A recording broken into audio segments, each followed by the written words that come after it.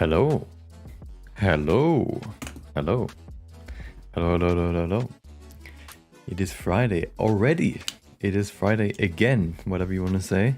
It is Friday once more. And it is time to go into the last step of this Deadpool animation. Yesterday we created the last scenes that we needed, blocked them out in 3D, animated them in 3D. Now it is time to use the grease pencil object, or like the grease pencil tool, I guess you could say, to go over the scenes that we've blocked out so far and refine them so that they look, as good and as anime, I guess, as possible. Which means that, we can basically use the grease pencil to lay that on top of the 3D object, basically in front of the camera, in front of the 3D object, so that the camera can, whatever, I guess you probably get it, to, refine some shadows, make them look a bit more as handcrafted, I guess, adjust some of the automatically created lines, refine them a bit, maybe add a few more to add more detail, and also just make everything look, a lot better, basically. Welcome, Cheese Water. 3D25 Can Animations, Pidgear, welcome. Emma, Santosh, and Shadow Sage. Hope you all have a good day. So, yes, let me switch over. So we have already, we've already started doing that in the beginning. So in the beginning, we created the first, we created the first 6 scenes by basically doing the whole workflow in one go. So animating in 3D and then refining with overpainting, I like to call it.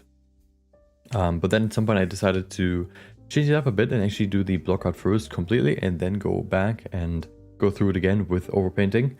Just to kind of see how long the animation, or how long it's roughly going to take to finish the animation. Also to nail the pacing a bit easier. If there's something that I need to change in terms of pacing after the overpainting has already been done, I would have to redo the whole thing, and overpainting can take a long time. So doing it first, the 3D animation to check the pacing, and then afterwards going ahead and creating the overpainting, I think is a better idea, or just a better workflow to save some time that could have been wasted, I guess, on stuff that isn't necessary. Now that I talk about it, I actually am curious whether I should. I feel like I should now. I feel like now is the time to create to just put all the scenes for the animation into one timeline to see if if the pacing looks right. Just to see if there's any big issues, then I can write them down, and then once we get to that scene we can fix them then. I don't think this scene needs to change, but I just want to probably do that just to make sure that the pacing is right, or just to kind of take some notes for that to make sure that everything fits together quite well. Or if not, then we can adjust it afterwards. Did you do the magnificent cheese in the background? No, I have not. I think that's what I want to do. Let's do that now. I want to do some, because the pacing is kind of one of the most important things. If it doesn't flow well, it's not going to look that great, or it won't feel as great. So I want to make sure that it looks good. Let me go in here and create a new project, I guess. Why not? Actually, yeah. New project. Call it Deadpool animation. Wow. New version? Nah. Okay. So, okay, let's create a quick folder here where we can dump everything in, and then we can begin. One thing I actually, I think that's an automatic thing I can adjust. Let's call it, I don't think you can do it, but It's fine. Welcome, Aiden. How are you doing? I'm doing pretty good. It's Friday, which at least I guess for me it doesn't really change much because I usually just working on this is I work on this every day, so it doesn't feel like the days change when it's a weekend or a whatever day. But I can imagine for you it's nice to see the week coming to an end. Let's do scenes. Oh, let's call it anime scenes. Boom. There you go. So let's dump them all in here and then create a put everything together. First of all, we have all of these already. So you can see these scenes, for example, I already refined, adding some smear frames here and stuff like that. So we've done that for the first few frames, for the first 6 scenes. But then, of course, now we have these other ones, 7 to 32, that have not been refined yet. But, since we have... but, of course, that doesn't really matter for the pacing. So let's do that first. I think I want to, new timeline. There you go. Let's call it final animation. Great. Boom. There's the first one. And now we just dump them all in here and cut it together so we can see if everything looks right. Or if there's anything that needs to be adjusted in a big way. Or in any way, I guess. The pacing is one of the most important things. So if there are small things that we can do to improve it, then why not do it? I will not change these scenes anymore, the first 6, just because I don't want to go through the overpainting again. But the other scenes, we can still adjust them. I can sort them by, not name. Let me go for, let's see, is there date created? Does that work? Wait, what? Word? Oops. Love the progress you're making. Thank you. Okay. So, which one did I just add? This one? Yes. Okay. Okay, and then you're probably going to see quite a big difference once we watch through this. Oh. Yeah, I need to do this real quick. Sometimes I typed in a wrong, I guess, safe location. So these images are in the wrong folder, but it's fine. I can just do that and that's good. Also something good is that DaVinci, the program that I use to edit, uses linking instead of actually like appending.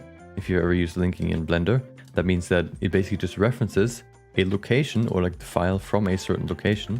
So for example, if we now have input all of these in here and edit it all together, and then the frames change, for example, re-render it again, a fully refined scene, then the new frames will of course just replace the old frames. So for example, for this shot right here, we're going to work on this one today. And, these frames look like this right now, but once we add the line art and stuff, which I actually have open here already, right, there you go. Once we've done that, we actually, DaVinci will automatically replace the old ones with the new ones. And so once we've gone through all of them, we still have the fully animated animation with the fully updated and refined shots. So we don't have to do the animation bit multiple times, which is also really nice. Let's do this. Boom. Of course, one thing, if we elongate or shorten something, that could make a difference. But I haven't tried that yet, so I don't know what would happen. Okay, I'll try to do, if I want to elongate something or shorten something, I'll probably do it in here rather than in the animation, just to kind of keep the original linked files the same. But, maybe there's something that has to, be elongated in the real thing, in the actual scene, and then I guess we'll do it in there. But so far, I can't think of one, but we'll see. Boom.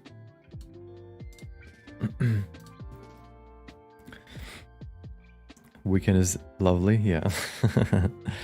Welcome Vishu, hope you have a good day. Welcome Emeth Thespian.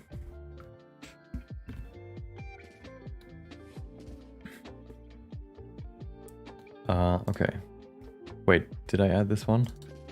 Yes. Oh, wait, oh, well, whatever. Oh, hold on, I need to do something. Damn it, I forgot. I need to move all these to the right folder now. I saved them wrong. I want to always have like a subfolder which is _frames.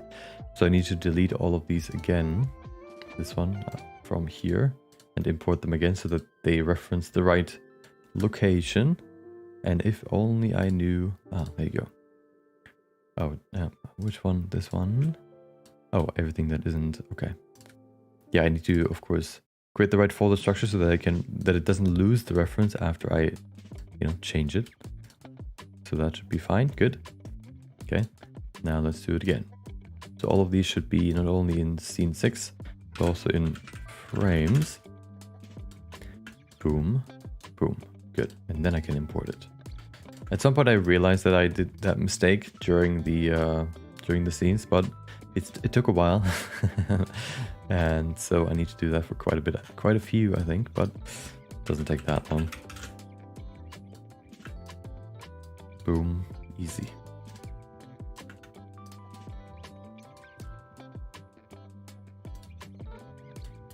Yeah, so also looking at, I guess, how long this is, like the refining is going to take today, might actually kind of show how long... Oh, did I do it here? I did not, because I am talking about something else right now. How long the refining will actually take. Oh.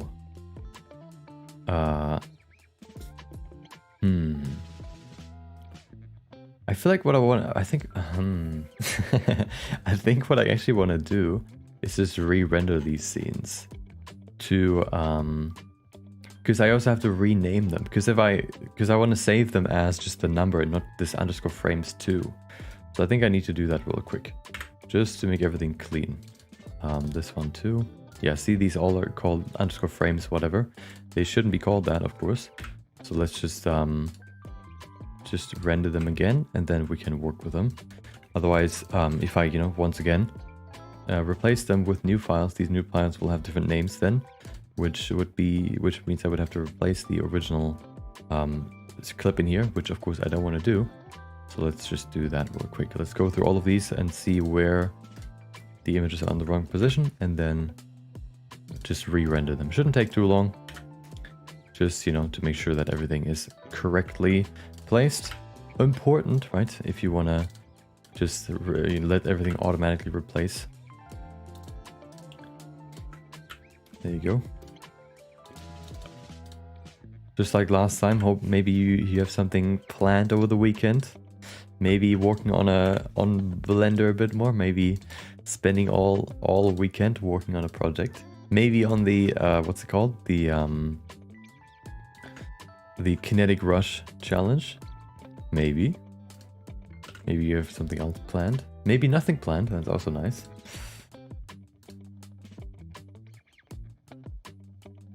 Okay, let's render this one and then do it for all of these. So here's the problem that I had for this, of course. So something that I did is I saved a render path right here, right? You can see it right here. The render path for the actual frames. I saved that in the base file that I always use to create a scene. But the problem that I had here is that I typed in, this is basically all these are just names of folders, and then the backspace, I think it's called, separates it and says, oh, hey, there's a folder inside this folder where you're supposed to save this. So, animation, backspace means, there's a folder there called render. And then, there's another folder because there's another backspace which is called _scenes. There's another folder which is _scene7. And then, there's another folder that if it's not there, you're supposed to create it, which is then backspace _frames. I forgot to add another backspace here, backslash whatever, so that it saves the images in this _frames folder. If it isn't there, it just takes the last thing that is typed behind the last backslash as the file name that you want to give it. But of course I want to save it in the _frames folder, so I have to do this. And then if I render it, it should save it properly.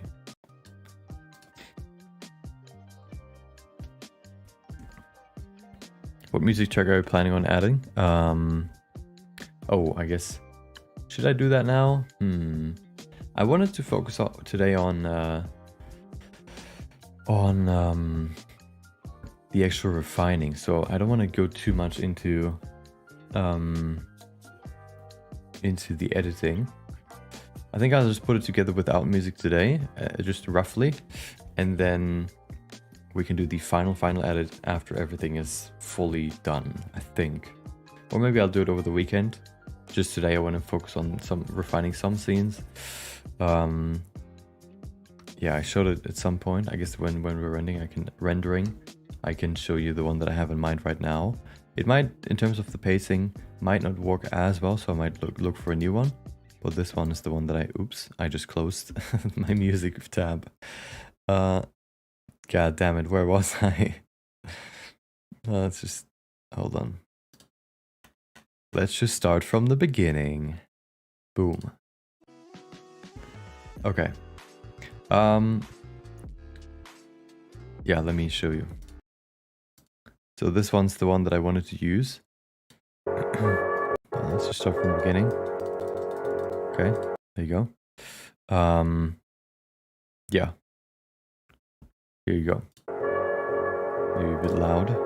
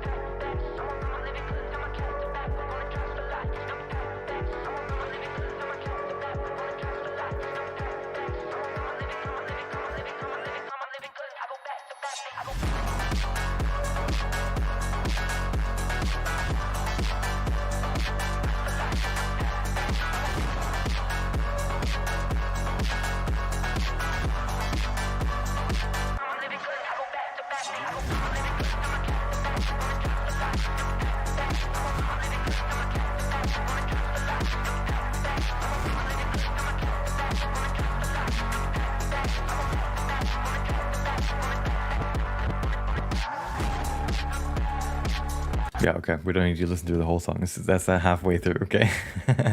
But yeah, it's a bit more aggressive, which I think fits the kind of animation that I wanted to go for. And it would fit a bit better if I also was able to finish the whole thing that I have planned, but I think it's still gonna fit well. You know, of course, I'm not just gonna put it in the background. I'm trying to cut it together so that it works well. So it's not gonna sound like that in the end, probably, but that's kind of, yeah, the one that I have in mind right now. It has what I'm always looking for music, also for like when I edit my songs, my videos, I guess, is for songs that have different, I guess, like themes in them. So this one, for example, if you want to go through this one has like the beginning, right, this slow bit. But then it also has the like the most aggressive part of it, the most energetic part, which is this part, right? And then at some point it switches to something a bit more calm with this one. Just slightly, you can hear it. Just slight, or just a slight variation, and then it switches to something more with like more breath and more. It's a bit more open. It's a bit more laid back, which is right here. Hold on.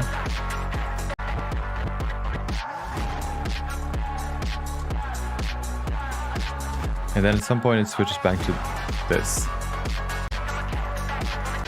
And then it's at the end, of course, you have the ending.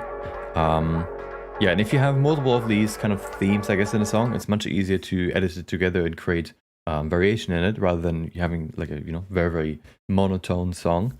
It makes it much easier to create an interesting, you know, interesting background music, rather than just having the same thing, the same beat over and over and over and over and over again for 2 minutes. And I think it also, yeah, it allows you to make, to have more options, I guess, for the, what would you call it, for the background parts that you want to add for each section of the video. So that's why I chose that one. Yeah, and also because it's quite an an action-packed scene or an action-packed animation. So I wanted to use something a bit more aggressive, I guess. Yeah. We'll see if I'm going to use this in the end, probably, but maybe I see when I add it actually to the video that it doesn't work as well, and then I choose another one. But so far I haven't really tested that yet, of course. So yeah, probably at the end of or on Monday I'll probably edit it together so that it is basically the final animation, but with unrefined scenes, and then I can show you the yeah, the unrefined final version. Oh, right. Which one was it? 7. Okay. 7, 8.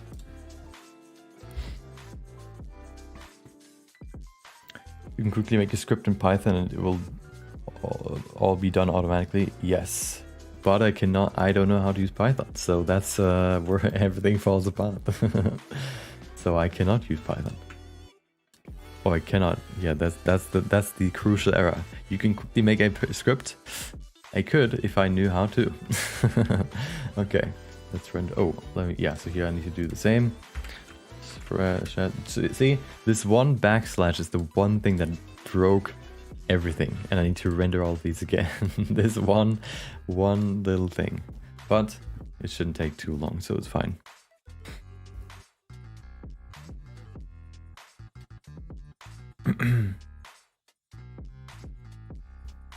Can you play the animation? Yeah, we're gonna put it all together and then we're gonna look at it, and you can see it then.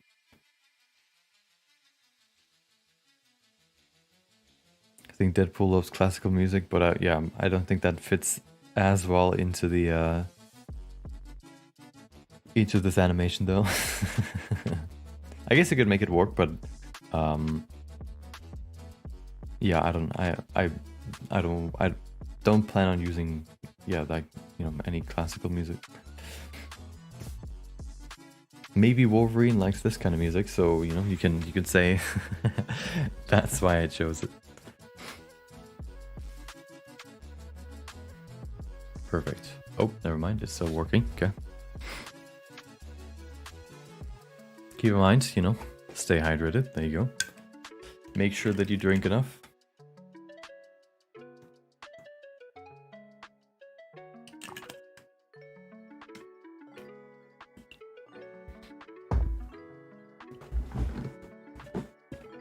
Yeah, so the biggest thing, of course, that so I think what I want to do for this refining now to save some time is to optimize the workflow a little bit. And what that means is, one thing that I noticed in the previous first 6 scenes that I've fully refined is the way that I use line art in this project is there are 2 settings for the automatically or for the line art, I guess, objects. There's displaying the line art in world space and then displaying them in screen space. Let me show you what that would look like. Or what the difference is, I can show you. Because I made a newsletter about it. If you want to read about all the interesting things that I learned during these projects, you can check out the newsletter. There should be a link in the description. But in there, I kind of covered what the difference is between the two. And here it is. So this is the difference between world space and screen space. If you have an object, so world space basically means that the lines all have the same thickness no matter how close they are to the camera. No, world space means, no matter how close they are to the camera. Which also means that to the camera, the lines that are further away are thinner and the ones that are closer are thicker, as you can see here. Boom, right? This one is thinner, obviously, than this one, just because it's closer to this ball. Screen space though does it the other way. It makes the lines all the same width according to the camera. So all the lines, no matter how far they are away from the camera, all have the same thickness. The problem with that is that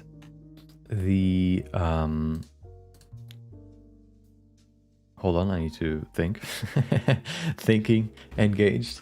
Oh, right. The problem with that is when you want to refine stuff, of course, like this, for example, if you want to refine, for example, like this line art here, for example, to move it, for example, to move it closer to where it's supposed to be, right? It's supposed to be around or on the edge of red and black right here. So if you wanted to, for example, refine this, you would, you know, zoom in and then push it over here. But that is the problem with screen space line art, because screen space, if you zoom in, also applies not only to the camera, but also to the viewport. So if you, for example, for this scene, if I am in the camera view, the lines are this thick, right? And then if I zoom in, like, oh, I want to refine this bit right here. Let me zoom in. Let me zoom in. Let me zoom in. And the lines get thinner and thinner and thinner and thinner. Or, you know, change thickness also in the viewport. The problem arises there with seeing like, oh, I want to adjust this line, or I want to adjust, like in rendered view, for example.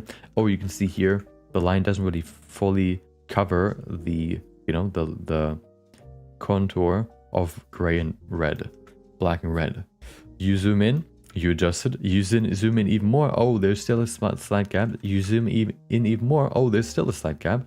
And the closer you zoom in, then at some point you see this gradient, and then you also decide to add more, like remove this gradient with more stuff and stuff, you know. But then when you zoom out again, all the changes that you've done are actually not visible, because the lines are so thick from the original view that is going to be rendered from, that the small changes that you've done, because you've zoomed in so far and you've seen the lines have gotten thinner and thinner, you don't see them because the lines just get thicker, of course, according to the camera's position. So what I want to do for the refining is stay this far away when I refine, so that I know what the camera will see and what I need to change. Sometimes I see like small shifts in curves. We can see that, for example, here in this one. Look at this line art right here. If we go into rendered view, this looks fine, right? But then if we zoom in, you can see, oh wow, there's like this weird pixelation going on. So maybe we could use the overpainting to straighten this, you know, remove the pixelation. And you know, if you zoom in, oh my god, this is also shifted. But then if we zoom out again and we go to the actual screen space or to the actual camera view, it is not visible because the lines are way too thick to see that small offset. And even if you render it, you can see the same.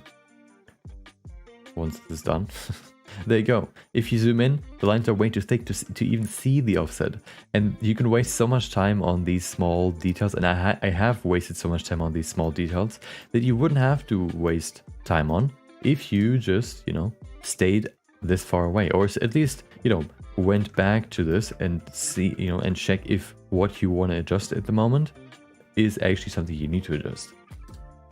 Yeah, that's like one thing that I want to improve on, or like just one way to optimize the workflow. Another one is to probably write down a list of all the steps that I go through, so that for every shot I have like a list and I don't have to think about it every time. So once we refine this this scene, for example, I just make a list of all the things that I do, so that I can always look back to it and see if I miss anything, and just make sure that all the scenes have the same, I guess, level of refinement. Another thing that I want to do is what was the other thing?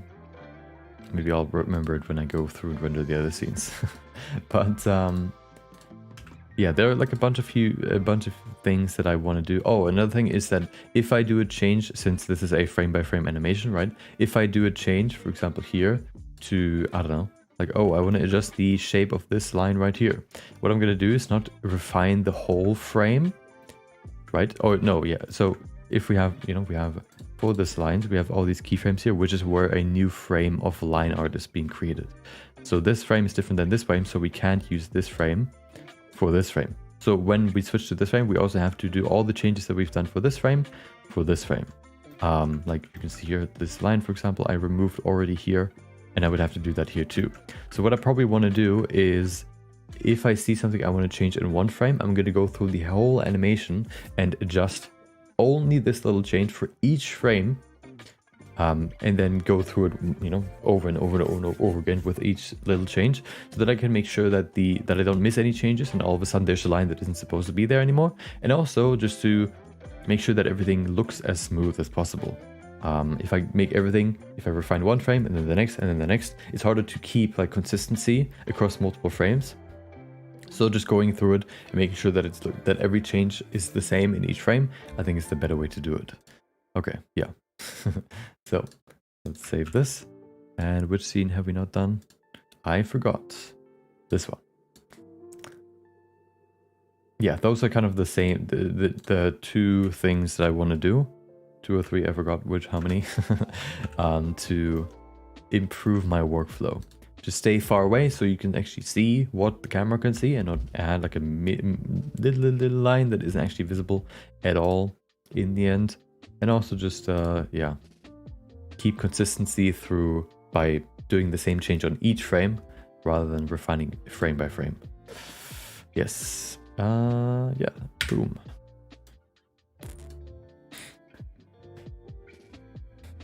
Looks amazing, thank you. Oh, I might have to go, oh, maybe not, to the door. Probably not. What is the, oh, I have to go. Give me a sec, give me a minute.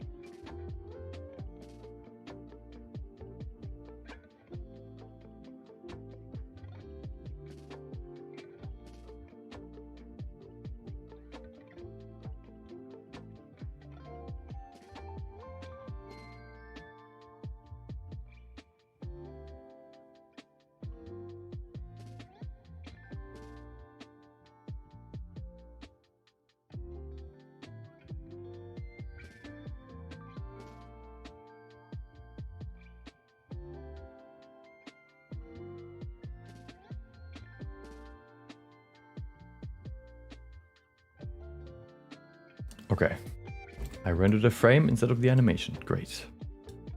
There you go. Okay, what's the hotkey for rendering animation? Is that just Shift F12? Maybe. What is the artifact on Deadpool's arm? Which is in white light. Yeah, some scenes I've added a rim light too, and the rim light won't always look perfect. So sometimes there's too much white on some area of his body and then too little on some other. I try to kind of even it out so that most of the spots look good. That's like one thing, like one of the main things, for example, that I want to fix with the overpainting. Remove where it's too much, you know, rim light, and where there isn't enough, and just overall, like, you know, improve the shadows, improve the line art, and yeah, maybe even refine the silhouette too.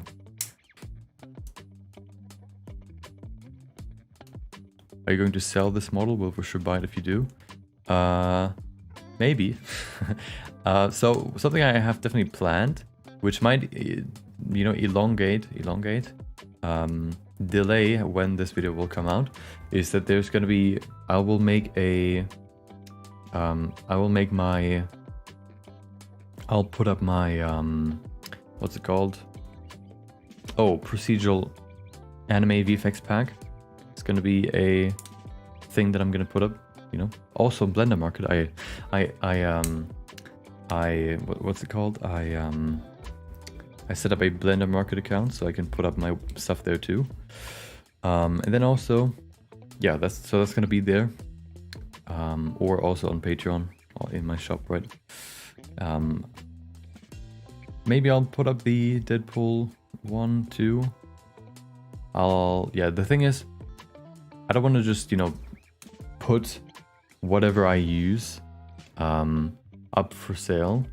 I want to make sure that it is, you know, I guess, optimized for other people. Since when you create something like, for example, a geometry nodes object, geometry nodes, I don't know, geometry nodes system, you know exactly how you've built it, and you know all the ins and outs and where to find whatever you're looking for if you want to change something in the nodes. Of course, somebody else has no idea how you've made it, and they also probably don't care about it.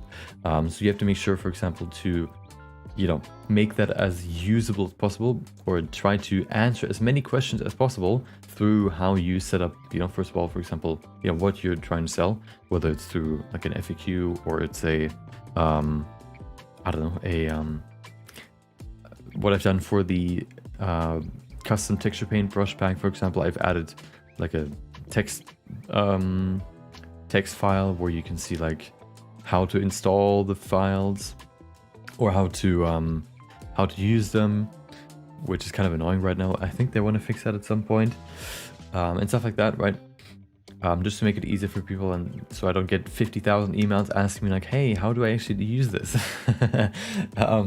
You know, I try to, you know, optimize the stuff as much as possible to avoid that. And I would have to do that for this too. So I'm gonna do that for the geometry node systems, right? For the procedural anime effects. Which also means that probably not all of them are going to be available right from the beginning because some of them are less refined than others, or also just because I don't want to delay the release of this video too much.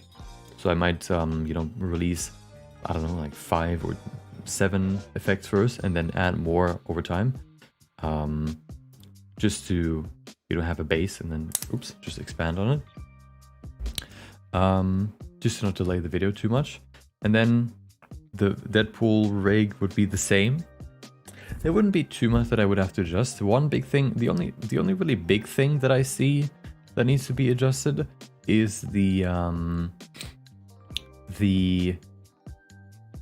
what's it called? Yes. Oh, the hands. When you close them, the fingers don't perfectly align like this. So you have to shift them a bit so that, you know, they're not like, you know, one kind of goes, I can't even do it with my hand. Kind of, it looks kind of like, no, kind of like this a little bit more.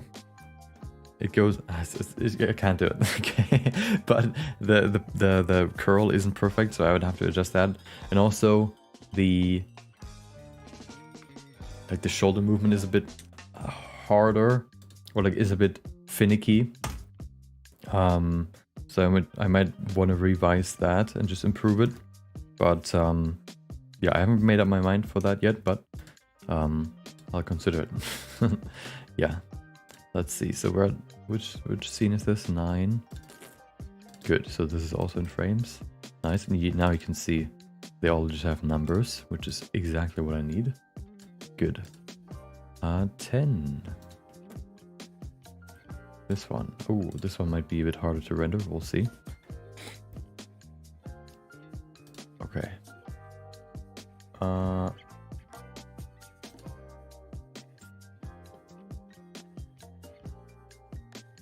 Okay. Yeah, I don't need to do anything. I just need to render it in a new folder. Just need to add this and then hit, what is it? Render animation, Control F12. Okay. Control F12. Just starting watching your channel. Great videos. Thank you. Hope now you will make an Attack on Titan anime scene. Maybe.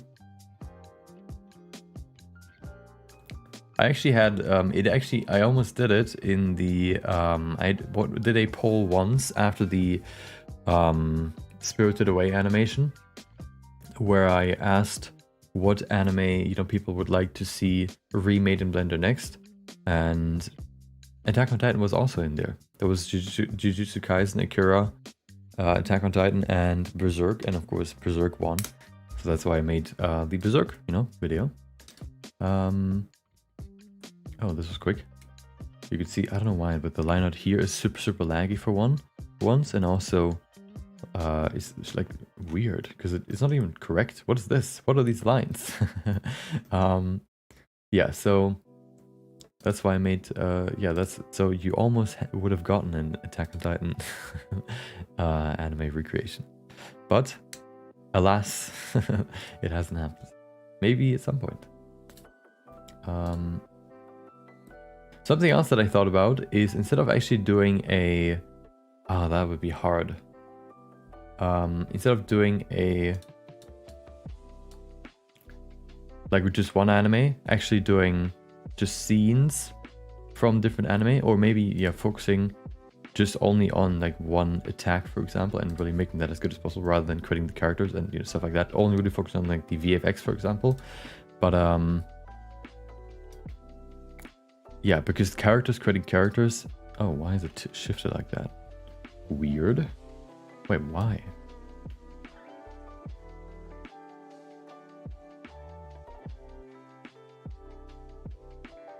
Oh, I know why. Why does it do that? Didn't it save this? Oh, I guess because let me do this real quick. It uses IK instead of FK, doesn't it? Yes, I don't know why. This should work. So if I do this, now it should fit perfectly. Yes. Okay, I don't know why that has changed. Whatever. Save it and render it. Nope, first change the thing.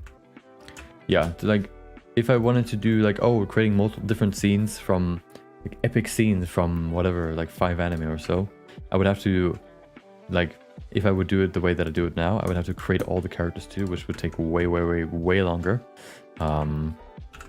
So I couldn't really do that. But I guess I could do it without creating the characters and using like dummy characters, right? And only using, only creating the effects themselves. But yeah, I like creating characters, so I prefer this over the, you know, over that. But yeah, maybe at some point, we'll see.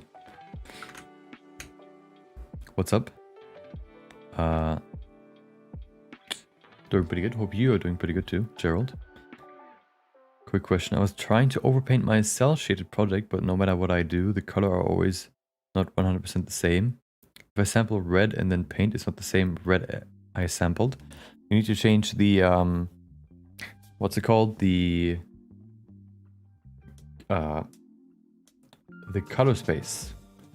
You have in the render settings all the way at the bottom, there's, I think, like called color correction or something. The render, what Blender does is it renders the image. So it takes the raw image and then it applies a certain color correction to it, a filter, I guess you could say, automatically. And the filter is defined by, yeah, the color correction settings. AGX, for example, changes the images colors to be, you know, a certain way. So for example, very bright colors in terms of emissive brightness, right, become whiter.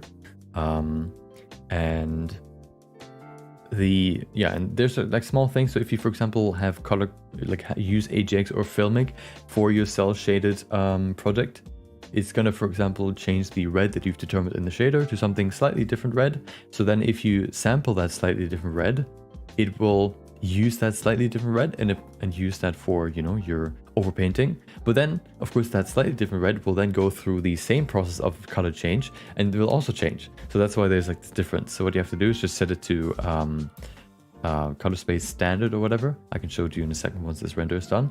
And then the colors will look exactly how you determined them in the shader. And then you can sample it and it won't change. It's kind of an annoying thing, but yeah, just something to be aware of.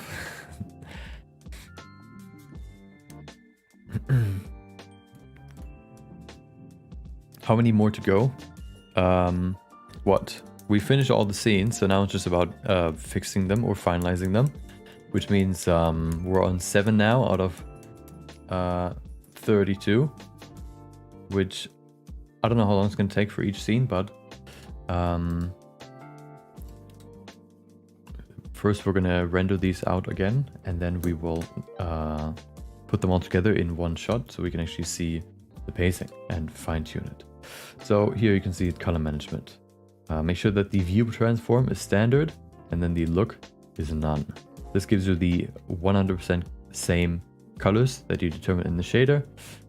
You will also see those in the output that you get. If you use anything else, it will change it. Oh, I should probably put that. Maybe I'll cover that at some point in a future newsletter. Maybe another cool things to improve your anime projects post. Let me note this down real quick.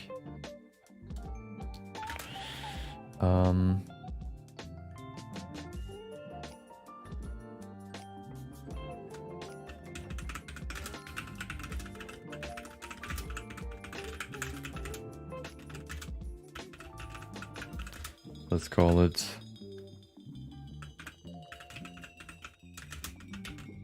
Okay. Good. Let's go to the next one. I don't know how many more we need to do. I don't think there are too many more. This, and this. Okay, let's go quickly through them. This one we just did. Oh, I haven't even rendered this one. Wait, why not? Oh, right, okay. I remember. I actually don't remember why I didn't render this one. Wait, is it moving? Oh, okay. Good. Oh, we also need to paint some, what's it called? Impact frames. I guess that's also part of this whole thing. Let me write that down as a to-do. Draw. Oops. Impact frames. Okay, let me render this. Boom. Okay.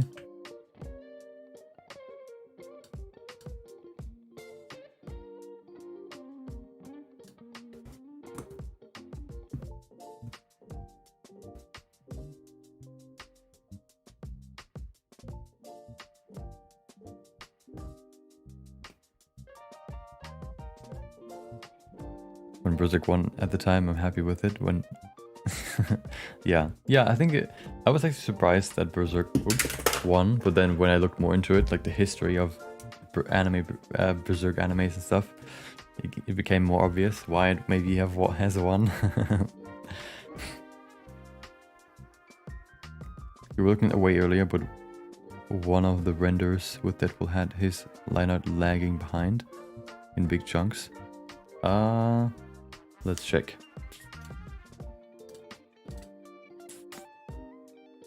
This one looks fine.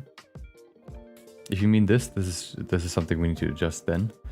Maybe previous ones. No, 7, no, 8, 9. This one is fine. 10. Which one are we on right now? I forgot.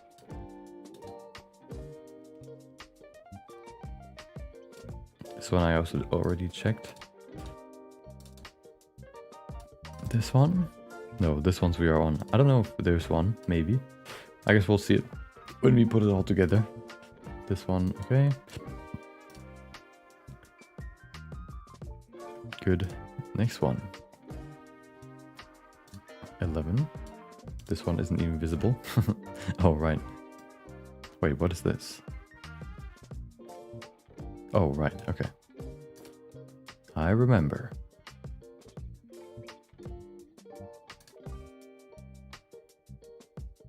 Boom, boom, boom.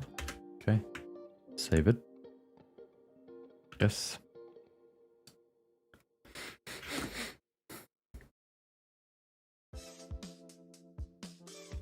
Next time we create the Attack Titan from Attack on Titan Final Season Part 2. Wait, which one is that? I haven't watched it, so I couldn't... telling me a name of a character won't give me an idea of what you're talking about. Is that the big one? Welcome, Gear Shift. Hope you have a good day. Just try to... The colors are still off for some reason. Have you set the... what's it called? The... view transform and look. Have you set that to... look to none and view transform to standard? Also, I think exposure and gamma also needs to be 0 and 1. And also, are you using any compositing things? If you have compositing enabled in the render, in the camera view, then that might also change stuff. I don't know, maybe. But yeah, some more things you could check out. Boom. How do you get into 3D? I knew that it existed, and then at some point I was interested. Because, you know, I guess... Oh, why is this guy visible? Hello?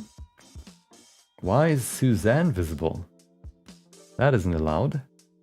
Yeah, at some point I always knew that 3D, you know, like video games are 3D, right? Some of them.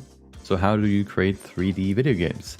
And at some point my mom showed me Blender. She saw it in like a magazine post, a magazine article. And like, hey, there's this free program you could check out. And that's kind of how I got aware, how I was made aware of Blender. And then at some point I thought, hey, I thought more and more about it over a long time, I guess. And at some point I actually, looked into, I guess, 3D in Blender and started using it.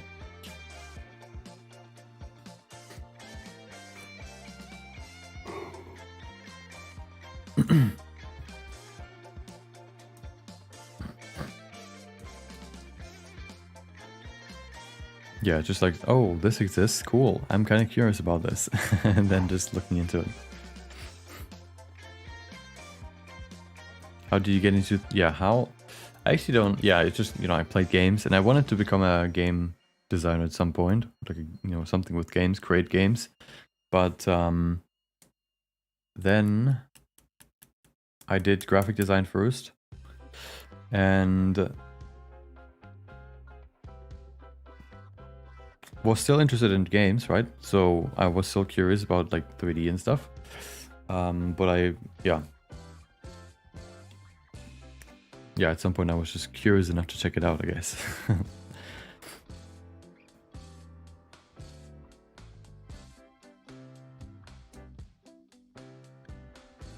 How long does this take to render? There's nothing crazy going on.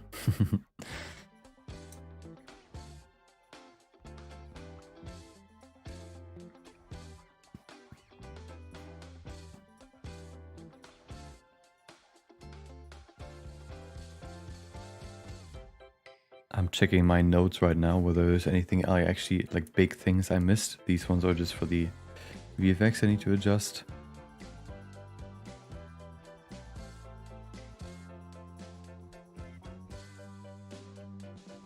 No, this is just ideas. Okay. I think this is all good.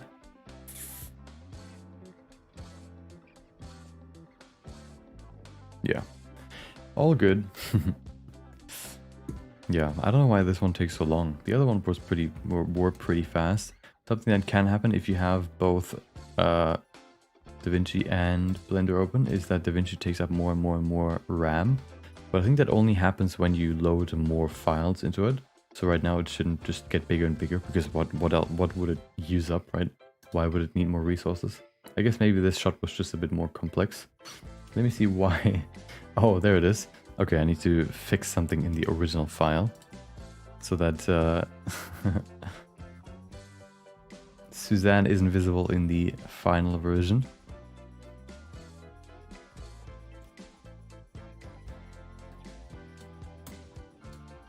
Just making sure that it's set correctly. Here you go, this one, hello. Okay, this one is set to not render, good. Is the other one set to not render? Let's check. Ah, it was still set to render. Not good, not good. This should be enough. Okay. Okay. Next one, we have number 14. Which one is it? 14, this one. Yeah, I feel like that's usually how you get into something. You just get in, you just know that, you get to know that something exists. Whatever your interests are, drawing or whatever, or photography and stuff. Oh, this person does photography. Your I don't know, your uncle is a professional photographer. Oh, photography exists, cool. I wonder what that is. And then you look into it a bit, and then you learn about it, and then you either are more interested in it or you're less interested in it. And then depending on which direction you go, you might pursue it more or less. Is this? Yes, this is fine.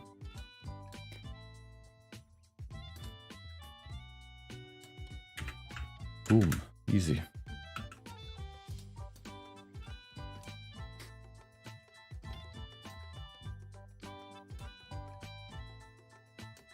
Okay. Yeah.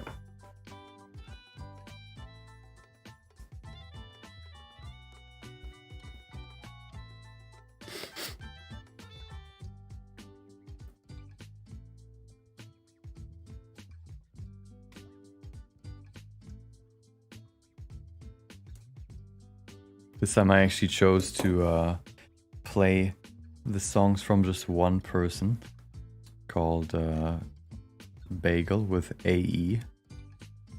I don't know, just change it up.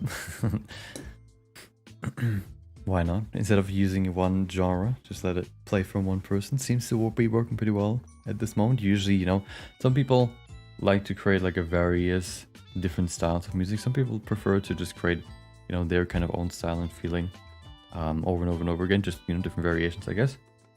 So it works a bit better for some and a bit less for others. Also some, you know, he has a lot of songs already released.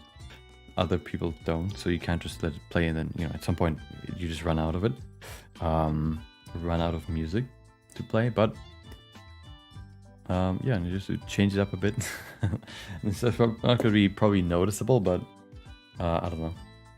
I always like to, just like in my videos, I like to have different songs throughout the stream so that it's never feels like, you know, it just repeats over and over again. That's kind of what I had before, where if you just have like this one playlist of like, oh, synthwave stream songs, if you just play that over and over again, that, at least for me, when I listen to it while I stream, for example, or when I listen to it when somebody else streams, gets boring at some point. So I like to change it up. Yeah, so I guess that's why I do it. I like to change it up. Mom, should you do 3D? Do you have any plan to work for any big studios, or are you completely focused on YouTube? Yeah, I don't want to work anywhere. I'll just focus on YouTube. I don't think I can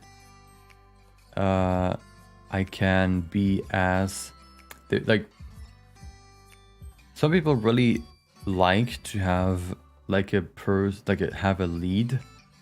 So like not be led necessarily. They like to know that when they go there, they know what they're gonna do, or what they're, you know, they know like what they're supposed to do. There's in like car manufacturing facilities, factories. There you go, car factories. You have like these lines. So how a car, or at least I was I was in one before, in one, you know, manufacturing facility in one factory, and there what they do, and I think that's pretty common, is that they just have like this line where the car goes through, and it has like multiple stops on that line, right? That where just one change on the whole car gets made.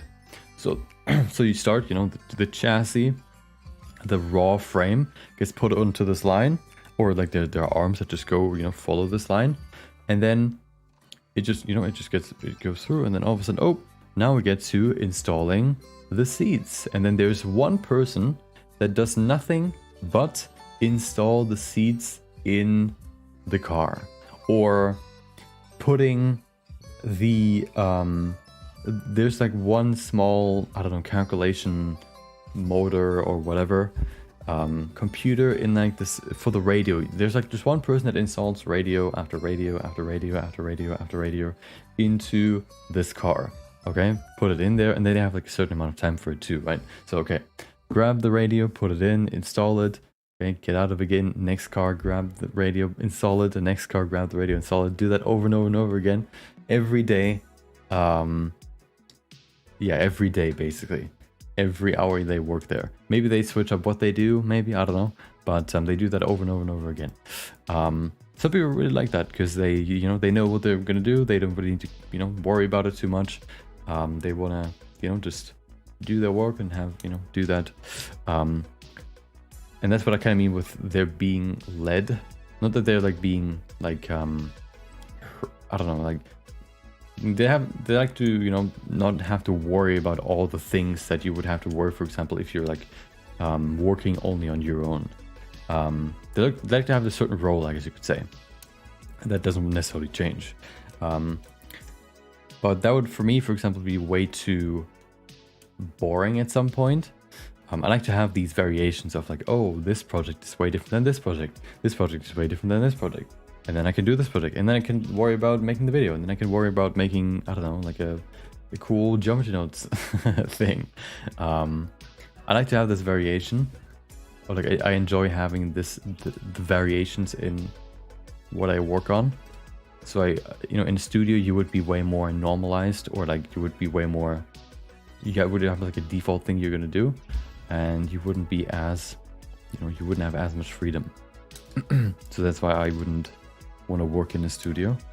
I would never have the freedom that I have right now to work on whatever I want, basically, in a studio, of course.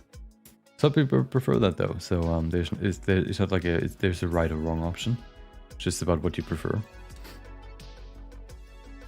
Some people, may work on, work as an animator, on YouTube, and then all of a sudden a studio asks them, hey, do you want to work here? And then they switch to that.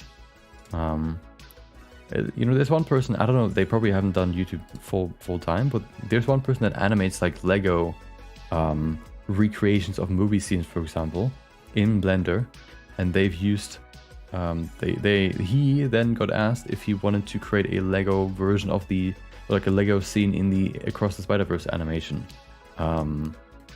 film. I mean, in the Across the Spider-Verse film, there was like a Lego scene, and he created that scene, or they asked him to work on that with them, because he's fully specialized on creating Lego scenes, Lego animations, I guess.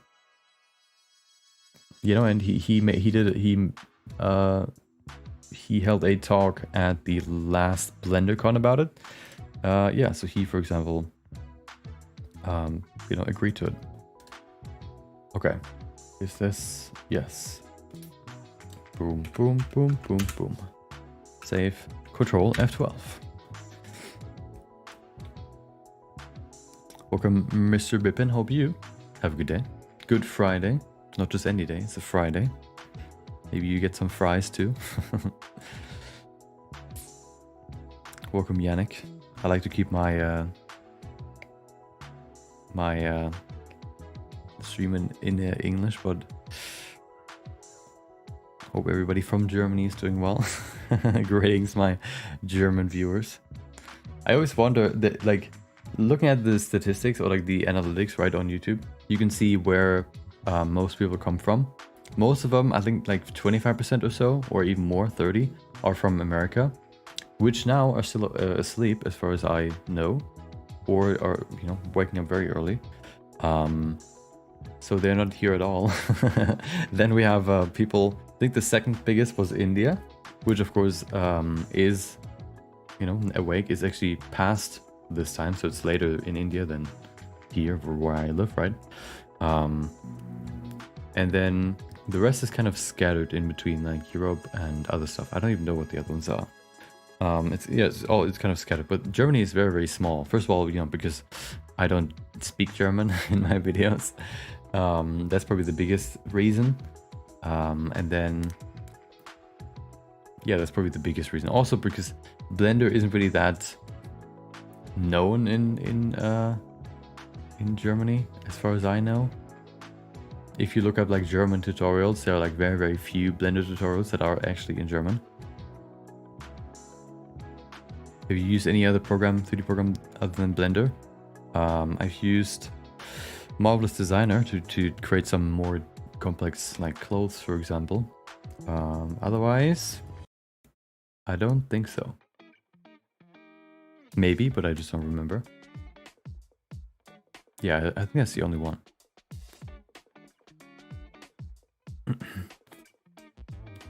How long per frame? What do you mean? The render time?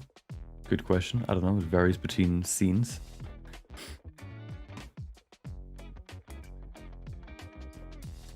Hold on. Let me... This package that I just... that I just accepted was actually for me. Let me check what's in here. I don't even know. Boom. I I don't remember ordering anything, or maybe it's been a while, so it just came way later. That might actually be true. I think I know what it is. It's very small though, small package, so it fits into my suspicion. Let's see. Ooh, loot box opening. Boom, let's see. Aha. Bubble wrap, cool. Oh yeah, okay, I know what it is.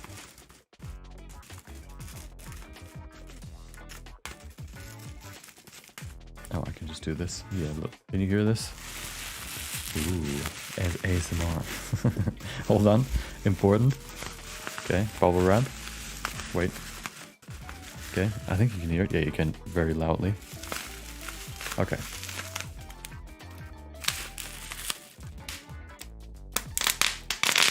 Oh, yes. Let's try that again.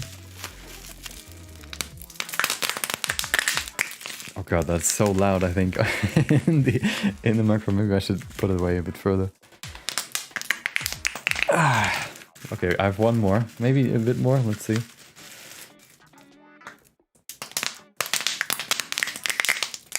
Yes. Hold on, there's a bit more in this. Oh, it's already done. Hold on.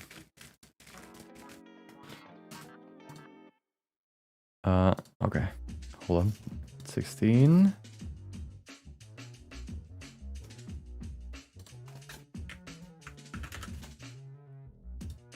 Okay. Boom. So. Hold on. I feel the volume over here.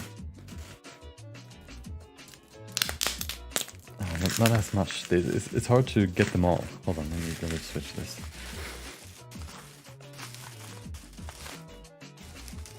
Just from pronunciation, I would never thought you were German. Yeah. I've been when I learn a language, I like to try to speak them as natively as possible, I guess. It always annoys me when other people just don't care about that at all and just let their accent reign free. But yeah, I try to speak as natively as possible. So that's why you probably, some people can't hear it. And are you rendering in JPEG? Yes. Why not open EXR for file size? What do you mean? OpenEXR is way bigger than JPEG. Do you mean for more data? The thing is, I don't really need the data that EXR has. I only really need the colors. And the colors, since I use standard, what's it called? Standard,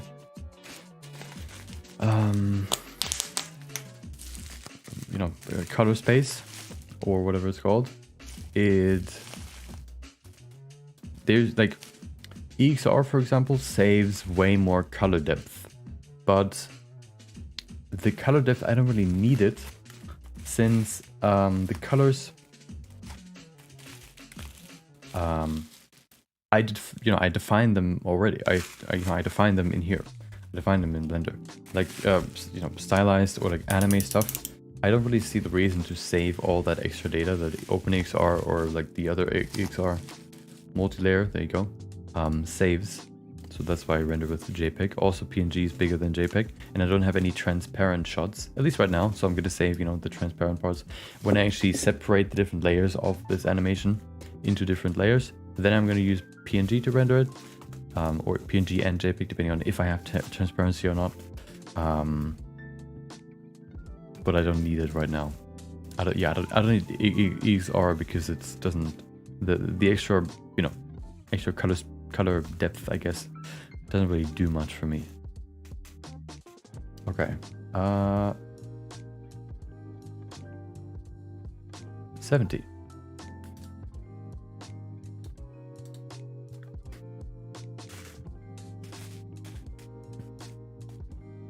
Is this one done? It is not, but it's the last one that we need to do, and then we can finally continue. Boom.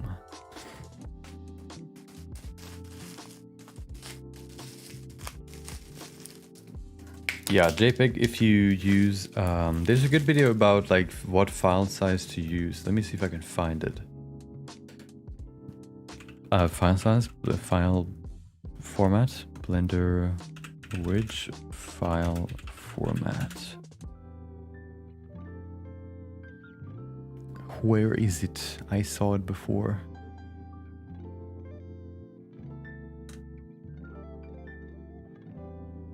Damn it, why? Oh, file, maybe that's why. File. Nope. Okay, hold on, Blender. Compositing. Film look. Ah, there it is. By Robin Squares. He creates like these in-depth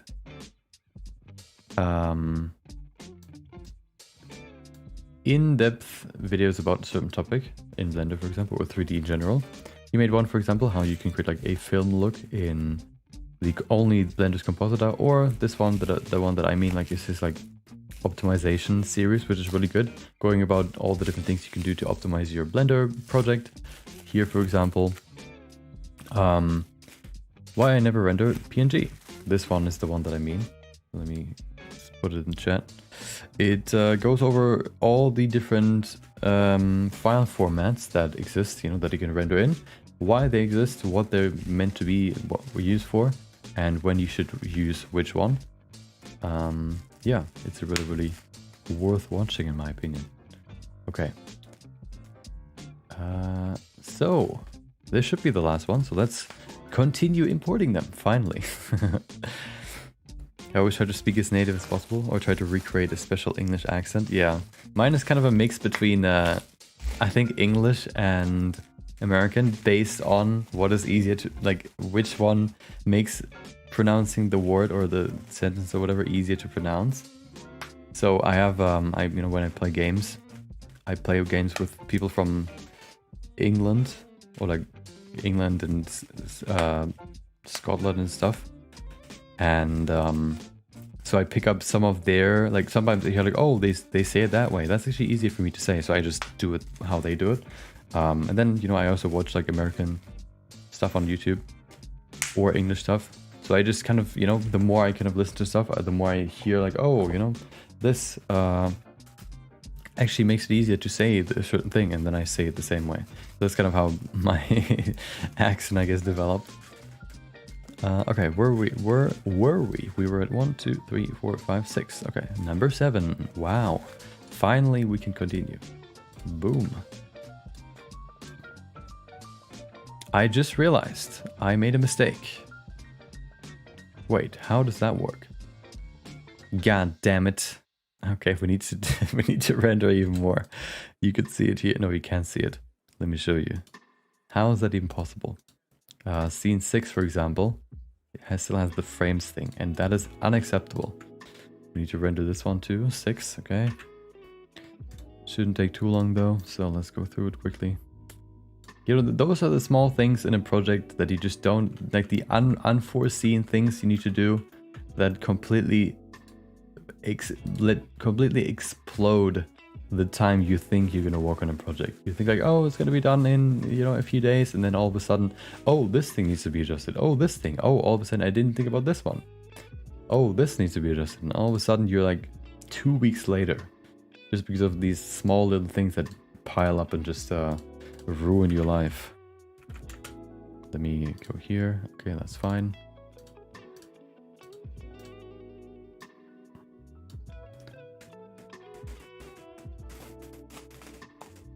Isn't JPEG bad because of the compression? Depends on how much you change the quality.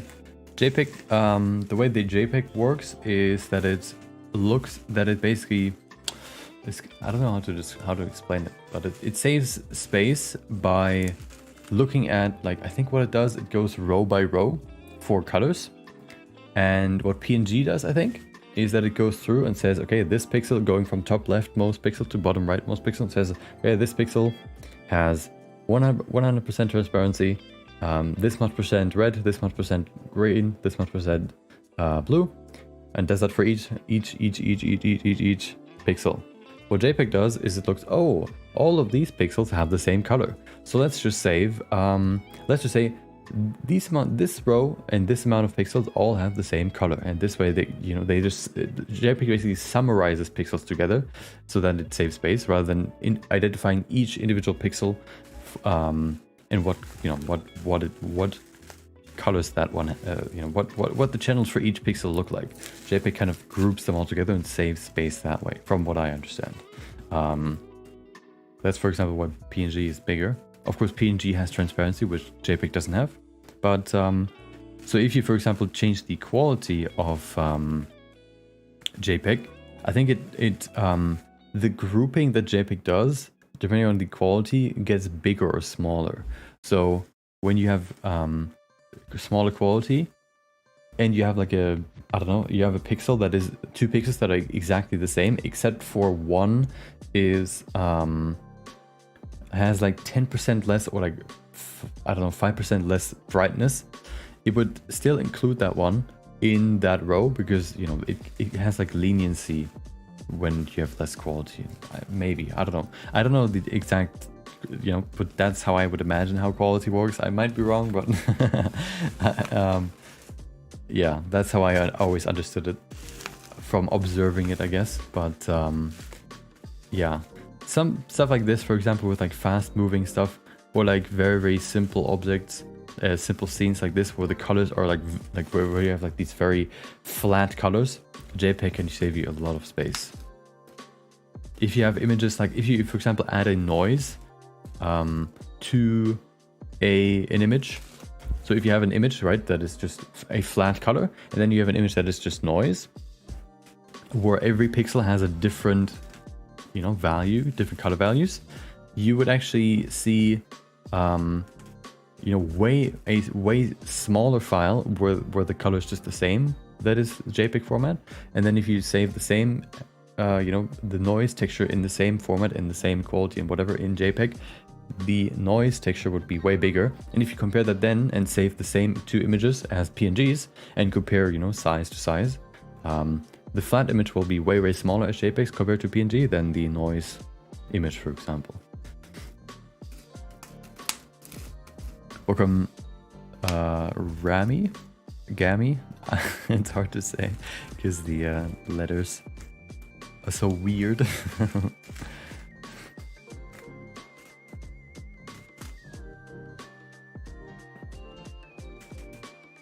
You should make a setup tour. I think most of my setup you can see, well, I guess setup means like what my desk looks like. I was about to say, I guess you could see my setup in some of my videos. It's not really that crazy. You can see it in my creating a Blender donut in every version of Blender video. I showed it there for a second.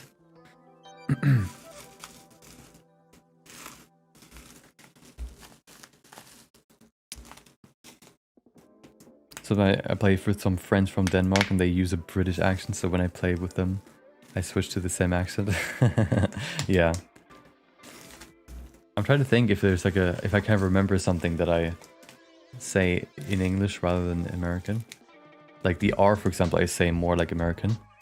The English would say like ah, they do it more like less throaty, I think. Like R is like all the way in the back of the throat, but then ah. No, that's completely different. I can't do accent, okay? I can only speak one type of English. I can't switch accent, I can only speak how I speak. So I couldn't create an Australian accent, for example. Because, I don't know why, but I was never good at accents. Or like, you know, recreating them. Imitating them. Because if you don't remember me and the guy with the tree, yeah. I think you've been here 3 times now, and every time you asked if I remember you. I'm not that forgettable, okay? I might be forgettable, but I'm not that forgettable. And if you ask me again, I won't respond to it. Because 3 is enough. Okay. Okay, so 6 is fixed. There's another one that I need to fix, so this one needs to go. Which is this one. Wow, cool. Another one we need to fix. Which would be 5? Nope. Oh, it should be 4. Never mind. 3. Oh, 4 needs to change to 3. Okay. Boom. 3. Love the donut video. Thank you. I think that was the one where I was able to tell a story in the best way. Like I like the storytelling in that video the most. It was also kind of interesting to research. Hold on, what do I need right now? Oh. I don't know why, but the Wolverine line art always disappears, which is really annoying. Hello? Why can I not change this?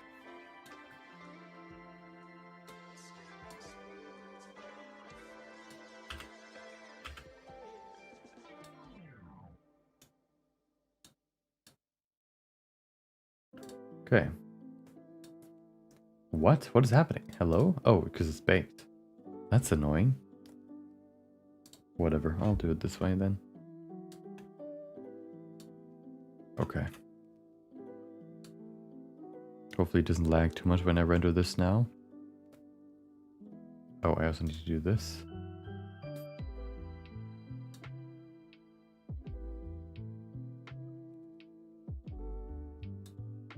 Yes. So many small changes. Okay.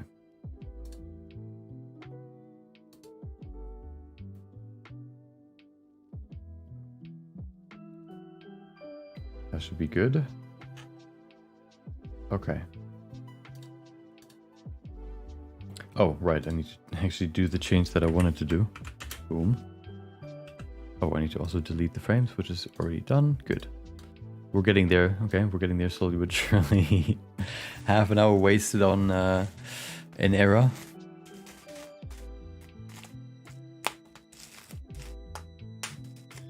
What time is it for you? It is 1:30 p.m. Just came back from watching your setup in the Blender Donut video. Yeah, it's a very, very short part where I zoom into the, you know, the screen. You can see it very quickly.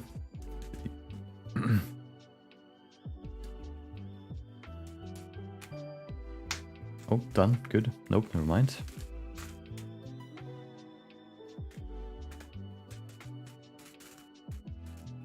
I can show you what I have on my screen, on my desk. I have a carrot. Okay, been here since last year. Never mind. It's new. I have a, what's this thing called? Nectarine, whatever. This thing, right? It's not an apple. Okay. Been here since today. A mouse. Ooh. I have a box cutter knife, or like a carpet knife, whatever you want to call it. I have a toothbrush. Wow. Maybe a bit weird. This one's not for my teeth, but it's for cleaning small little crevices somewhere. Like in my, sometimes when I inspect my chair, for example, it's I see like small little dust, you know, in like small crevices, and I can use this to brush it away. Oh, this one's interesting. I have a tiny little mirror. Ooh, look at this. Look at you. Look at you. Looking good today. Nice haircut. Can you see yourself? Your eye. Yeah, it's a small mirror. So if I ever want to inspect myself to, you know, learn more about, or to you know, check on any facial anatomy knowledge, I can just use this to, you know, look at myself and see, you know, look at my face shapes and whatever. I also have a basic grooming kit here with you know, small stuff. Not necessarily only for grooming, but also for, I don't know, cutting small things like paper or whatever. Good old hydration device called water bottle.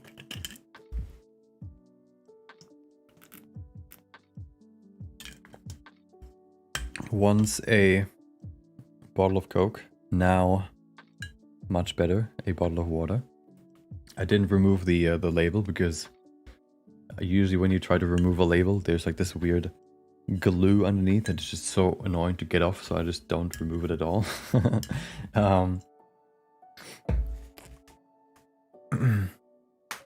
Yeah, I'm re-rendering because the file, first of all, the file folders were wrong, or like the path and also the names. Yeah, this one's done.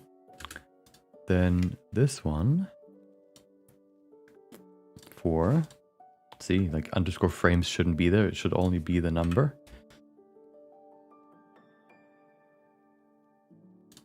Which is the next, which is 4.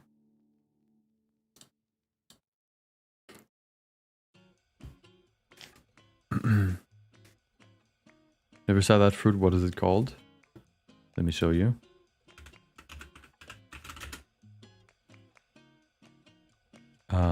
Peach.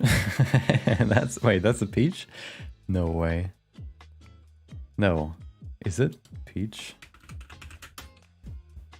I guess so. No, it's not a peach. It's a naked peach according to BBC Good Food. Here it is. A nectarine. Look at it. With a brain inside. A walnut. Yeah.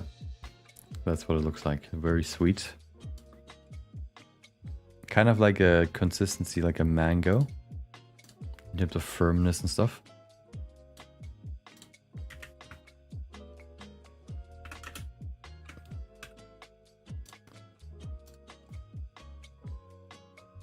Sometimes a loot box where if you eat it, the core in the middle, right, the seed is like covered. It's basically like a walnut where the seed is inside another shell, and sometimes for some reason it looks just like this, right, fully perfectly normal, but then you bite into it and you know what I do usually is I create a cut with my teeth around, and then I twist it so I can remove one half from the other. And then sometimes the core, or like the shell broke open without seeing anything from the inside, and it's there's like mold on the inside, somehow got in there.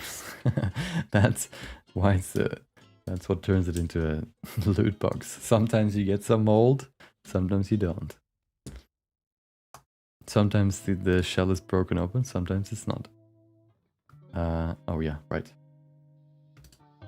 Boom.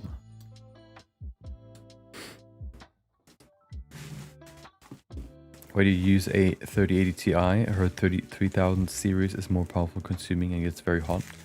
I updated my I bought a new pre-built PC at some point a few years ago, and that one had a 3080 Ti. I have no idea. I'm really bad at PCs. I'm a noob, you could call it. So I just asked some of my mates that know more about it to you know, help me pick a good one. And they said this one's pretty good.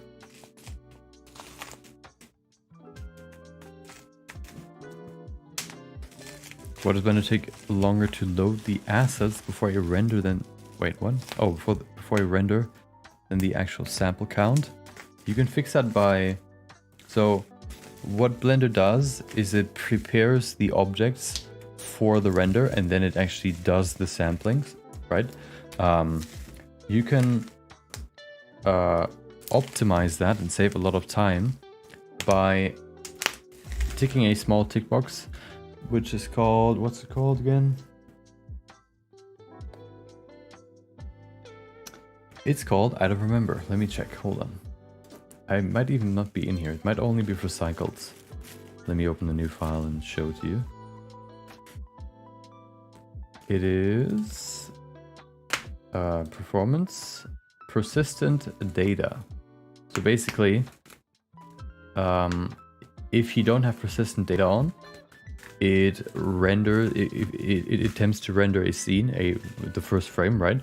So what it does is it loads all the files, it calculates all the geometry, and make sure that everything is fully, like it collects everything that it needs to create the render, or like to calculate the light in the scene.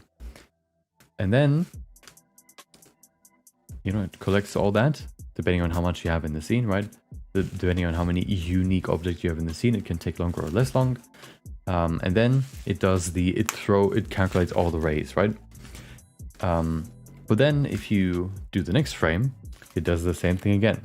If you take persistent data, it does the collecting once and then uses the same data, or keeps the same data for all the following frames too. This way you don't have to do this collecting every time, only once, which is like the BVH data and whatever. I don't know exactly what it does there, but it just, you know, it collects all the data it needs to create the final render. And oh, it's done.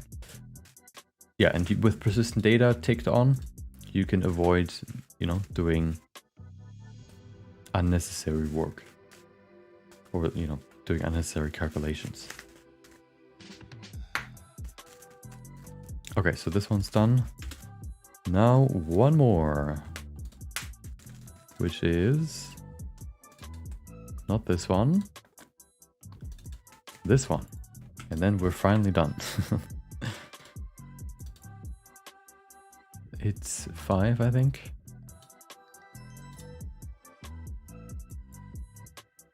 Yes.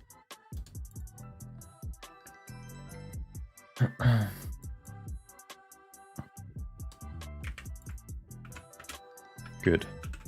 Only half an hour wasted because I made a mistake. Cool. Have you ever used the Fresnel node to make the rim light? Nope. The Fresnel node creates... It's like... You can't really give the Fresnel node a direction. It only really looks at the geometry, and if the geometry is facing away enough, it makes it, you know, brighter. Or whatever you want to, you know... The Fresnel node gives it a higher value, right? So it's not really, well, you can't really use it well for rim light, because rim light always has a direction. You never see like rim light coming from all directions. Let's see if we can see like a rim light example. Here, for example, this one. This one, for example, the rim light. Please, I just want to see the image. The rim light, for example, comes from above. That's why, for example, you don't see a rim light on the right of his arms, right? There's no rim light on the right of his arms.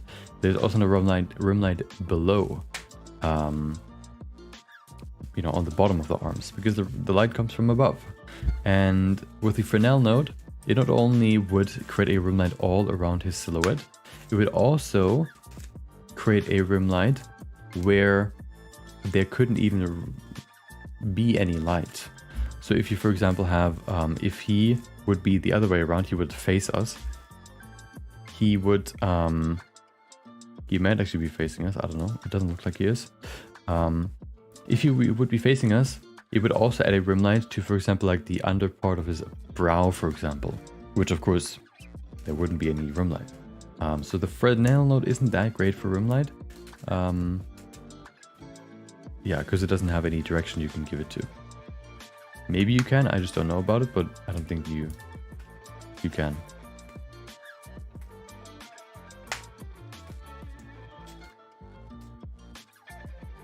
Yeah.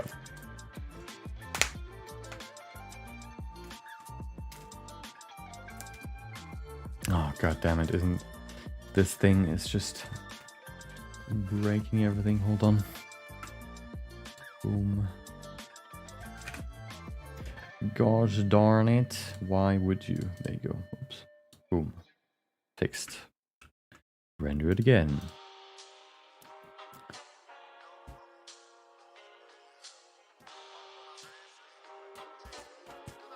Welcome Connection Zone. Doing pretty good. Hope you have a good day too. I believe you can use ray direction data mixed with the Fresnel node to determine the direction of the light. Maybe. But at that point, I would rather use just like a dedicated light for rim light, and just control it that way rather than trying to play around with shader math. I was able to use color ramp nodes to make it only on parts of the geometry that's already in light. Yeah. Yeah, I like to keep it more simple. You know, if you can keep it simple, then why not?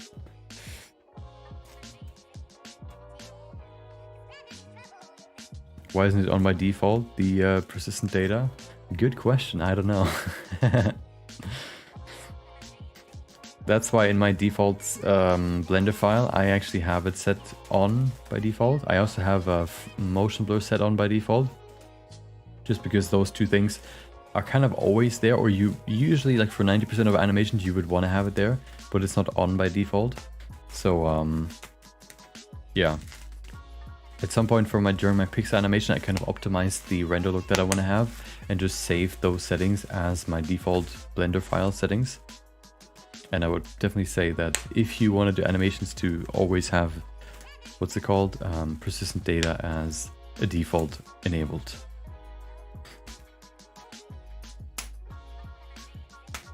Oh, listen to this.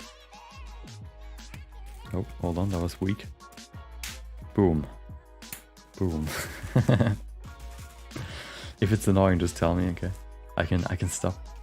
I can't stop.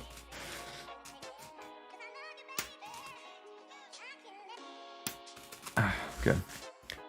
Well, we're almost there, so I guess that'll stop me from fiddling around more.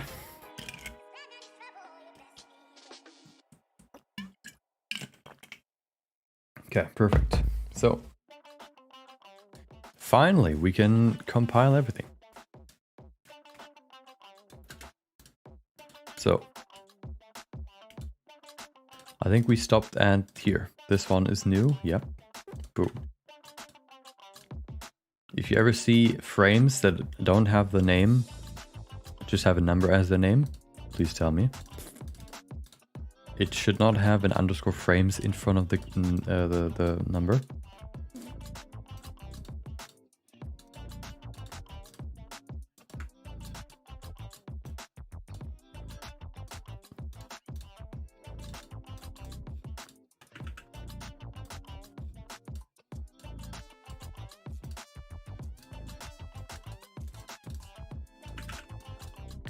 I might also add still white frames already in here for when I want to have an impact frame. Maybe, we'll see. But now we can finally put everything together and see what it looks like. What the pacing looks like. This might also, actually, I don't know if the pixel animation has more scenes or this one. I think the pixel animation, just because of how long it is, has more. But I might be wrong.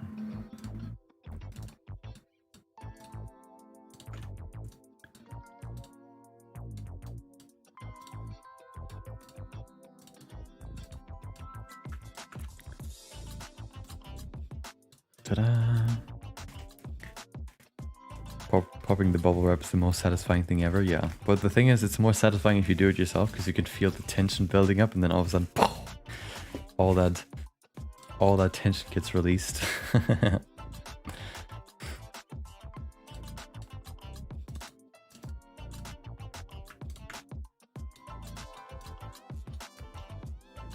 If you don't do it yourself, you only hear the pop, not the tension. I think that's also why what's it called, the hydraulic press is satisfying, because you can see the tension building up more and more and more, and then all of a sudden, boom, something happens. I think one of the best ones that I've seen so far is the one where you where it tries to crush paper. And then it just gets, you know, it just goes down, slow and slow and so on, and all of a sudden, poof, the whole thing just explodes.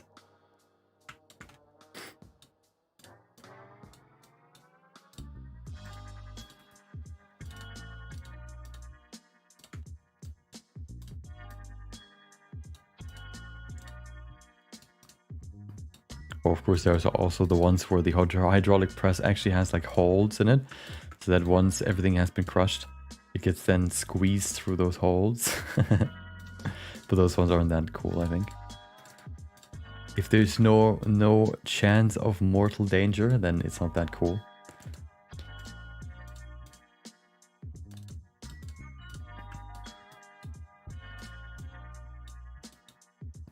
We can also now see how long the animation is roughly going to be. So I feel like it's going to be maybe like 50 seconds long.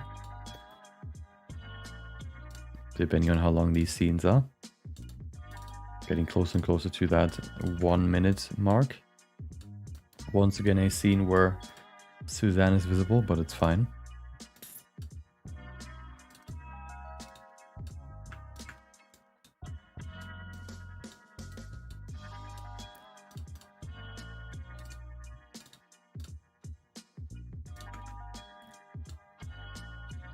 There it is. Oh wow, that's a long one.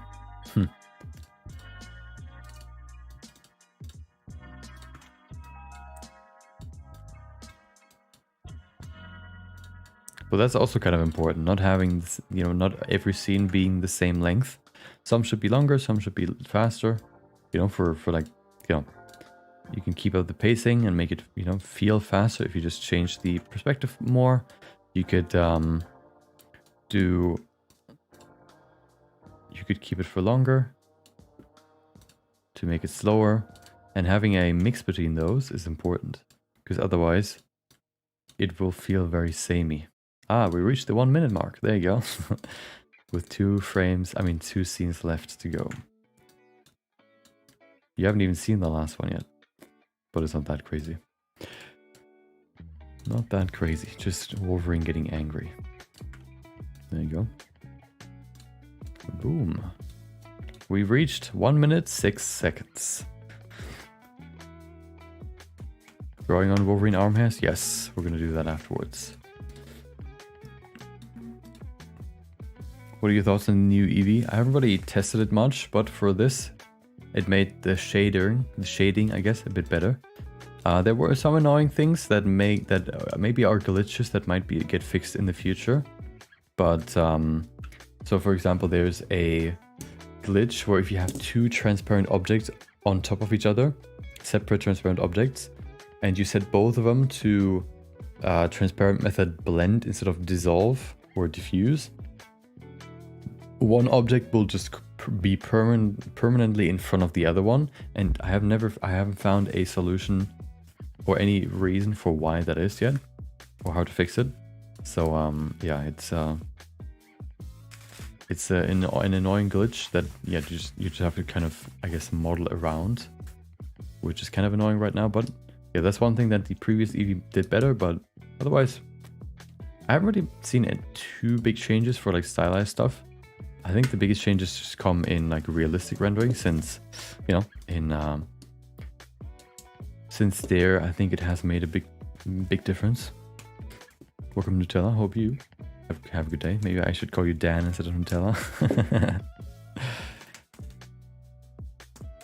Do you do requests? Nope, I don't. Okay. So now we can do the pacing for all this. Nail that down, create maybe some transitions too. And then... Actually no, I'm not going to do transitions now. I just want to see if the pacing is fine.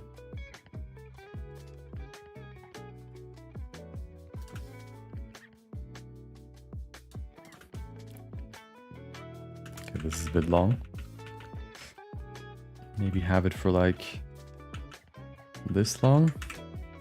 Yeah, so now we've done this edit before for the first few scenes, but not really for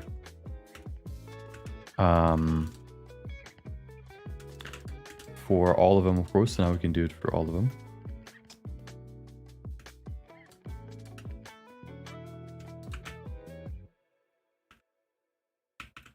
Oh, you can see there's some shifts there, but I think I can fix those later. I don't know why they're there, but I think I know how to fix them.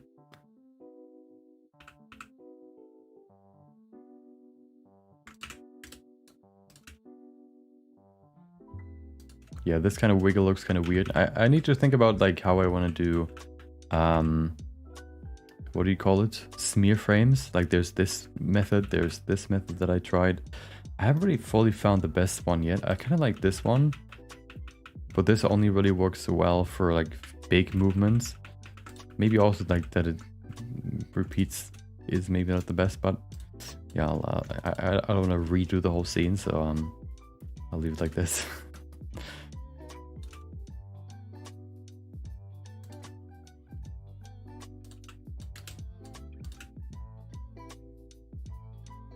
Okay, this can change a bit.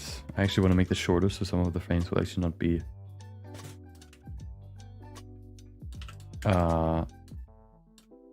in here. You can see now that we just go through this, it will get a bit shorter, but you know, it also gets a bit tighter and a bit, you know, more focused. Which is important, right? You don't want to have scenes that take too long or like take up too much space in time.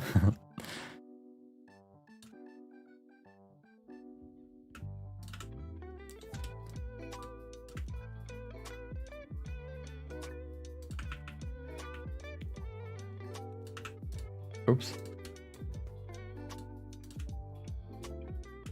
Yeah, that fits pretty well. Boom. It's a nice transition here.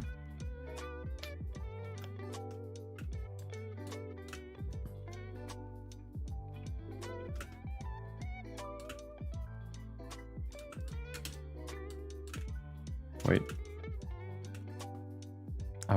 I always have to, it's kind of like always a feeling for timing, so I just have to go through it sometimes and just, you know, cut it when I feel like it's right. I think this can be a bit shorter. Maybe even a bit shorter, like this much. Boom.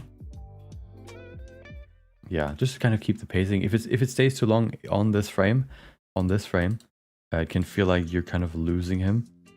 So we want to keep it pretty tight, the cut. Okay, that's good. This one's going to be annoying to edit, but we'll get there when we get there. Oh, this one's a bit too early. What's happening here? Wait, what? Oh, I missed one.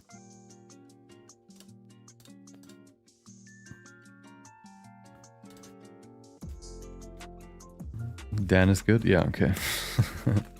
How did you make that smear?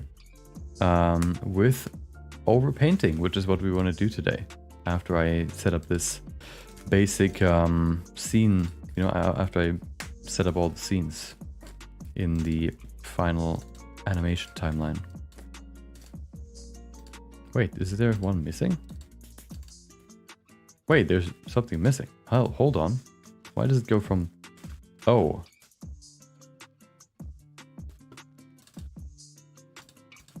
Wait, there's 10, 11, 13. That doesn't make sense. Yeah, god damn it. I forgot to change the scene number for one of them. That's awkward. This one doesn't need to be 11, this needs to be 12. Okay, render it again.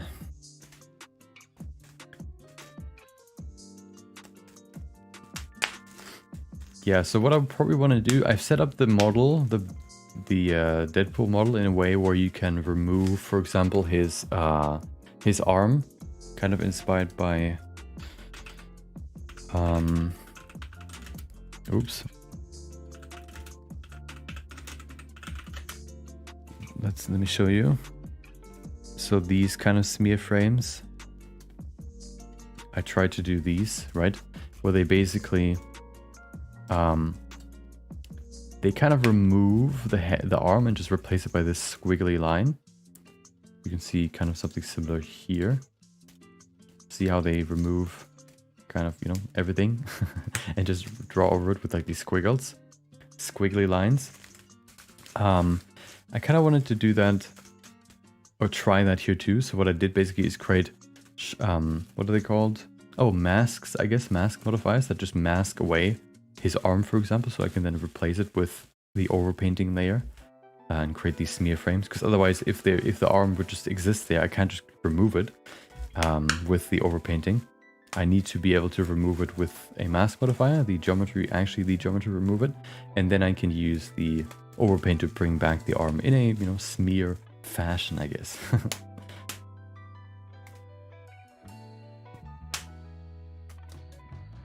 Okay. This one should be good. Now I need to go back to the previous one, 11. So I need to actually remove this. Where is it? No.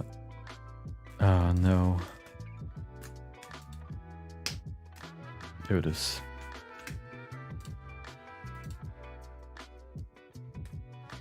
And render it again. This one is the wrong one.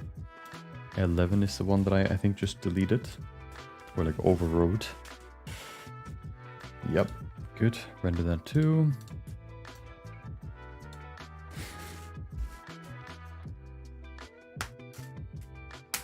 Sorry to bother you, no problem.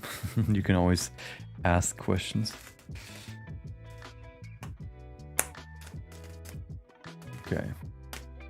Yeah, so the final animation is probably going to be roughly like 45 seconds, I would guess, depending on how much more I cut out, or maybe even elongate, we'll see. But yeah, I think that's a pretty good length. I don't know how long the other ones were that I made. Of course, the Spirited Away were individual scenes, which weren't that long anyway. The Berserk, I don't know how long that took, but I think 45 seconds is a pretty good length.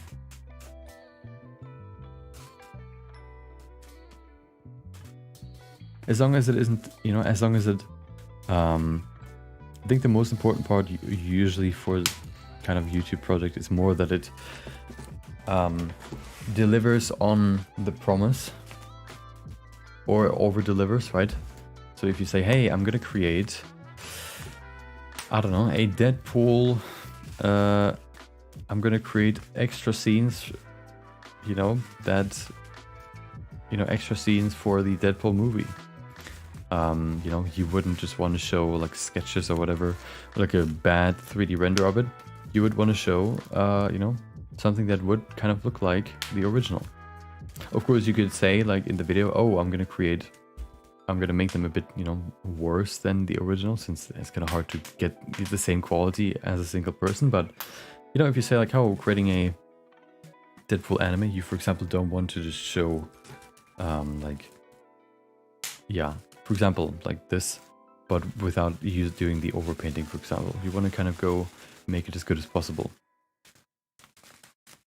Oh, okay. Boom. So that now should be fixed. But the problem is, I think it is still, yeah, that's the problem. The DaVinci likes to save images. Wait, what? How does that work? Why is this one frame here? I guess I'll just delete that one frame. Okay, never mind. It actually fixed itself. Okay, good. That's fixed. Wait, no, I need to put this in here. Okay. Never mind. Don't mind me. Just thinking out loud. Okay, and here I need to have impact frames. Let me add those now. Let's just add a solid color here, make it white, and use that as the impact frame placeholder. And then we can add those later. Oops. Maybe a bit longer, like this.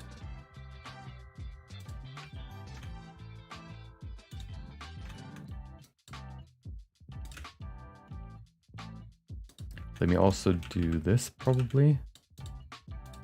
Just to kind of indicate that there's supposed to be 2 frames here. I'm probably just gonna do left. And then this one can be right. There you go. Right, kind of like this, just to kind of indicate that it's supposed to be 2 frames here. I guess I could do something a bit better, like actually indicating what I kind of have in mind. This kind of slice here.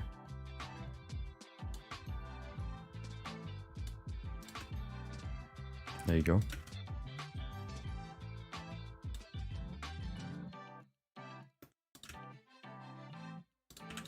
Okay.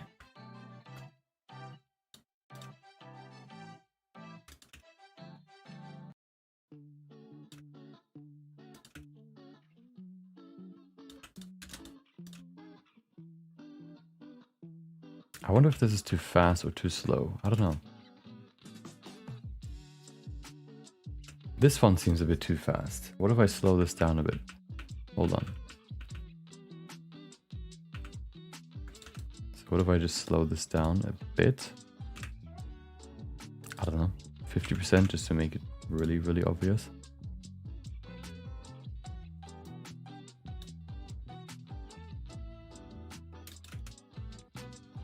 Okay, let's watch it. I feel like this is gonna be faster too. Hold on. Yeah, just a tiny bit faster. Maybe even here. Okay, this. I don't know, I need to think about this pacing a bit. But not right now. Yeah, I feel like this is better. Okay.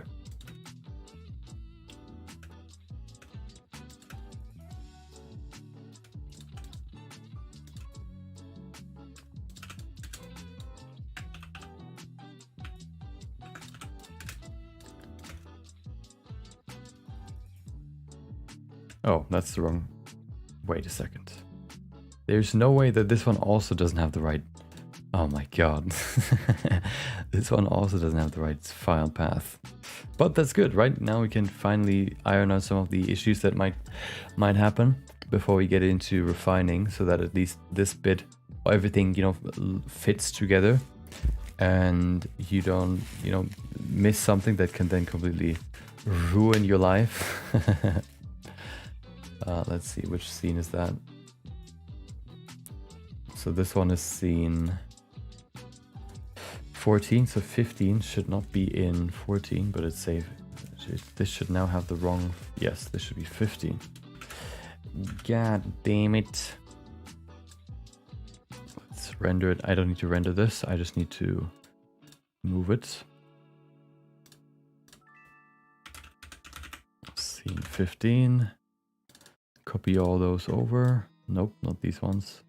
Yeah, these ones. X in here, please. Is that the same amount? Yes, good. And now I need to re-render the next shot. No, the previous shot. 14. Okay, render it again. Which app is that for video creation? DaVinci? Yes, DaVinci Resolve. Okay.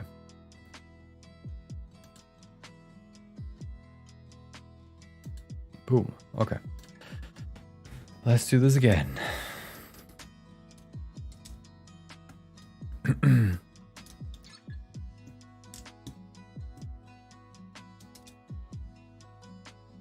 Yeah, of course this now, at least some of them already have line art, but it's gonna look a lot better in the end. But it's still nice to see that everything so far comes, you know, works quite well together. But there's quite, you know, just, you know, quite a bit more to do. For some of the scenes at least, you know, especially the ones that have more detail, that have more elements, that are closer, of course, to the characters, they would have more detail. So we can get through some of the scenes faster than others, but, you know, the difference just overpainting can make is actually pretty big. So once we finally get through this compilation of all the clips, we can finally continue and actually work on one of the shots. Welcome, Tiffany. Hope you have a good day. High, low. DaVinci better than Adobe video editing app? You mean Premiere? I will delete the crap Adobe thing right now if yes. Well, I switched from Premiere to DaVinci at some point. There are some things that Adobe has that DaVinci, like, there's something that, you know, one does better than the other, and it just depends on what you prefer or what you prioritize for your videos or for what you want to use it for. So for example, After Effects, in my opinion, is like better for complex video editing. DaVinci also has like something like After Effects, but it isn't as deep, and there aren't as many like complex effects as you would have in After Effects. So After Effects, for example, is better in that way. Premiere Pro has some features that DaVinci doesn't have, but generally, in my experience, I switched, for example, from Premiere to DaVinci because it runs smoother, it also crashes less, and it the rest is pretty similar in terms of how the editing process goes. So I just prefer, you know, smoother playback over, yeah, and smoother playback and less crashes is like one good reason for me not to use Premiere. But you know, it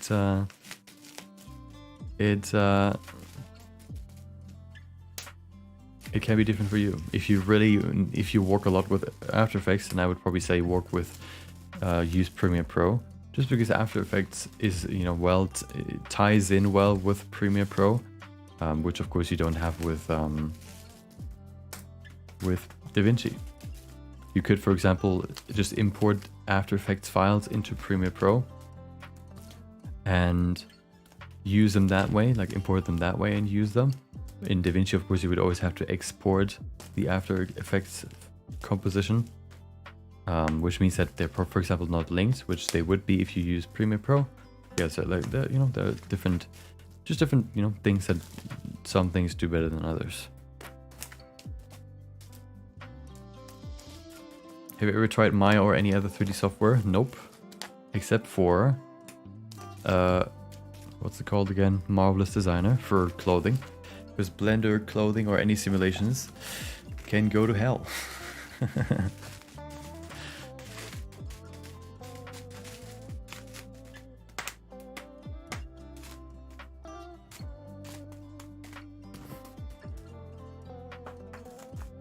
So that's the only one that I tried ever.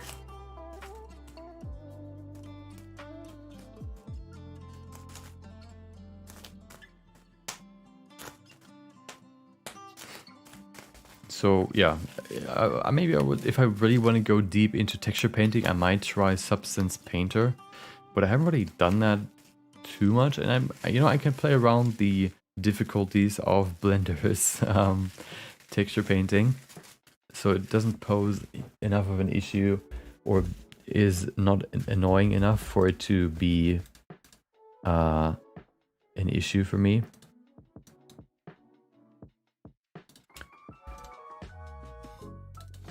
Nope, 14. Yeah, so that's why, you know, I don't. This one? Yes, good. Okay, good, nice. Yeah, so that's why it is not. But that's why I haven't really used any other 3D software. If I were to, for example, do a lot of fire simulations and stuff, I would probably use Embergen, I think it's called. And water, there's this new liquid gen, I think it's called, but I don't really do that much, so I don't really need it. But yeah, that's why I don't really use any other software, because most of what I need is already in here. I guess I've used Unreal Engine, but that's probably like a 3D software. I guess it's more like a game engine, right?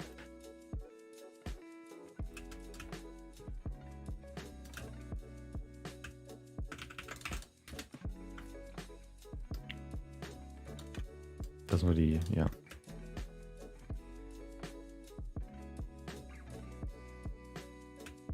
Oh. This one needs to go. Boom. Yes. The context shot.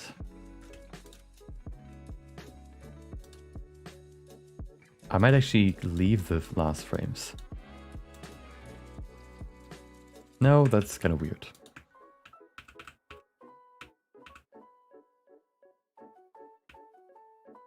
That's better. It's not a perfect transition, but it's fine for this.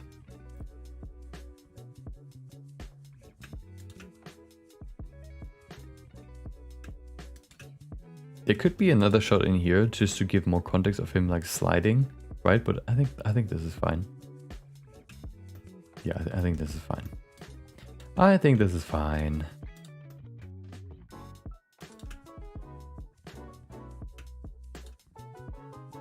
Oh, hello.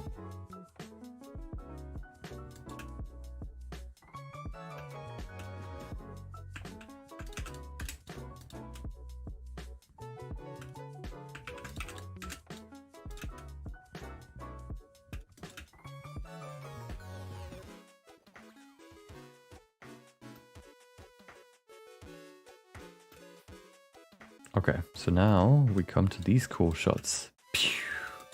Oh, I need to have another solid color here. I actually forgot some of the impact frames, but let me actually, have I noted that down yet? Yes, okay. Solid color for the impact frame.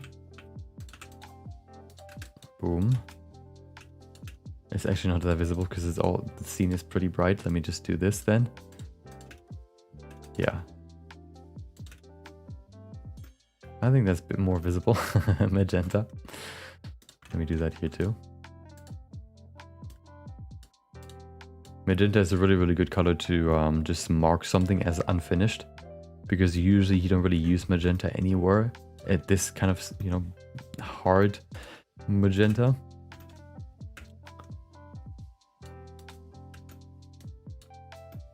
And now we get to this.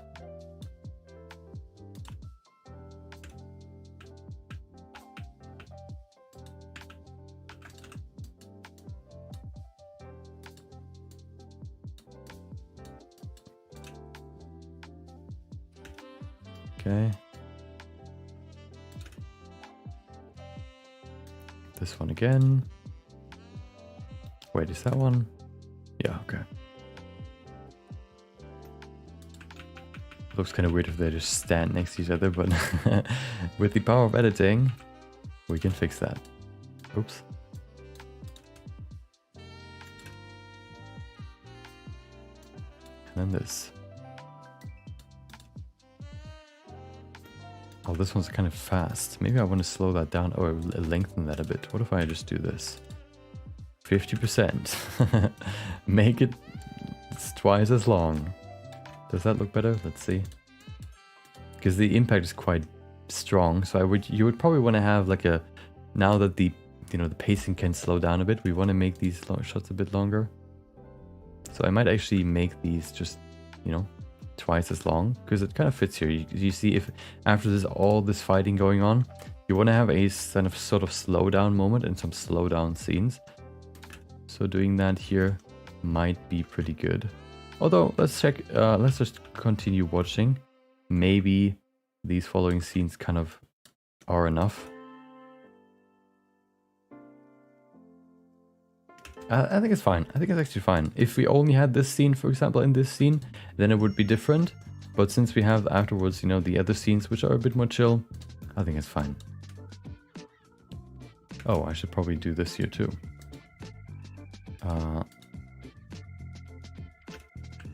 Here. Boom. Okay. Again.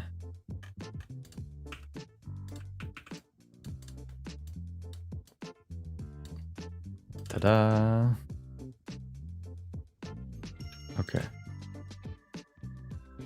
Is this one, can this one stay for longer? No, okay. I wonder if I want to keep this for a bit longer here. Hold on. Just to test it.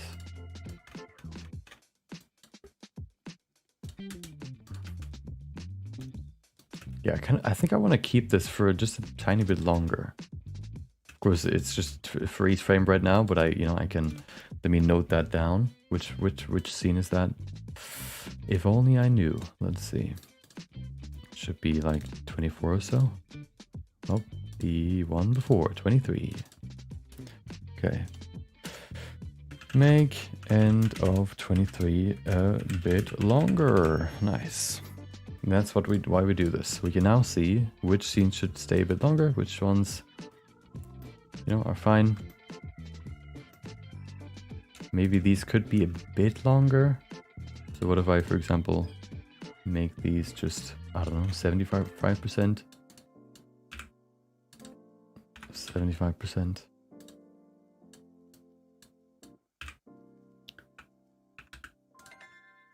So that they just, you know, have a bit more time to cool down. And the viewer too.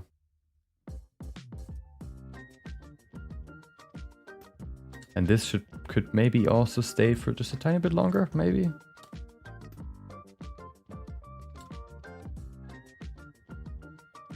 Maybe this kind of frame. Just for a tiny bit longer. Maybe here.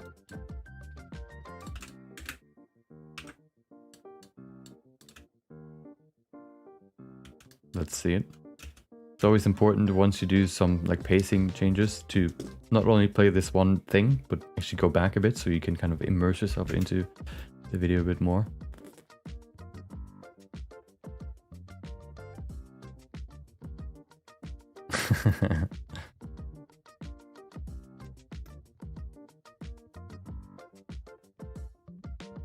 Oh, yeah, that's, of course, that shouldn't happen. Okay.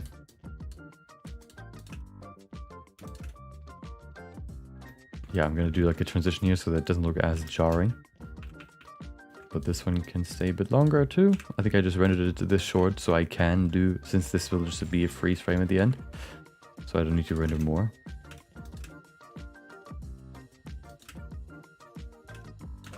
And then this. Ooh. Perfect. Okay, that's pretty good. Okay.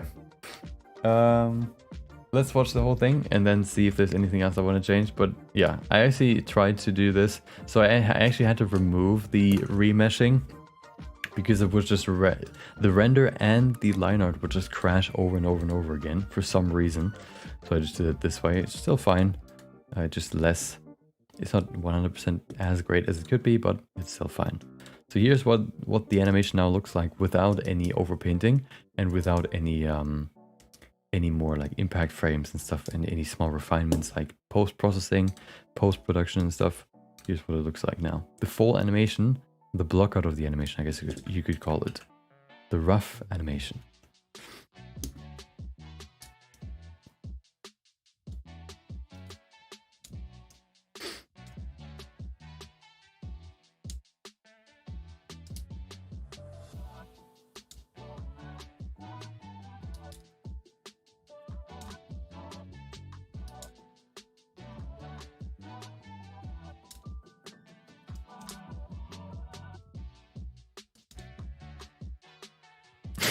That scene is so good.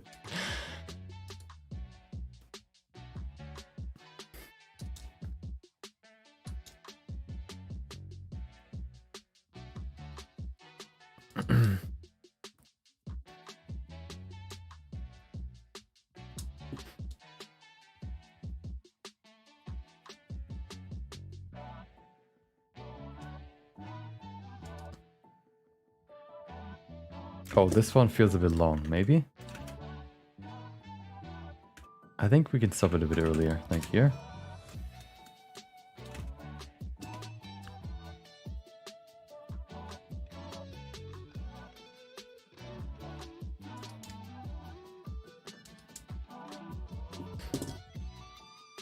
Yeah, I think that's better.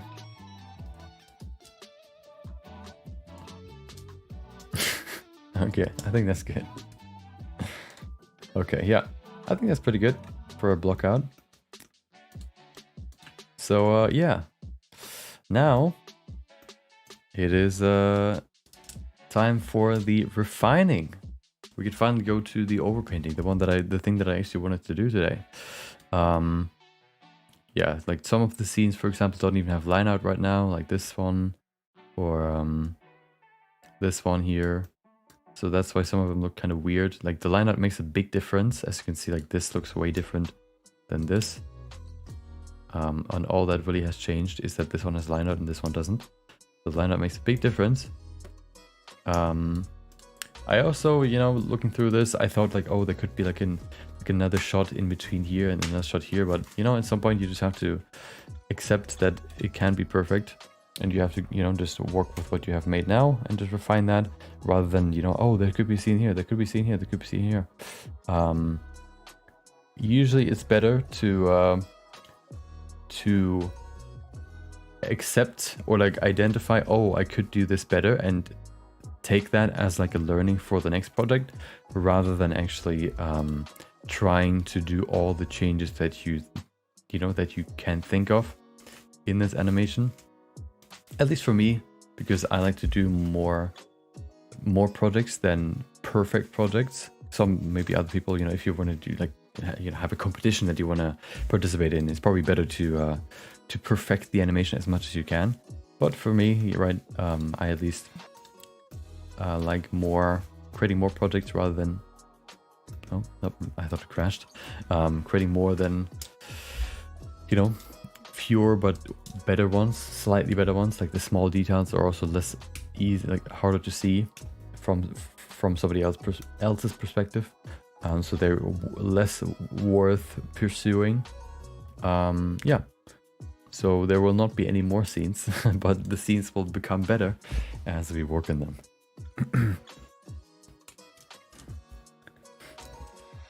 I think Blender is almost complete on its own. I'm planning to switch to Blender from Maya, but my default habits make it much harder to navigate in Blender.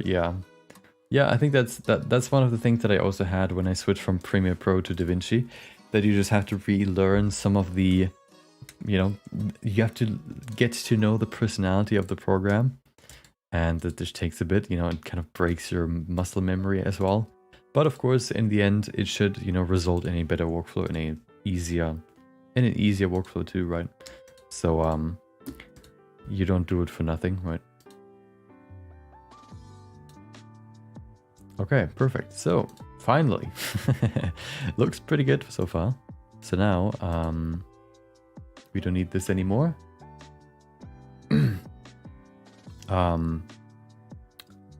Let's work on the overpainting finally. So the first one, of course, I wanted to do was this one. Wow, cool.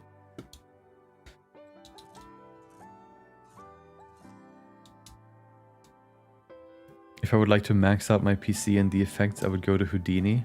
Yeah, Houdini is yeah.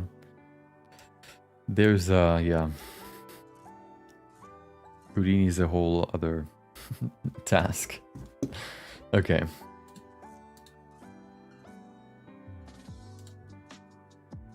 So I already kind of worked on the line art this morning, not too much, just kind of removed some lines, smoothed out some other lines, just to, you know, get started with this. And then also something that I talked about, I want to stay far away from the subject. I want to kind of try to stay like in this kind of frame. So you can see how the frame of the camera, the view of the camera perfectly fits into the viewport view. I want to zoom in once more just so I can see, yeah, this is what I want to stay in, this kind of distance from the subject, because otherwise I can get lost in details that I don't want to get lost in. Yeah, so we'll stay here and only really zoom in if we just need to be a bit more precise in deleting something, for example. But this will be kind of the, yeah, this will make it a bit easier to identify what is actually worth changing and what you don't actually see in the final result. Okay, perfect. So also something, since I of course have multiple different objects, you can see it right here. I have the you know, the line art, the outer line art, like the automatically generated line art. I also have the manually generated line art, so the ones that I added to the model itself. And then I also have the outline, which I actually don't use here, so I can just hide that. Oh, wrong one. There you go. To identify those two, I can also go here into the adjustment settings and make this like 1 pixel thicker. This way I know which layer I'm talking about, or like I'm trying to adjust, or which layer, which line is part of which layer. I don't think I need that anymore now. I want to have it all be the same thickness so I can make it a bit easier to work with. Also, something I did here is I actually hid this side of I hit the other side, the gun holster on the other side, because if you think about it, it was very, very slightly visible here, and it created like a grouping up, like a line group that just created like a black bar here. If you were to draw this, for example, in if you were to actually draw this right traditionally, you would probably not add like a very, very slight line here to create this. You probably just would draw this line to indicate that, you know, this strap and this still exists on the other side. It's just not visible from this perspective. So that's why I deleted it here. You can see it, for example, or not deleted, but hid this part here on the other side. You can see it, for example, if I switch frames here, it's still there. This just looks kind of weird. It's like these weird black bars. So I would rather just not have them there at all and just delete them all. Yeah, so that's yeah, that's one small thing that I did, you know, making sure that the screen looks as good as possible rather than the actual model in the world. Let me now create my little to-do list for what I want to do for each of these scenes. I want to have the same workflow for each scene, so I'm going to create a little, you know, to-do list so I keep the same workflow for each of them. To do, let me do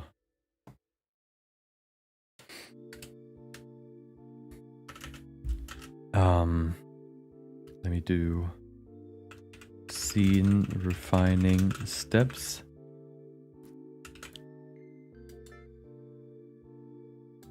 Okay.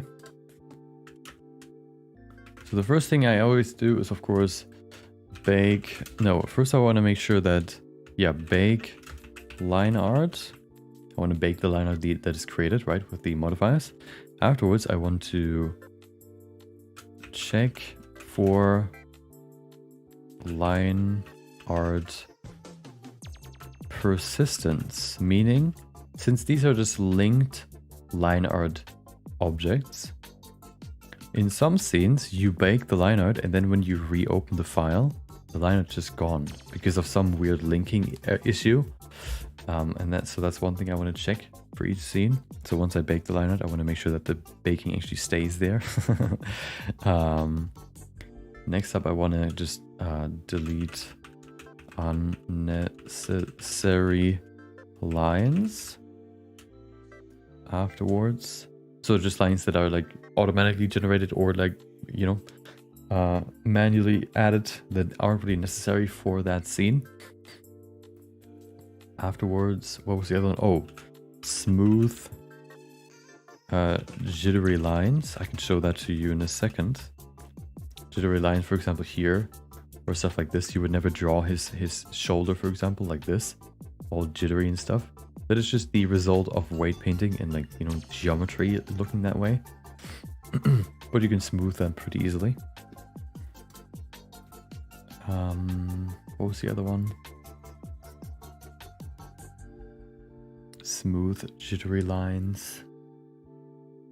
What did I do afterwards? I don't remember.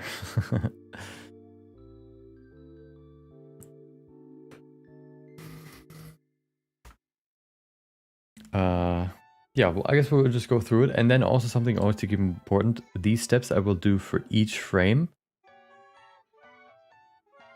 before I go to the next step. So I don't work all the steps for one frame, all the steps for the next frame, all the steps for the third frame. I go step by step.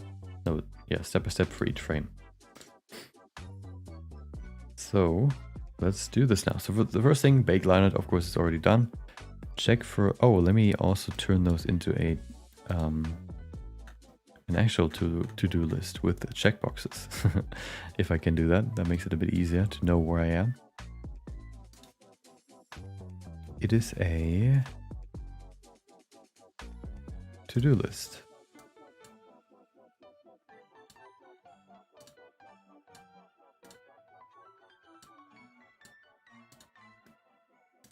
Okay, good.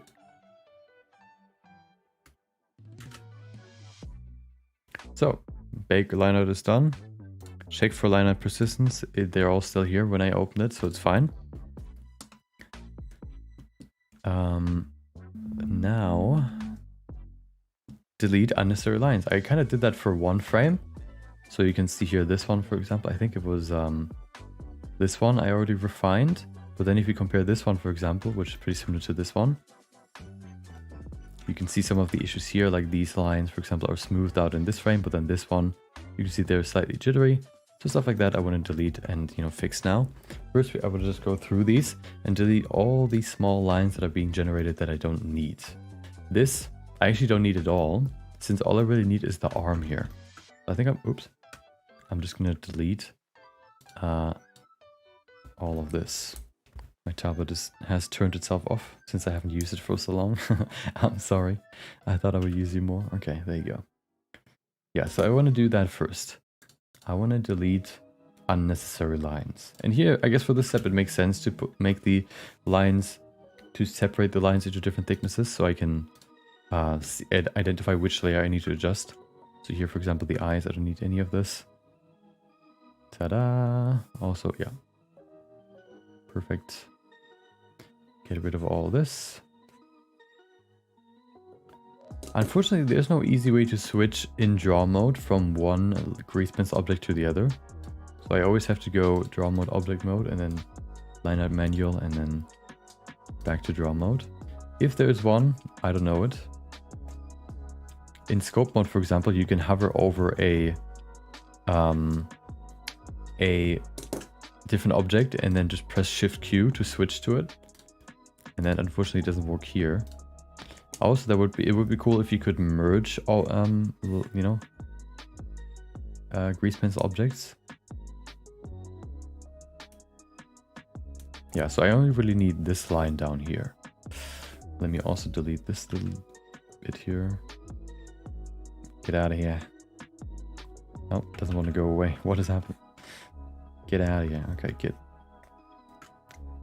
Next frame. Also, you can, if you want to switch frames, for example, and you do like frame by frame animation or fixing frame by frame, what you can also do is use the arrow keys, of course. So you can use arrow keys to go one frame left or right. If you press left or right, you go one frame back and forward.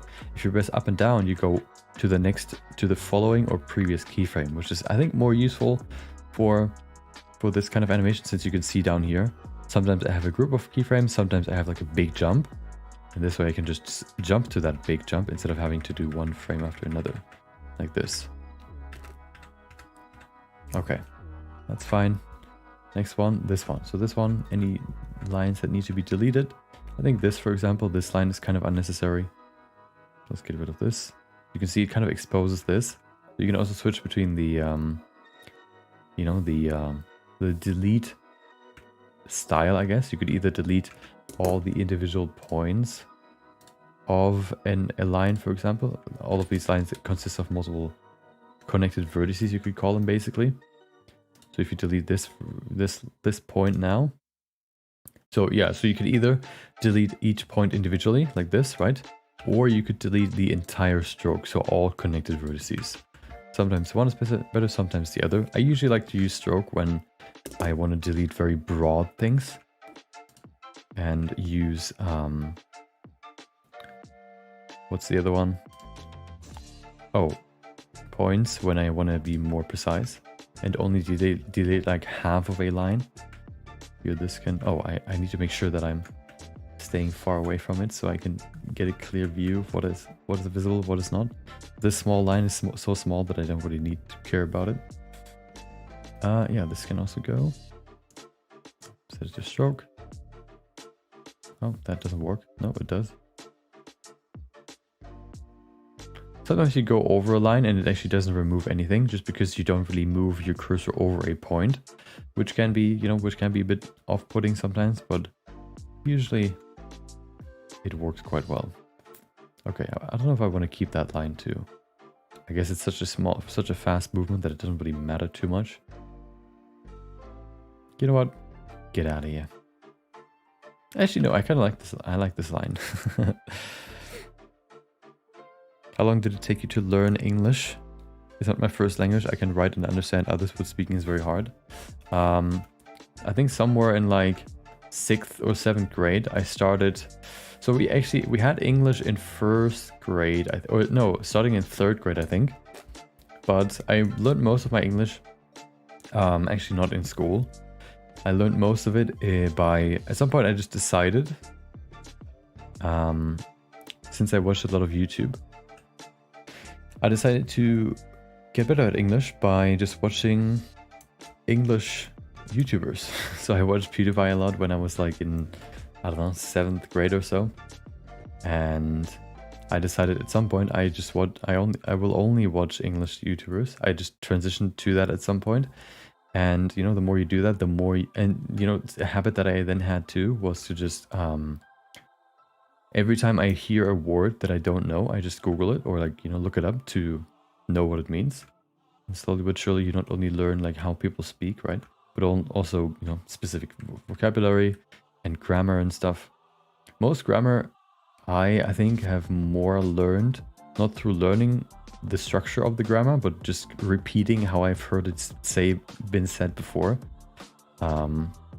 Yeah, so it was mainly, through like watching YouTube videos. And then also at some point I, found the group that I play games with sometimes, which is from England and Scotland and stuff. And if you're not yeah, and just speaking with native people is like a really, really good way to learn, to speak better and more fluently and understand easier.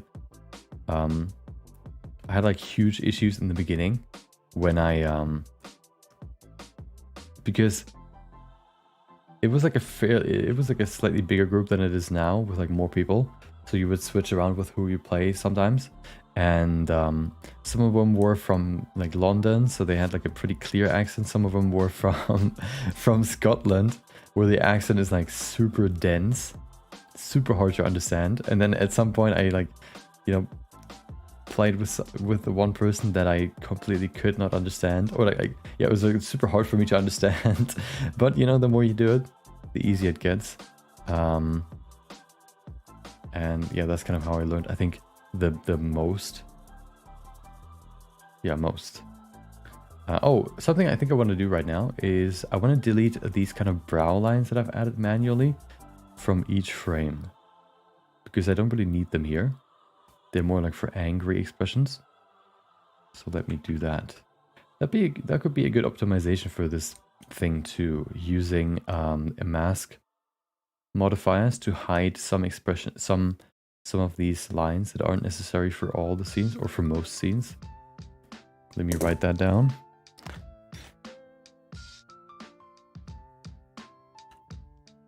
VFX nodes, add mask modifier to hide certain manual line art edges.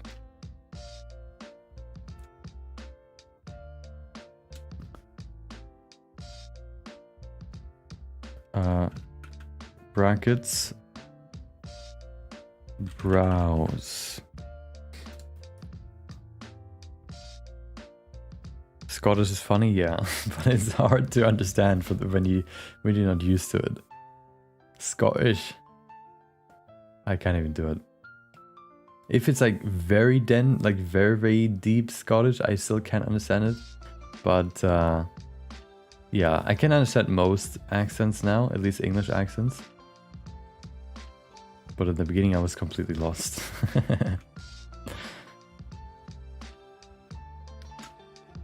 Okay, this line. Dude, there has to be a way to switch to this. Since if I just select the object. Oh, can I do this? Can I select both and then just go draw mode? Can I do that?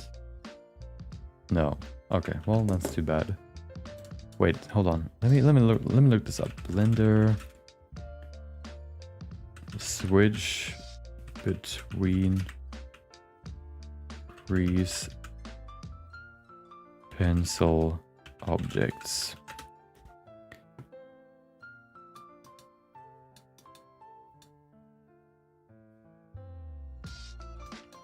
Boo. I don't think you can.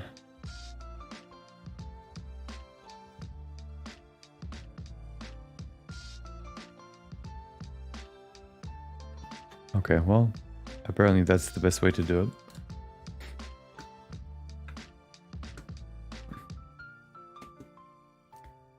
you animate on Blender, even if it's 2D? Yep. I use the grease pencil objects. I use the grease pencil, I guess, and multiple grease pencil objects. Inline. No. What? Oh, let me focus on the browse. It's always, dude, I always get lost in certain things that I want to change. I will focus on the browse first. Draw mode. Yeah, this frame, for example, needs a lot of adjustments. You can see how distorted this is. You can see the jittery lines here. That stuff needs to be adjusted, but one step at a time. Okay. Ta-da. Brows are gone. There should be 4 lines that I need to delete. There's one more. Okay. Next frame. Not there. Nice. Next frame. 1, 2, 3, 4. Another one. 5. 6. How many did I add? Oops. 6. Okay.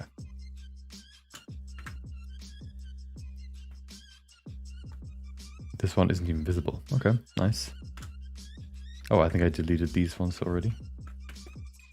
1, 2, 3, 4, 5, 6. There's another one. What is this supposed to do here?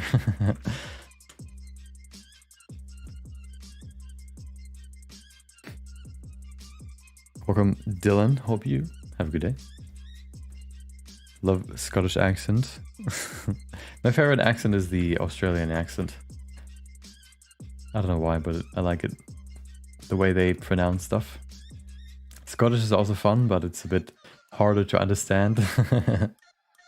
At least Australian you can still understand.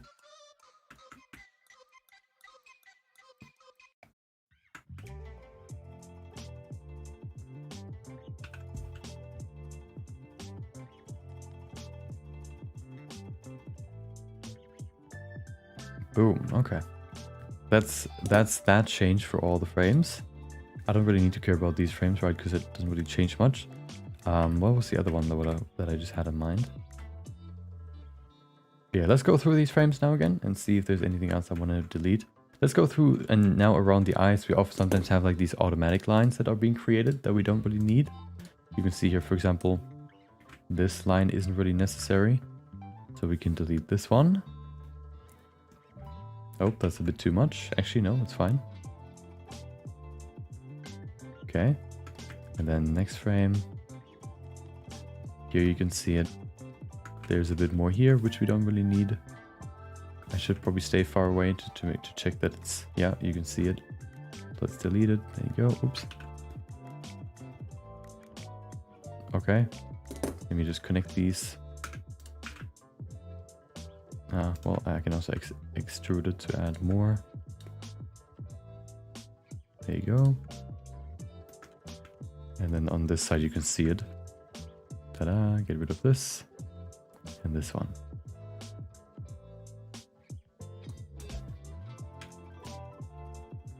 Okay.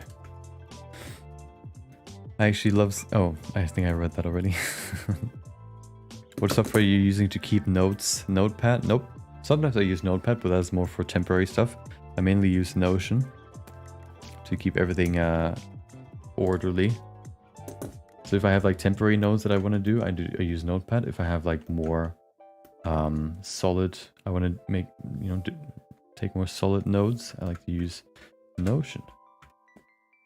Because you can create like different pages for different nodes. You can create different structures for your stuff. Basically like creating like your own sort of note-taking website.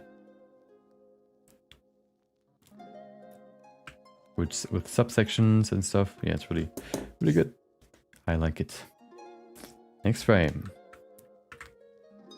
Oh, yeah, yes, a bit more.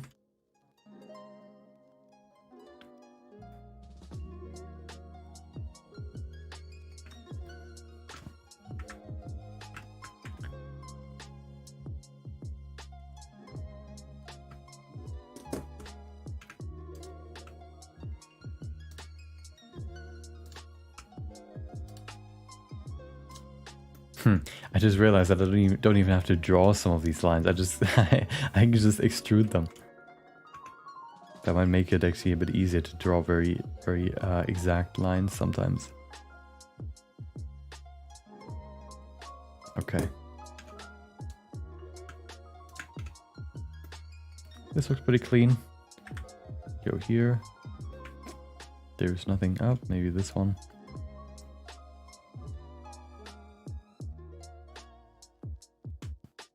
I'm not trying to go for 100% perfection. I'm just trying to get to at least 85%. Because more than that is hard to identify, you know, when you just watch it once. So you don't need to go like that much in depth for like a YouTube animation, I guess. If you, of course, once again want to submit it somewhere, then you probably want to do it. You know, want to spend as much time as possible. Perfect it as much as you can.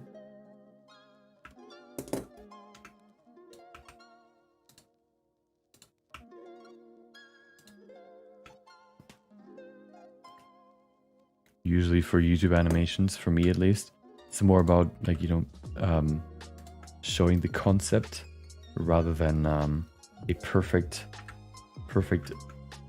piece of film.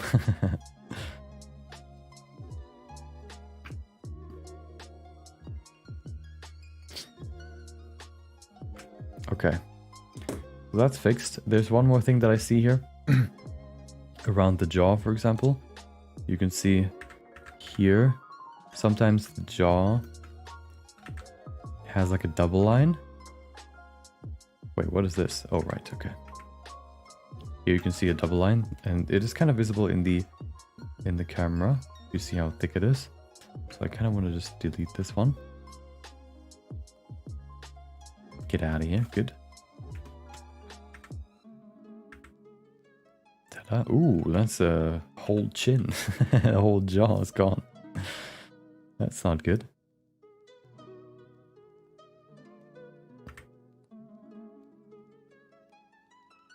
Okay, good. Welcome T-Tup Tony, hope you have a good day. Welcome back.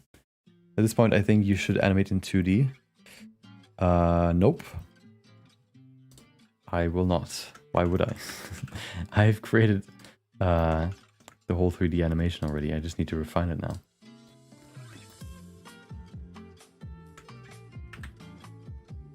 Also, I could never create something like this in 2D because I'm not that good at anatomy. At least drawing anatomy. Okay, so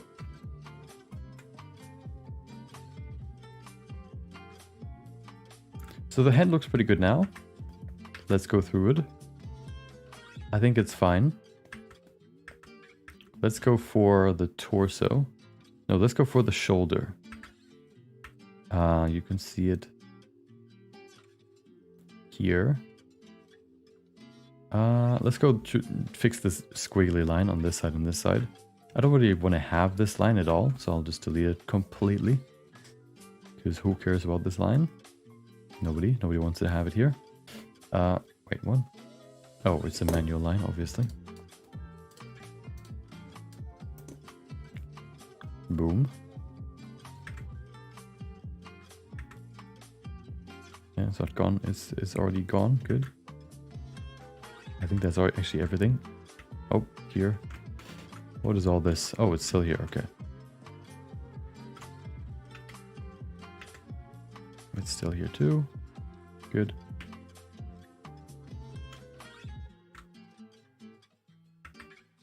And another one. And that should be most of them. Yep, that's all of them. Now let's go through and create these, fix these lines. Yeah, small changes after small changes. But, you know, the more small changes, the more small steps we do, the better it gets.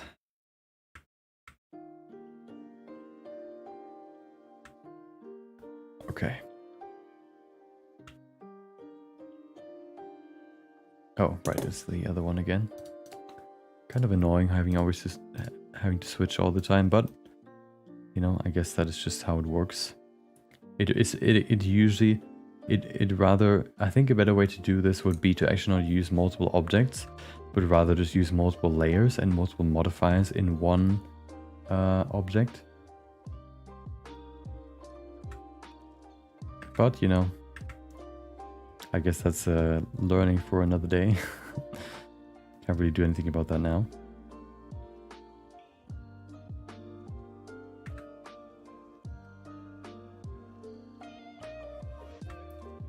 Okay, good. Let's fix this thing right here. This little blip.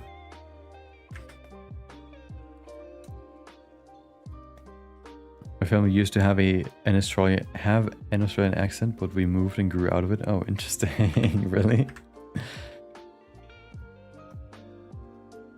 I thought at some point you or do you mean like your grandparents had an accent and then you for example don't have one anymore?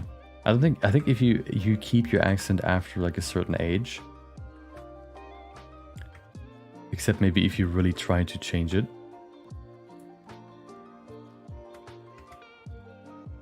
But generally, I think you keep it, even if you move. Just because you're kind of born with it, right? Or that's what you've learned, and that's how you learned how to pronounce it. Kind of like muscle memory, I guess.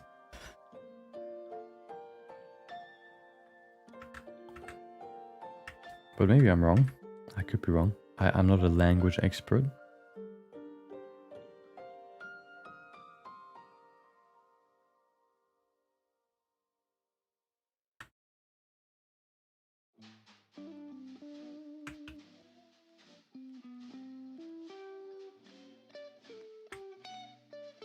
Okay, that looks pretty good. Oops. Okay.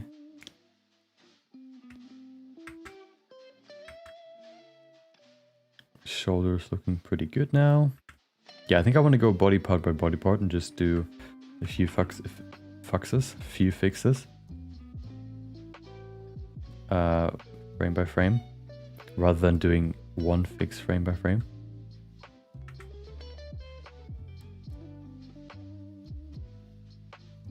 Making sure that everything looks good. This looks fine now. Yeah, and oh, does the shoulder look good? Does the head look good? Does the arm look good? Stuff like that. I think that's going to be the best way to do this.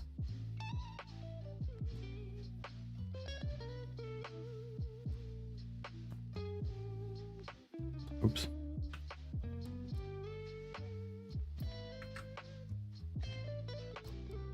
There's something else that I just saw on his neck. You have this extra line, these extra lines that I don't really need because I have enough manual ones.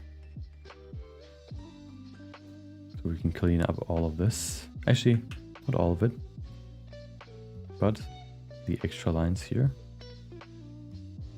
that are not necessary.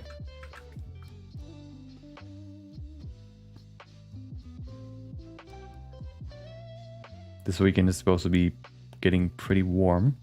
And then afterwards, on Saturday, it's supposed to be very warm. On Sunday, it's raining again. So it's getting cold again. It's cooling down. I guess at least we get one more summer day before it cools down. Maybe forever or until next summer. Hopefully not forever. But to be honest, if I had to choose, I would prefer cold over warm.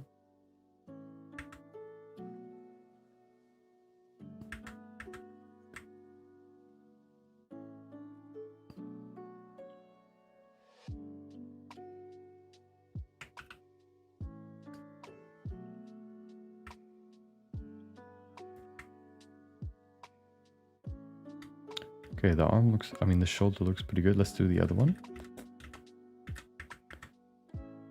Forever? Yeah, forever. Summer will never come back.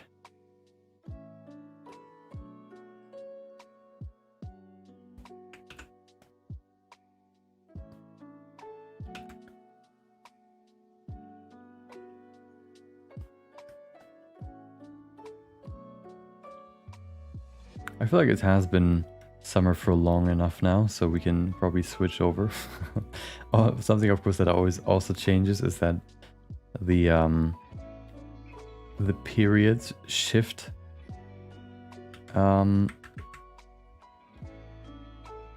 guess the months, or like the temperature shifts just shift more and more in terms of like which month is the warmest. Now it's already August and it's still pretty warm. Probably warmer than beginning of June.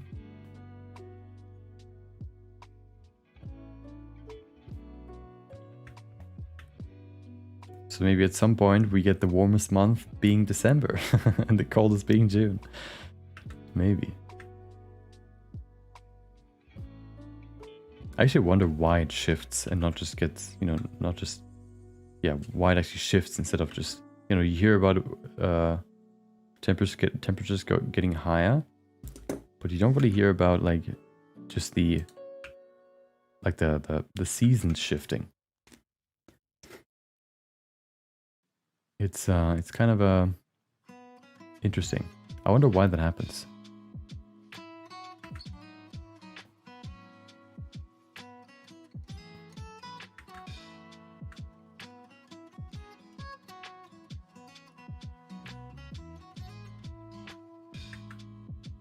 This looks fine. This can go extra line that is unnecessary.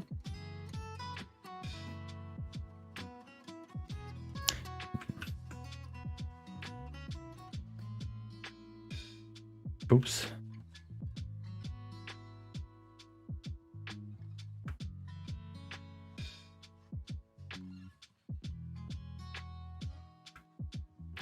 Okay.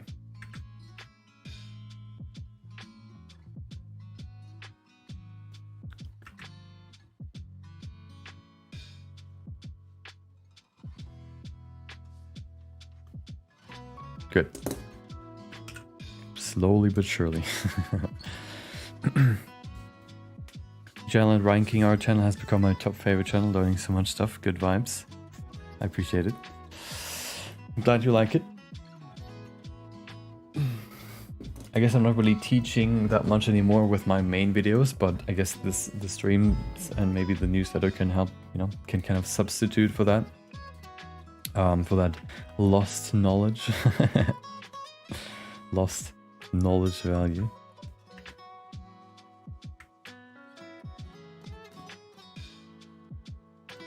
That's one reason why I started streaming. Just, you know, so you can see a bit more of the workflow that I, of course, kind of glance over in the actual videos. So you don't see it as detailed, of course. Oh, I want to do this next. Let me set that as the next thing. Let's set it here. It would be fix clipping. Okay.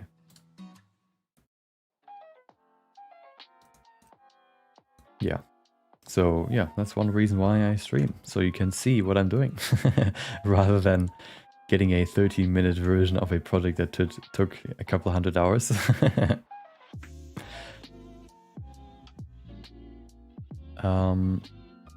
Okay. Now you can see at least half of the couple hundred hours. Probably get the gist of what is happening in the other two, in the other half. Okay, let's do the arms.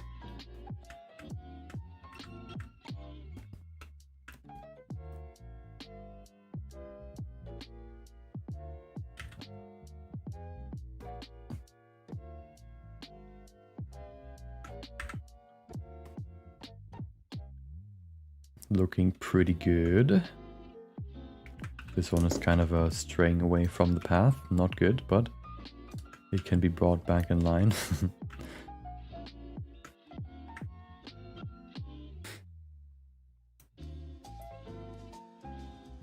It was like 55 degrees yesterday. Oh, that's pretty bad. 55 degrees Fahrenheit. Wait, isn't that pretty cold? 50. Oh, wait. Fahrenheit in Celsius. 55. 12 degrees. Jesus. Actually, it's not too bad, I think. Yeah, 12 is not that bad, but it's also not warm, right? 20, 22 is usually like a nice warm temperature. So you gotta wear something like a jacket or whatever, not just a t-shirt. But it's not that bad. Is this Eevee render? Yes, it is. Cell shading? Yes, it is. What version of Deadpool is that? What do you mean version? The sort of like a mix between the comic and the movies, I guess. Orange season depending on the Earth axis. So the where you are, like in relation to the on which pole side you are, I think it matters, but also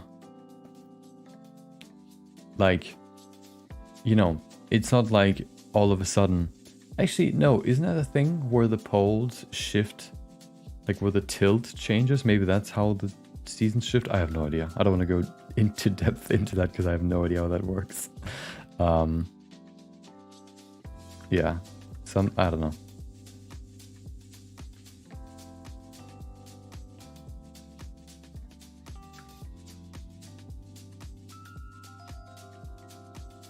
Something with planetary things. Something astrology related, okay? That's all I know.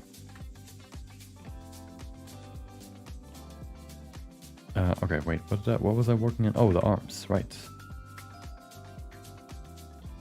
The limbs. Okay, this can go.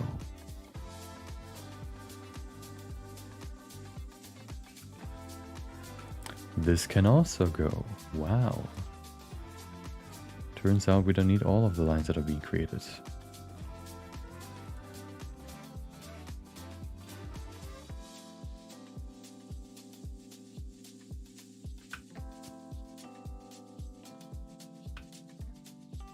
Delete the stroke, we'll see. Yes, we can. Oh. Good. He's doing the scene from Deadpool and Wolverine. Am I? Maybe? Oh, you mean this one? Maybe. I think there's one like that, right? It's not really related to that. I just thought this would look funny. Oops. So if you see the whole scene, it's probably going to be a bit different. Okay, that looks good. I think I'm going to do arms and torso now. No, only arms, just to not forget any changes I've made. The good thing is this animation, this scene, doesn't require to be as smooth and continuous as other ones. Like if it's slower, though, you can see it more if there are lines that aren't the same from one frame to the other. But if you, for this scene, for example, have like a lot of movement, it isn't as important. It can still be noticeable if it's like very, very egregious, I guess. But it's definitely less important.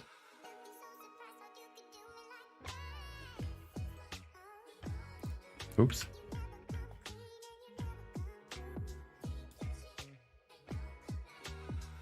Since, you know, each frame is only there for like 2 frames in total, you know, and 1/12 of a second, so you don't see it as well anyway, or notice like these small things as much. And that's why also one reason why you like going for like 90% or like 100% perfection isn't as important here as maybe 80%. Getting all the basics right is more important than getting all the details right.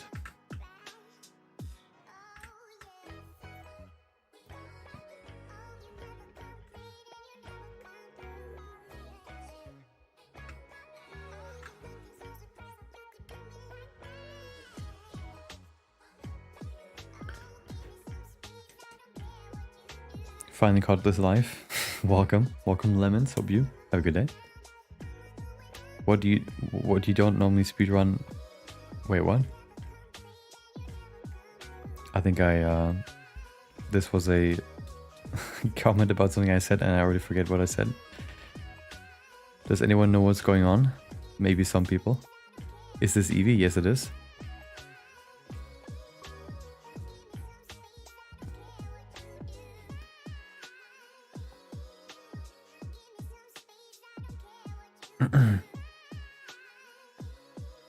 Okay. No, it's not the bye-bye dance. It's just an animation that looks like it. Okay. So yeah, basically what I'm doing right now, you know, you have the 3D model right here. And then you also have the line art. Like you can then add line art to this with a grease pencil modifier, right? There you go, line art. And now I'm basically just going through, since the automatically generated line art isn't as, you know, isn't perfect. I'm now just basically going through and deleting all the lines that I don't want to have in here and just kind of, you know, just refining the overall final look. So here, for example, there are some lines right here. If you can see my cursor, look at my cursor. Okay, moving up. This right here, there are some lines here that are unnecessary that I've already deleted in this frame, but then this frame, you can still see them right here. You see these double frames right here, you see. We don't need those, so I want to delete them. And that's what I'm kind of doing now, just kind of cleaning up the line art that has been automatically generated. Like here, for example.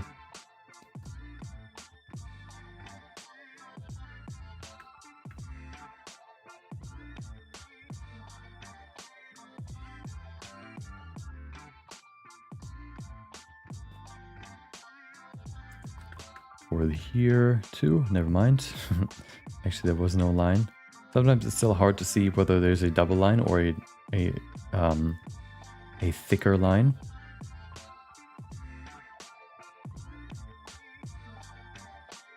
And I'm staying far away from it because this is kind of what the camera can see. If I do go too close, I might delete some lines that are actually kind of invisible to the camera. But by staying further away like this, I don't have to worry about that, because I don't see them either.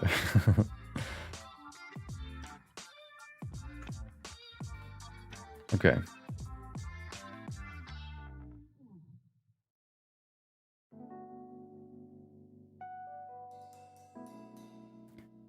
That looks fine.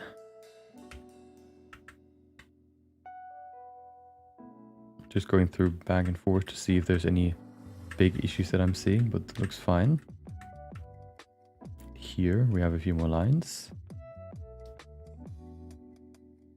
This looks good. Oh, right, these lines I haven't really done yet, but I'm not there yet. I want to do the arm first. The arms, both of them, at the same time. Okay. And once we've refined and removed the unnecessary lines, we can then refine the lines that are still remaining, like smoothing them to make them, well, smoother, believe it or not. Or add some more lines to add more details. Or just, you know, yeah, basically, you know, fix the ones that are still there. Here, for example, we have these lines, which are unnecessary because I just hid this object. So I can just go in here and delete them because, you know, they're not unnecessary. They're outlining something that doesn't exist anymore.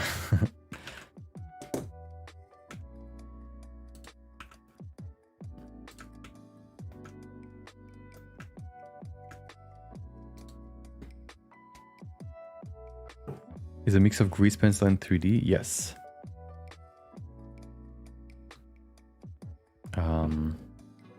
Save this. Make sure to save your files.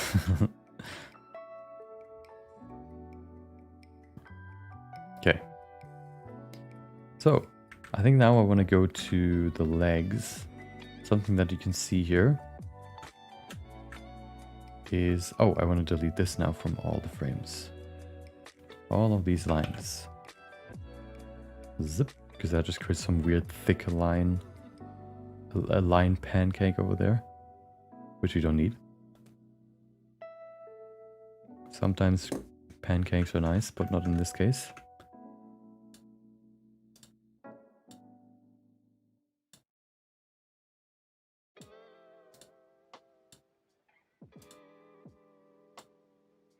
Something I also want to do real quick is check for the camera's clipping settings. Maybe we can fix some of the issues that we have here.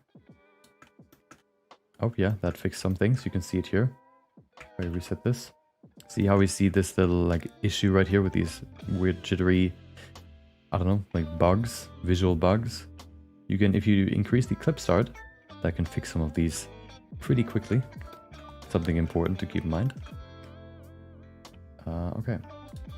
Sometimes it's actually not the geometry that is wrong, it's just the camera settings.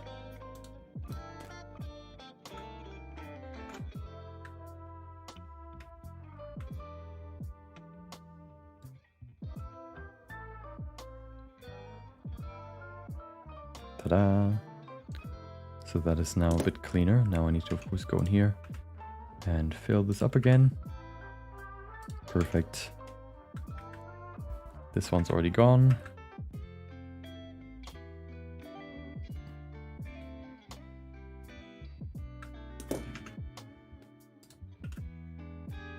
Boom.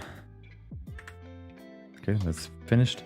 Something I also want to do here is probably, yeah, just kind of merge some of these lines or just remove the ones that are creating unnecessary double lines. Like here, for example, you can see this comes pretty close to the outer edge of the underlying pad. So what I probably want to do here is just kind of delete the upper line and just join it together with the lower line. Because that's, I think, how you would kind of draw this. If you were to draw this, you know, in... oops, let's go to the beginning. Traditionally.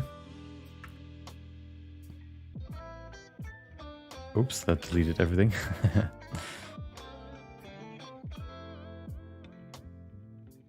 Also, the gun has like inbuilt edges that are always supposed to be covered by line art if, you know, they're visible.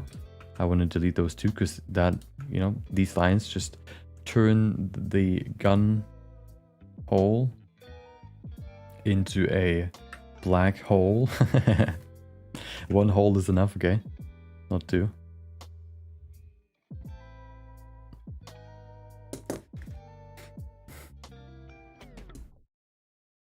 You said while you streaming that you can show the process more? Oh, yeah.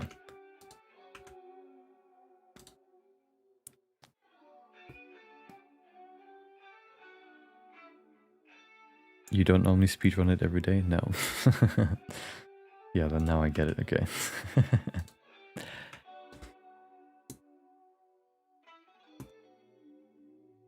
Did you love the movie? I haven't watched it yet. Maybe I'll watch it at some point. But I'm too busy creating this project. So I haven't really taken the time. Not really a huge movie goer. Or watcher of anything. So it's rare that I actually watch like a movie or a TV show. Even if I make a video about it.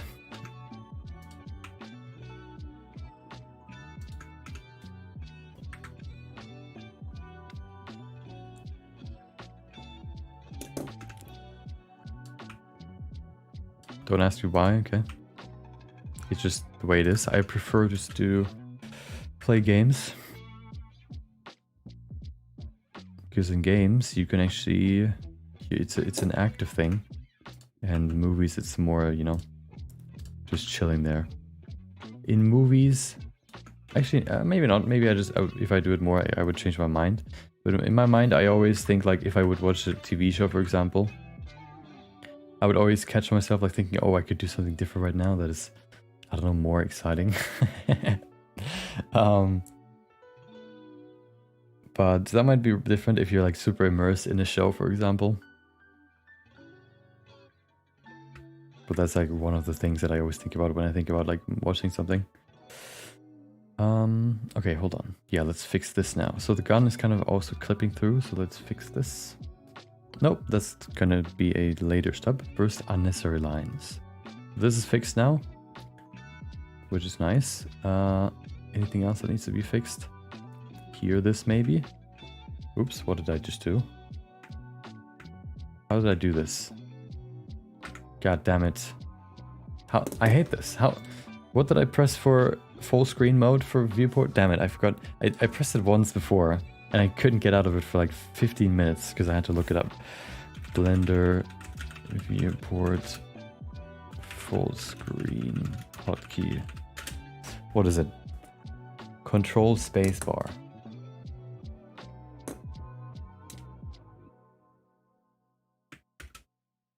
Didn't work.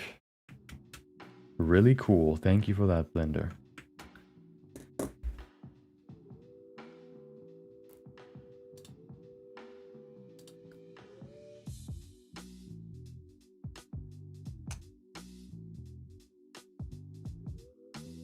What's the full screen shortcut? Control space doesn't work.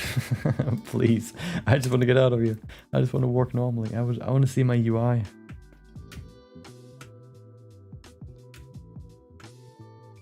No, that's wrong. Control Alt this. Yes, Control Alt spacebar. I did it. I escaped the prison.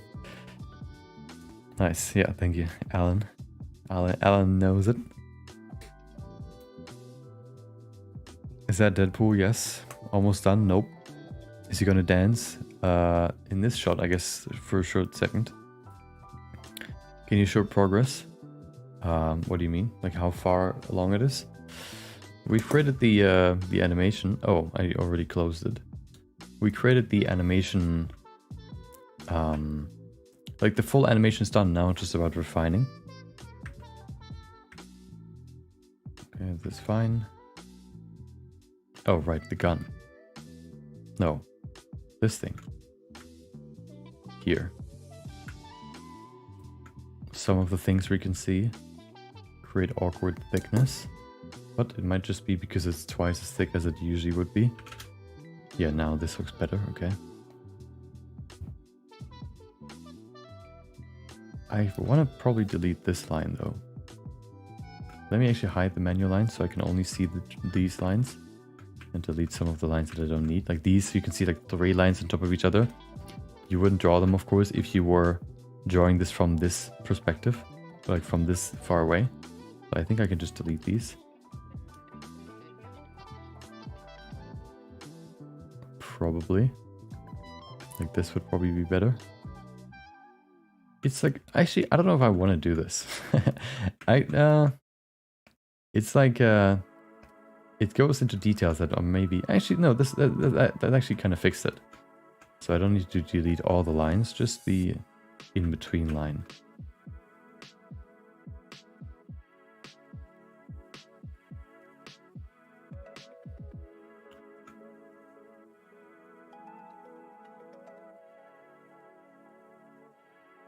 Okay, that's pretty good. This here is a double line too.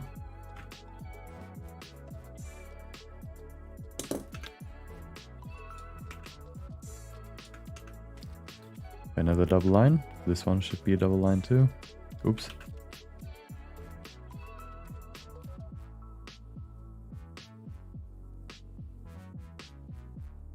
Perfect. Love your work. Thank you. Big mistake. Are birds real? Yes. I think so. I had one as a pet at some point. So I would say they're real. Maybe I was just brainwashed by the bird mafia. By Big Bird. Yes, I already have a Deadpool anime vid from 3 weeks ago. It is about creating the characters, creating the look, and creating the, creating some test shots. So if you're curious about what, if you want to see a refined full video about the, about this project already, you can check that video out. Let us see some Deadpool. You mean just the 3D model? Ooh. You can see the liner is only visible, like, positioned so that the camera can see it. So in the back, you can still see the liner from the front. If I were to hide this, you can see it. This might be a bit easier to see. There you go.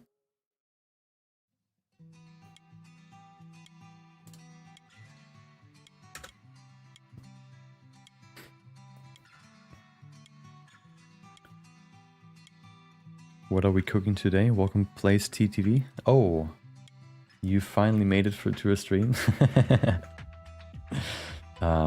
Welcome. Today we're finally getting to refine all the shots. So the shots are all done now. Now it's just about refining them so they look as good as possible. Yeah, I'm gonna do the. Actually, no, I haven't fixed this for all the frames now. I need to fix the double lines for all the frames. That's the first one. You see it. Here it's the same. Get rid of this. Boom. Good. This is maybe less flashy than the animation since it's more deliberate, more, you know, a bit slower, a bit maybe boring, but it is important to do. So from this point on, if you're looking forward to flashy streams where we do stuff like you know, adding more, animating more scenes, that will not happen. You could rewatch the old streams if you haven't watched it yet, where we animate, you know, the previous scenes. But now it's time to strap in and perfect it.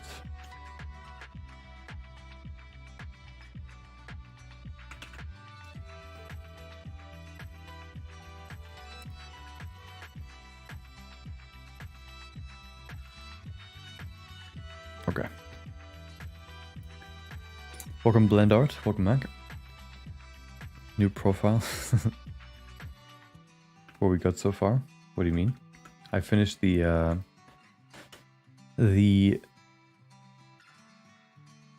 also compiled or like put all the scenes back together into DaVinci so we can look at the pacing and optimize the pacing and see if any scenes need to change.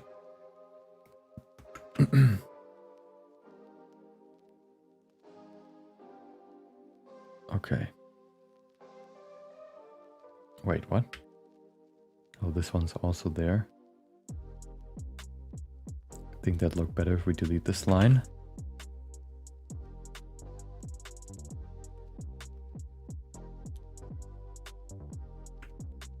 Yeah, it makes it a bit less thick.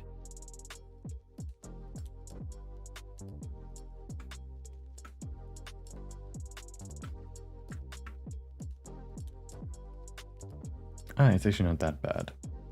It's not that bad.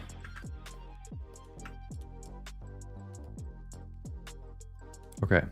Oh, yeah, let's do the gun, because the gun is just pure black right now. I want to actually see the whole of the gun. Let's get rid of this. If I can, hello? Okay, nice, thank you. I guess I'll do it manually then, if you don't comply.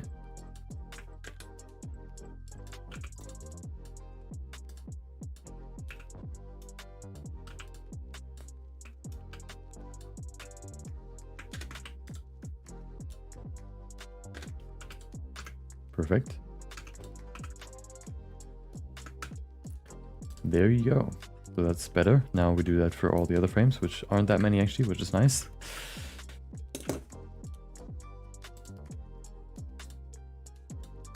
Oops. I wish there was an edge select mode for this. Wait, there is. Hold on. Never mind. Doesn't work. Why not?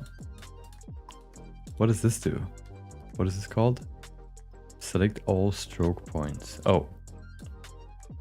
Yeah, that doesn't really help, unfortunately. What does this do? Curve editing? Edit strokes using curve handles. Okay, interesting.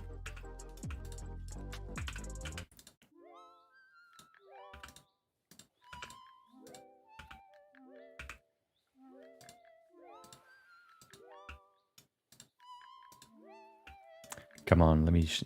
There you go. Okay, boom.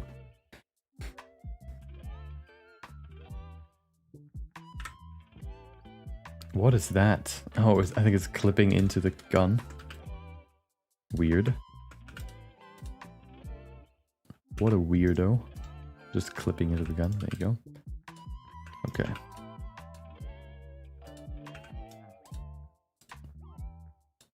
The difficulty with this is always like what actually matters, what doesn't. What you will see in the end and what you won't. And every time I do one of these changes, I think like, does that make a difference? Does that make not make a difference? I feel like sometimes I could actually get through this, like, I don't know, like 20% faster if I were to just make a better decision about whether this matters or not. And maybe it's actually better to delete less or refine or remove some less of these lines and actually rather just delete them after everything else is refined, because then, you know, if they still show up as like a sore thumb, you can delete them then. Before, you know, if you don't even notice them, then nobody else will. Maybe I should do that in the future.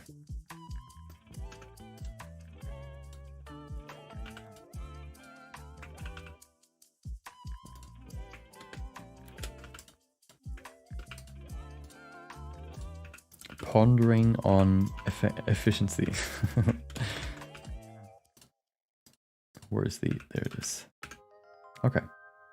So that's nice.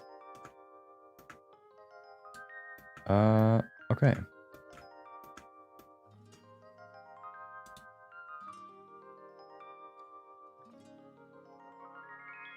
Oh, there are a few more of these lines here that nobody needs.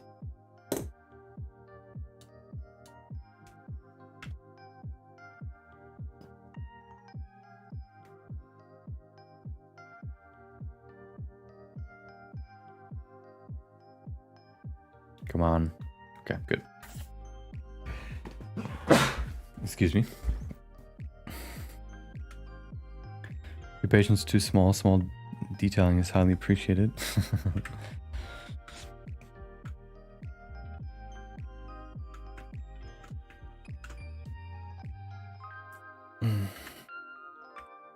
Okay, I think that's all of them. Oh.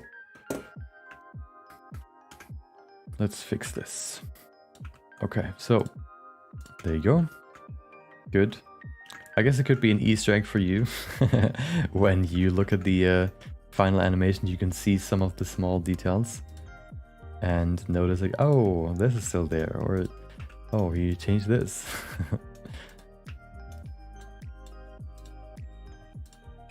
Oh, Jesus, please let me just select the right point. What is going on here?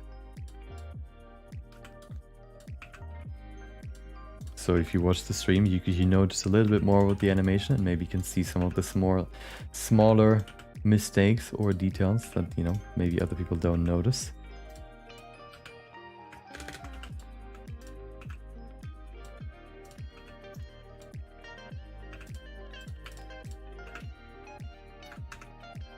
There you go, good. So I feel like that's basically everything that we need to fix here. Nope, we need to do this too, but I can do that now. Yeah, I want to do, actually that's clipping, that would be the next step. So if the line art now looks good, we can then get into the next step. I feel like the gun is maybe a bit too detailed. I think I can simplify it a bit more. So if you look, for example, look at this now in rendered view, the gun. See, these lines maybe are, actually no, it's fine. I think it's fine. I think it's fine. Maybe one less line there. I think this one line is too much. This one here. This one can maybe go. The other one can stay. Yeah, that's better. That is better. And then we have refined the line art, and then we can... oh, we need to do the same, of course, for the other one too. It is never over. The marathon continues. But this scene will not take as long as some other scenes took. One scene, like this one here, for example. Was it number 3? No. 5? This one took a whole day to refine. Just because I had to redraw so much of the hand every frame. There aren't that many frames, but it took a long time for each frame to look good, unfortunately. So this one shouldn't take as long. But, you know, still not something you can really rush. Still not something you can rush. Oh, I actually missed these frames. See, I actually made a mistake here. I switched to something before I was even done with the thing that I was working on before. Oops.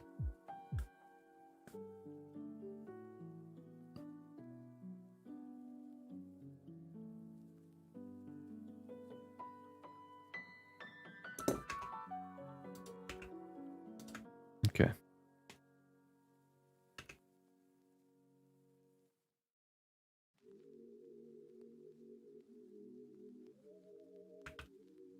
You know what I've never done when I went to the movies? I've never gotten nachos. I've always gotten popcorn. I feel like that's just that's just the best way to enjoy a movie. Nachos, like, you know, in popcorn you just put your hand in and, you know, get popcorn out of. With nachos, you always have to worry that you're like that you're I don't know, like you're sticking your hand into the nacho sauce. That's one thing that I always try to avoid. I always never wanted to have like, oh, a very important moment, then over you grip right into the flat hand into the sauce. That must be, maybe that doesn't happen as much as I think it does, but that's always what kept me from getting nachos. Also, you have more from popcorn, I feel like. Nachos, you don't get as many, and you can't really, like, the time it takes you to finish like a nachos isn't as long as popcorn. So usually when I finish a movie, I still have some popcorn left that I can then take home and eat the next day, for example, or later. With nachos, I feel like you would be done like in less than an hour. And then the other, I guess, yeah, the other last 30 minutes or like even 45 minutes, you just have nothing to snack on. That's horrendous. I guess you could buy 2 nacho things, but who does that?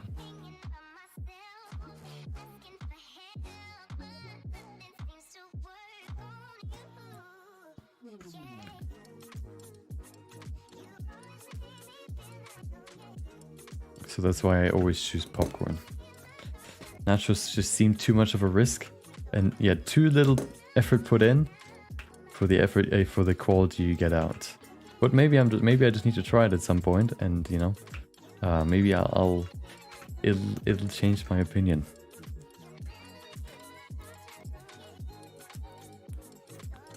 I find it interesting seeing some devs using various techniques for fixing clipping in the games. Clipping when will be fixed totally in games? Is that possible? Clipping is usually just, you know, when you have geometry phasing through one, you know, through something else. And like, it's not really an issue. It's just like a feature of working in 3D. So it's not like, you know, you don't want to have clipping, of course, like big clipping, but I think small clipping oftentimes happens.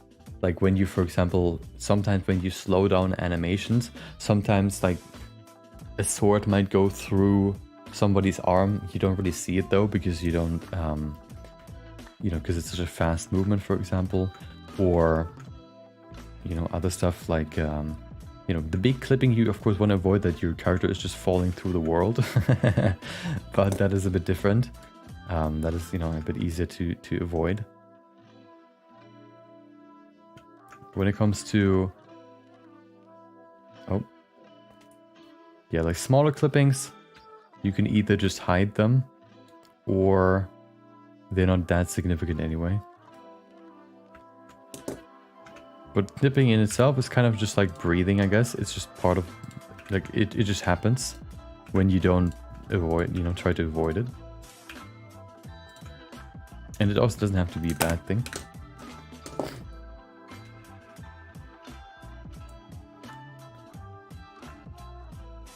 as much as we wouldn't see those little things, yeah, you wouldn't see those, like the small details that I do here as watchers, but they're irking me in my brain, so I can't stop fixing them.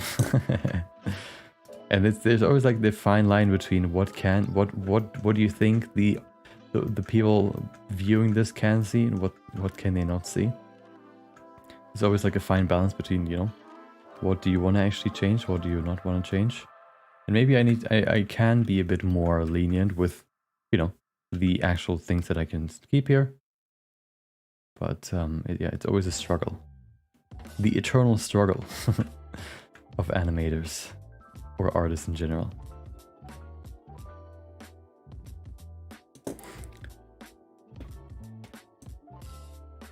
Same salty or sweet? Heard bad stories about the nacho cheese, yeah. Like if you're tripping, you just have some popcorn on the ground and you could sweep it up. If you're tripping with nachos, the whole ground is greasy and slippery and stuff. Nah, you don't want to have that. You just want to, of course, you don't want to trip at all. But if you were, you know, if you were to get into a car accident, do you want to have seat belts, or do you not want to have seat belts? That's the question.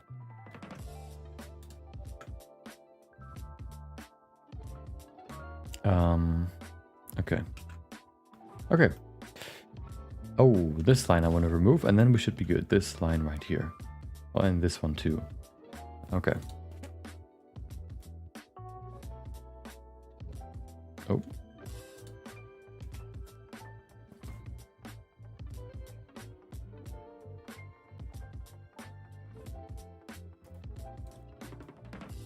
Good. This one.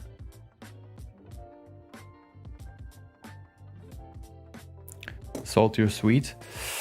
Sweet. I can appreciate both, but when I want to just enjoy something, I don't know why, but when I eat something salty, I always start coughing. I don't know why. It just happens. Like when I eat anything that has salt in it, I cough the first time I eat it. And, you know, that is kind of annoying. So when I just want to enjoy film, I want to just have some nice, smooth, sweet popcorn that I can just, you know, snack on while watching the movie. And not have to worry about coughing or, like, you know, the salty taste. Distracts me maybe a bit more, but I can appreciate both.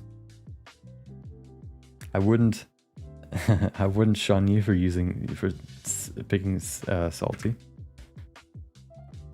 This looks kind of weird, but it's fine.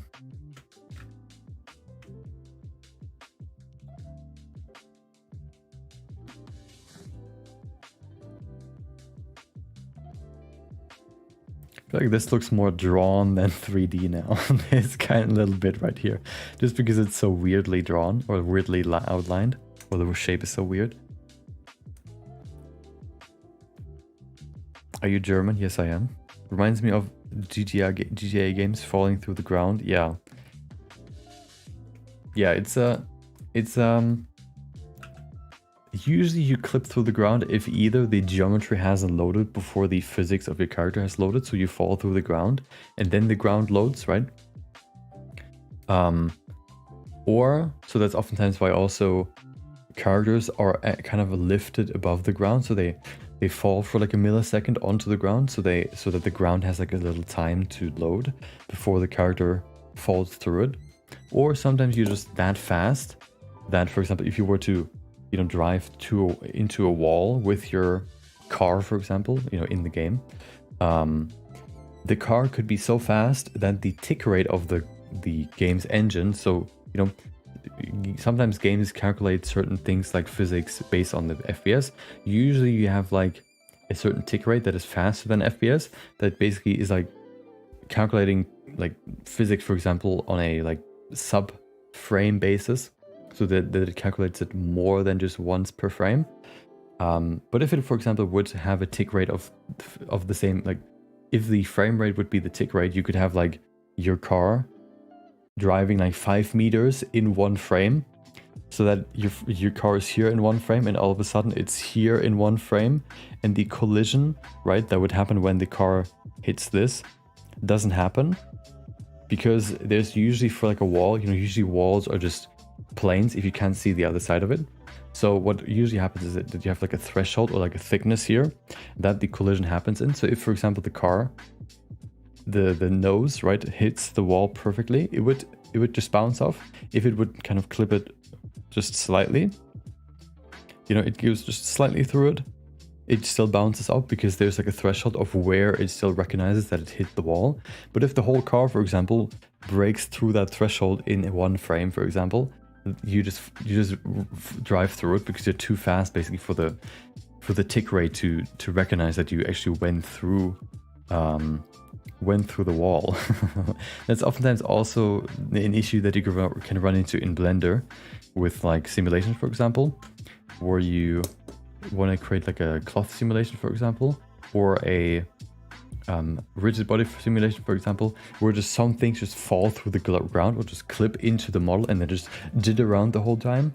Like for example in cloth simulations, that is just because the tick rate and the subframe calculations or whatever are just not enough for, and the thickness, that the calculation thickness that you give the collision object, I guess, isn't thick enough to recognize that the vertices of the cloth actually went through the surface, and then all of a sudden you have like vertices that are in the surface, underneath the surface, you have some that are above the surface, and then it kind of glitches around because it tries to pull it out again, but it doesn't work. And that's why some of that happens, for example. Okay. This looks fine. Here we have this.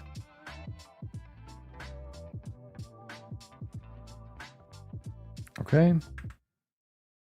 And then this. Good. So, looking through this, looks pretty smooth. Good. So now let's do the same for the other one. For the manual lines. Boom. And then we have everything we need, and then we can refine it even more. It is not done yet, but we're getting closer and closer. Oh, let me add another step here. Smooth, jittery lines. Let's do fix manual lines offset.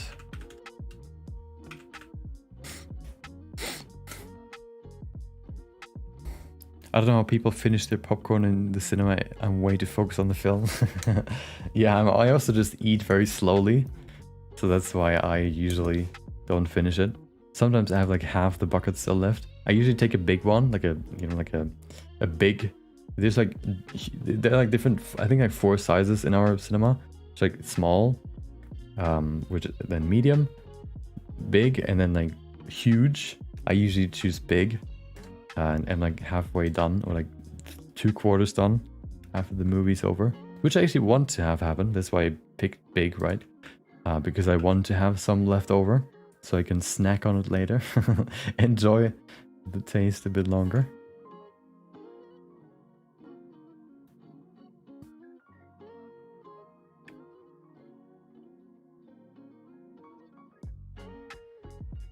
Okay, this looks pretty good already.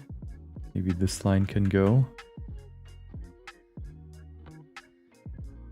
Okay. Yeah, I'm just trying to see if there are like double lines or any lines that are unnecessary, like this one, for example. This is already covered by outlines, so we can delete this. This one also, and this one too. So if they're too close to the silhouette, basically, we don't really need them, because they're not going to be visible anyway. Fix some of the double lines. Nice.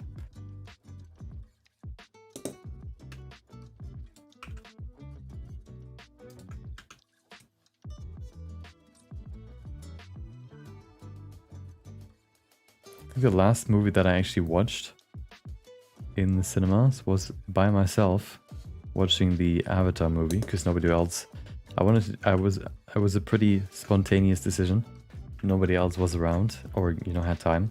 So I went there by myself. Which was in January, I think, beginning of the year. Maybe that tells you how much I go to the movies. Is it the same with low-tick servers? I think so. When, for example, the game doesn't handle, so you know there are different ways for games to handle like collision physics and like objects interacting in the world. It can be handled by, if it's like an online game, right? It can be handled by the client. So the person that is, you know, each person's game calculates it and then sends it to the server, so the server can spread the calculation out to the other people, right? Or it can also be that the calculation happens for on the server side.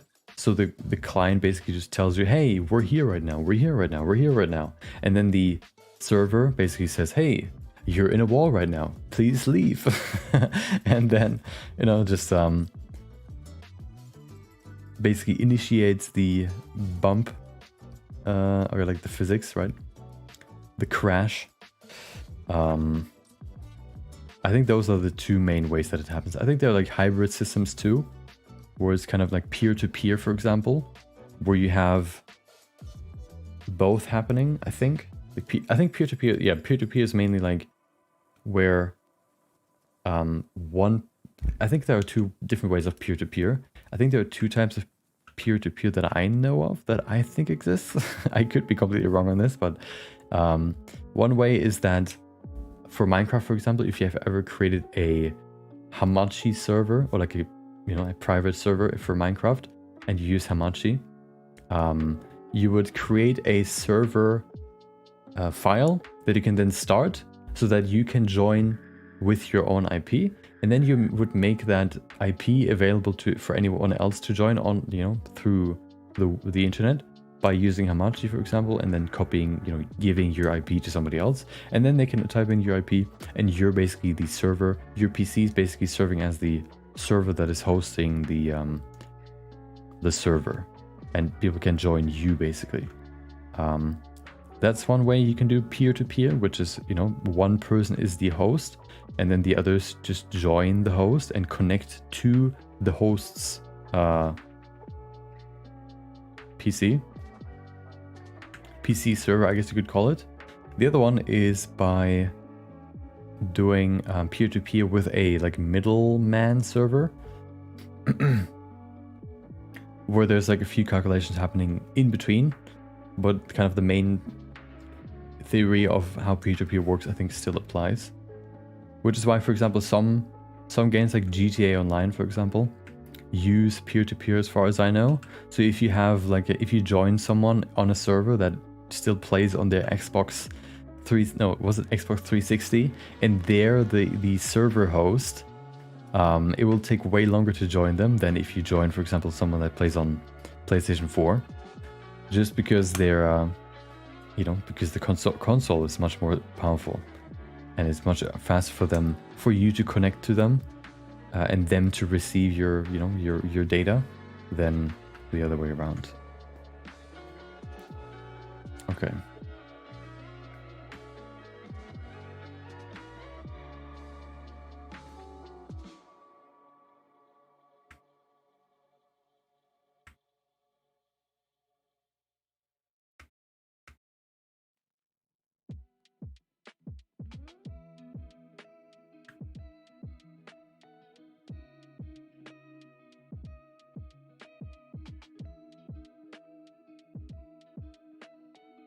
Keep in mind, everything that I just said is just by hearing people talk about this. I could be completely wrong about all of this. So don't take anything I say about this for granted. I do 3D art, I'm not a game developer. I'm a 3D artist, let's say that. Okay. That's fine.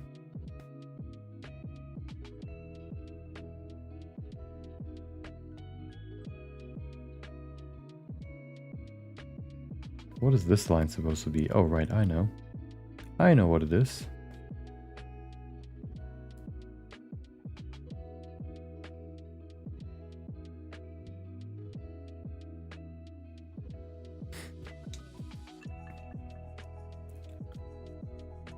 Have you tried a drawn frame by frame animation? Yes.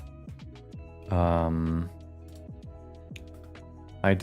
tried doing flash animations when I was younger. You know, just, you know, because I watched Jazza do it on YouTube. And I was curious, you know, because I wanted to try it myself. So I did, you know, like once or twice. I did, I animated with my old flip phone when I was like, I don't know, like 7 or 8. With, or I don't know how old I was. But no, not 7 or 8, like 10 or so. By using my flip phone and then some Lego, you know, Lego dudes, animating those frame by frame.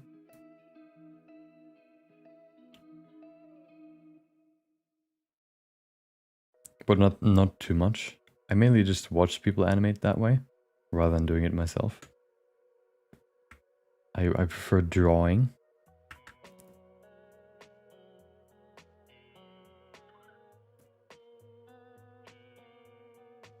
The whole aspect of, you know, having to redraw things over and over again wasn't that appealing to me.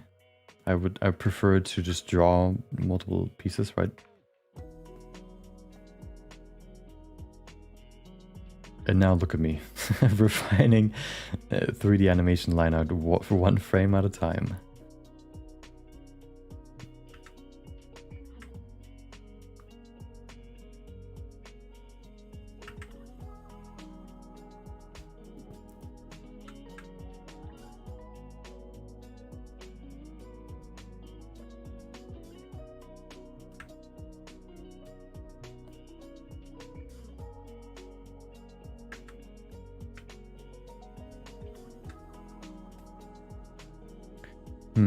I'm kind of rethinking the workflow that I have right now.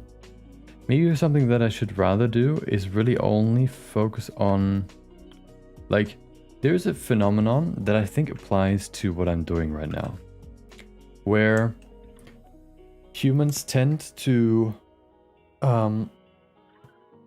like, if you give humans like to exclude certain things. So, for example, you know, easiest way to see that is like, oh, boys versus girls, right? Oh, no boys allowed, no girls allowed. Or something maybe a bit more detailed, like, no. I guess the good example is like, oh, no black people allowed, right? In America, for example, at some point, or maybe now even still in some areas, no black people allowed, right?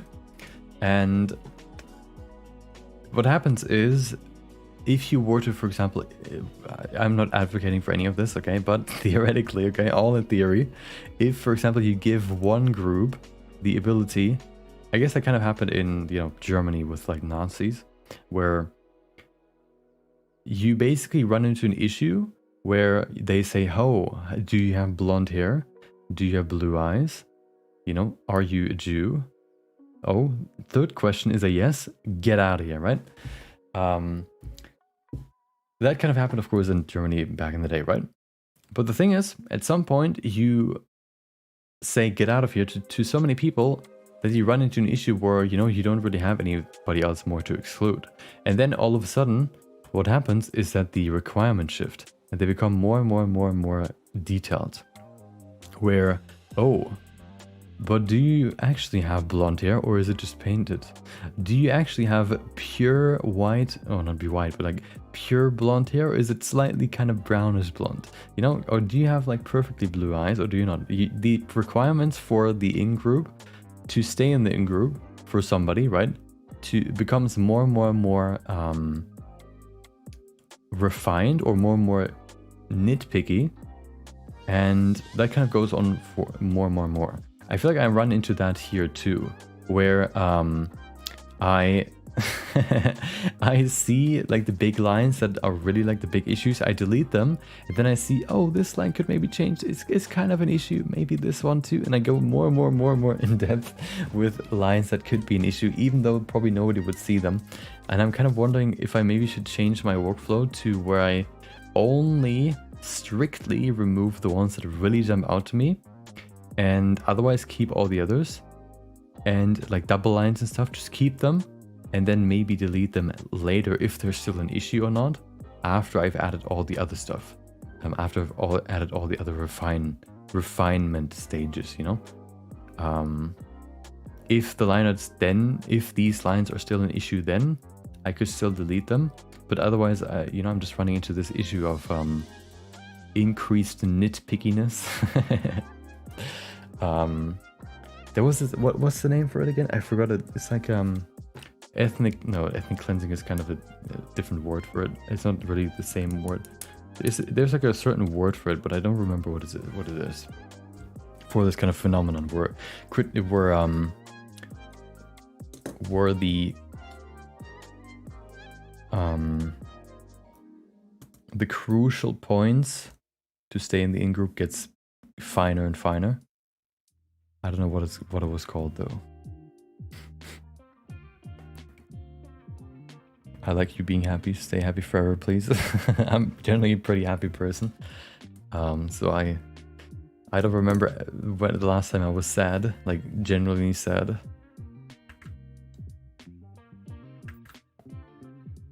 So yeah. I guess your wish is fulfilled most of the time.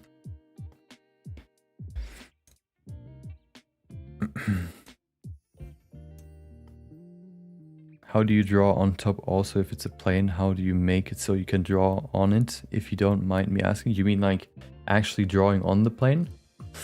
If you want to draw like on the surface, for example, you can make sure that up here in the settings, you can set it from drawing plane view. No, 3D cursor from 3D cursor. Here's stroke placement. You can change it from 3D cursor, for example, to surface, and then you can basically draw on the surface. That's kind of what the line art modifier does too, where it, you know, puts it right on the surface. But the way that I, for example, add these, refine the shadows, for example, is by using the 3D cursor position, so that I can place the layer of overpainting, right, of these extra shadows in between the camera and the object, so that it covers the actual object and yeah, replaces it basically. Welcome, Nicholas. Hope you have a good day. Welcome down to the nation. Welcome back. Have a good one, Mr. Bippin. I will not be on tomorrow. Tomorrow is Saturday. I don't stream on weekends. So I'll see you on Monday, I guess.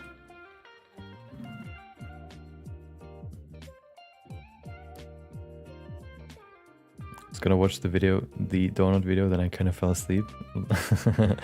Probably better that you fell asleep than watch the video. Sleep is important. Most problems can be fixed by good sleep. Missing a leg? Just sleep. Missing half your brain? Just sleep. Easy.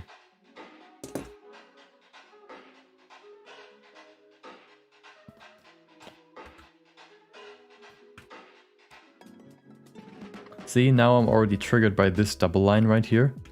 Look at this. Look at this. What is this? Why are you here? Why do you exist? And then if I go out, I don't even see it anymore. But yeah, it's like, it's that. It's like these small lines that are just there, here and there, that just annoy me. And then I have the urge to just remove them, even though nobody sees them. And not even I if I zoom out. Okay. Yeah, this is fine. This is fine. Okay.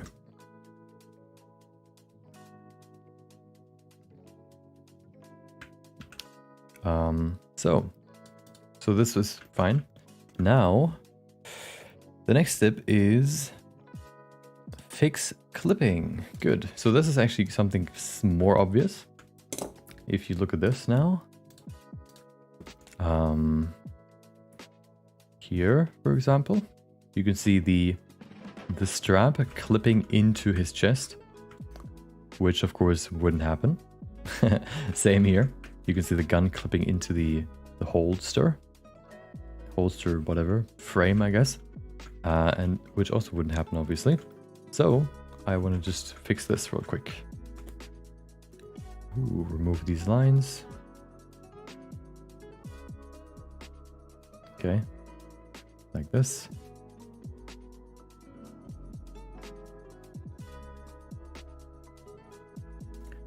and then just replace them.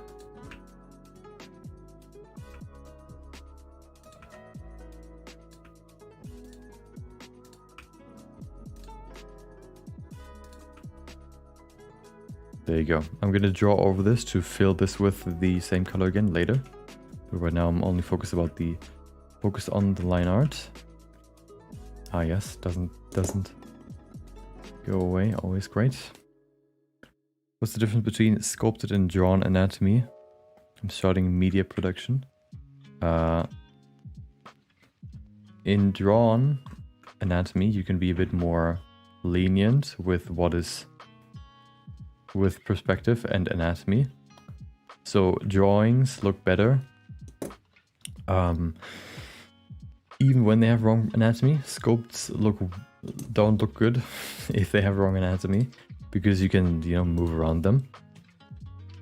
You could see that especially when you, for example, try to recreate a drawing in sculpt mode, like, you know, 1-to-1. Wait, where's this line from? Hello? Where does this line come from? I'm hiding both objects. Oh. Never mind. Okay. Yeah, so a drawn object might look fine, but then if you try to recreate it in 3D, you will realize what the perspective problems are, I guess, or perspective-based anatomy problems. Usually you would draw, for example, faces much flatter than... hold on. You would draw faces much flatter than if you were to sculpt them. Or like hand movements or hand positions or arm positions might be different. So just the general shapes can be different, and is much easier to see these issues in 3D than 2D. Okay.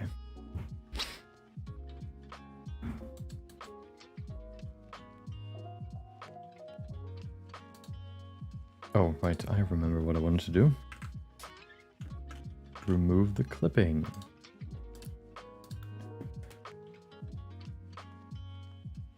What's the average time you work daily? Probably around 6 hours. 6 to 7, I would guess. 5, 6, 7, around there. I try to kind of stay in that range. Sometimes more, sometimes less. For example, for the Berserk animation, I had like this rush of energy, I guess. This motivation, so I was able to work sometimes, you know, like 12 hours on some days. But usually, you know, if it's like a long project, you know, it's around 6 hours per day. Okay, good. So... okay. Clipping. Oh, never mind. I forgot about the other part. This bit. Fix the clipping.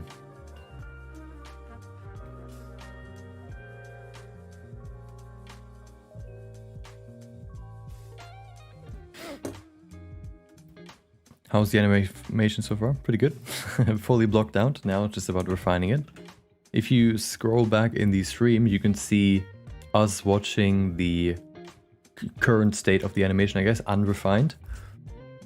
Must have been in the first probably like half an hour, or no, probably in the first hour somewhere there. So if you scroll back, you can watch it, and then you can, I guess, click the live button to watch live again, if you're on YouTube at least.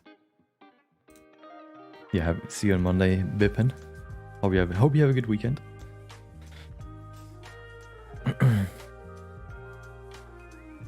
Are you from Germany? Yes, I am.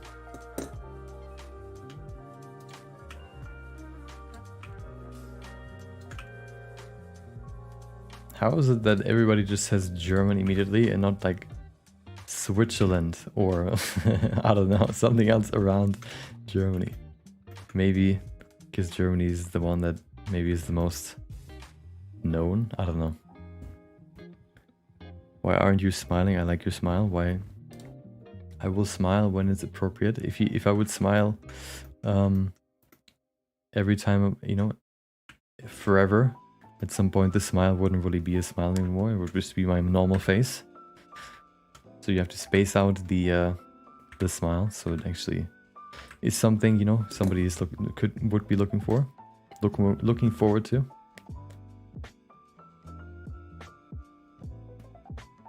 If you had, you know, access to an infinite amount of sweets, at some point, you know, it just becomes normal food. If theoretically, right, you wouldn't lose your teeth if you were to eat sweets every day, all day.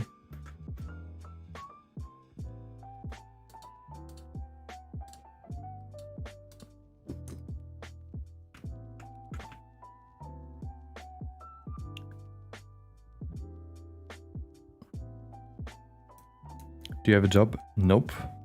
Well, I guess YouTube is my job. Have you thought about being an art teacher here in Germany? No. I have, you know, when I thought about how I can make this work as do this for a living, I thought about what I could do for, you know, to earn money. One thing that my parents, for example, suggested was to just do like live courses or like teach people in real life, right? In like classes for like, oh, I don't even know where you would teach 3D otherwise for something outside of university for like 3D students. But you know, offer like live courses. I actually know someone that also does Blender YouTube. Or 3D YouTube that has done that at some point, but I didn't really like that. I prefer what I've landed on was, and what I prefer is creating projects and then turning the outcome or the tools that I develop during those projects into something valuable, right? That I can then offer to people, like for example the Elden Ring chess set, which, you know, I created because that was a cool idea, and I don't really play chess, but you know, somebody else likes chess, likes Elden Ring, they can create their own 3D, you know, they can 3D print their own Elden Ring chess set. Or maybe somebody likes to create you know, anime projects like this themselves. I can then offer them like the tools that I've created for myself, like the brush sets or the Blender texture painting brushes or the procedural animation, procedural VFX effects, right?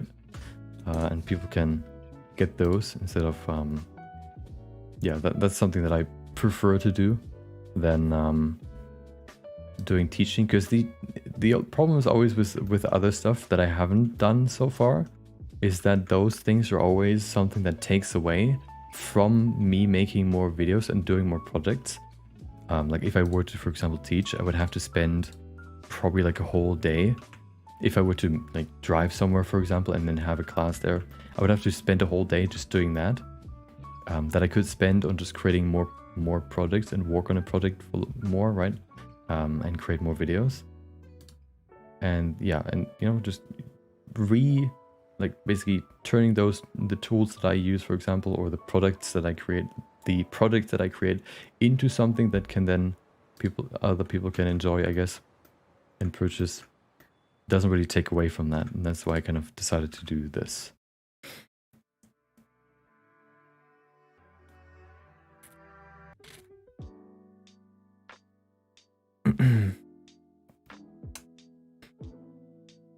In my school soon, for example, it's called FOS. Okay. It's the 12th class. Okay. Interesting. Wait, is that normal school or is that university?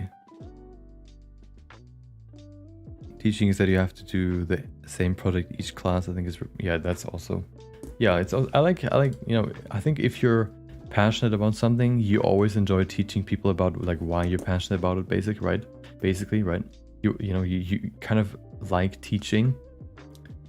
what you're passionate about, because you want to see others to see why you like it so much. Maybe they get passionate about it too. But it's just yeah, it's like time consuming, right?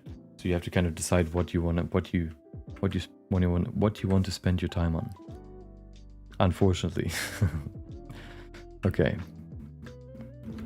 Good. So I think we've basically refined the line art now enough. The next step would be, oh, fix clipping, what I just done. Good. Is that for all of these? Yep, good. Fix clipping is done. Smooth jittery lines. So this basically is pretty simple. I just go in here and no, go in scope mode, because then I can use the smooth brush too, for example. Go in here, maybe. Actually, no, these ones here, you can see like these jittery lines. That's just because of how what the geometry looks like. I can then go in here in scope mode and actually smooth this out to make it, you know, more refined. It's kind of a fast step, but it makes quite a big difference for some of this. See how much better this looks already. I can do that, you know, for all of this. Here too. This already looks pretty good. Just to really straighten this out a bit and make this better. And then here you can see it, especially with the arms, for example. Boom. Or another big issue oftentimes is, like, oftentimes you get these jittery lines in areas where there's a lot of deformation. So here, for example, or I'm gonna move this down in a second, or like later, but right now I want to focus on the actual jitteriness. Okay, that's good. There you go. Here, for example, we have some jitteriness here, you can see it. And, you know, just by going over this, we can make this all just a bit more, make this look a bit more natural. You would never just draw jitter lines except if you wanted to. So why would they be jittery here? Like this, why would you draw this? To smooth it out, to make it look much more natural. There you go. Here too, what I want to do probably actually is move this a bit over. You're not smooth. Wait, what? Is that the smooth brush? Oh. I want to move. Strength. What? This one. Is that the push brush? You can see his chest is kind of caved in. So I'm going to push this out a bit. There you go. It looks better. Gives it a bit more volume again.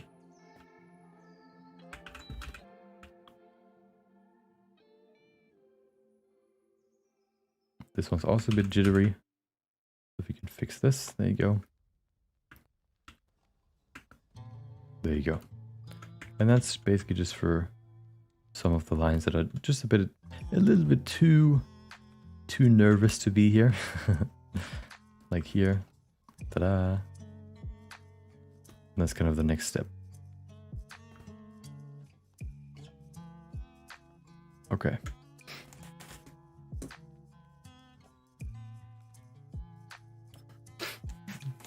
The first class here in oh, okay. Probably a little chaos at first. Yeah. About doing an online course where you do a project and teach along the way. Yeah, that's also why I, for example, haven't done so far any courses. Because, you know, it would also take away from the time that I have for videos or video projects, I guess you could say.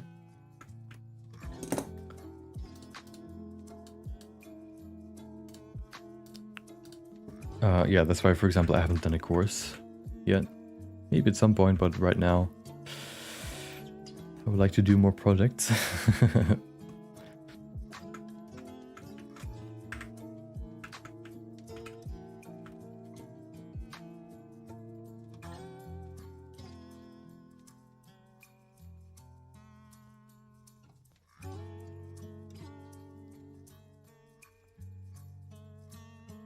Of course, it's always, you know, different.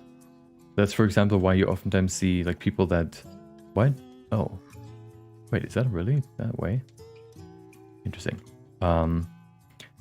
That's why you oftentimes also see, like, you know, there are a lot of people that do tutorials for Blender, and for those, you know, people, for example, it's much easier to create a course, since they're, you know, mainly about teaching.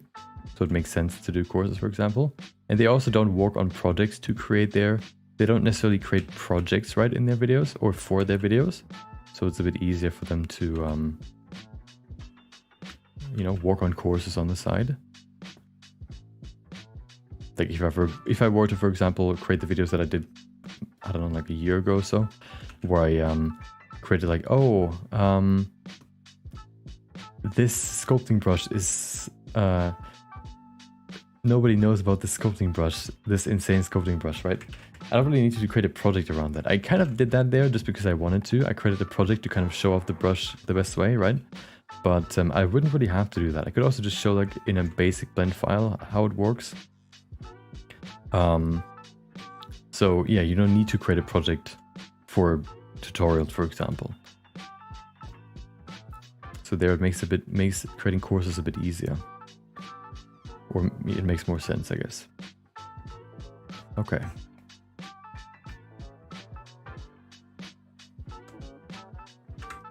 Looks pretty smooth. Any more smoothing required? Yes. Oh, hello. I don't know why it affects so much. See how much it affects here? I don't know why. It's weird. Is it because of what kind of brush I use? No. Oh, because of the smooth... Oh, that's interesting. That's so weird. Wait, is that even the right brush? Smooth, yeah. Okay. That is interesting. Come on, look at this. If I make the brush like this big, right? And then I press, you know, smooth. It smoothes all these lines. And then if I select this brush, which is so small, right? This super, super small brush. And then I press shift to use the smooth brush again.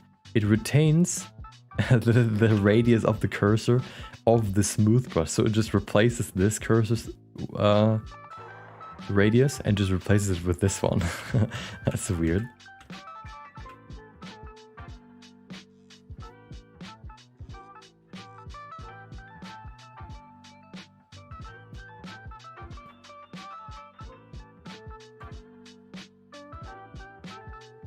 Okay. Jitteriness. Eliminated, almost.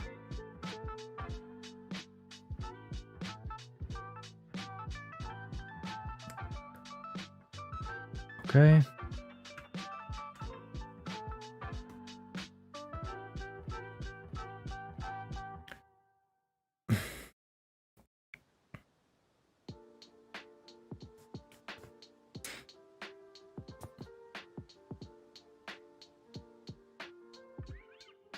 So your video looking forward to watching the full animation. Welcome. MPVFX. Appreciate it. Same.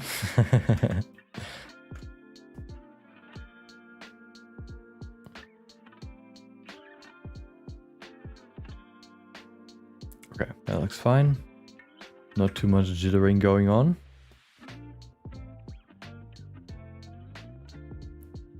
Anything here? Looks pretty clean. I think I need to just force myself to stay this far away to avoid any big things.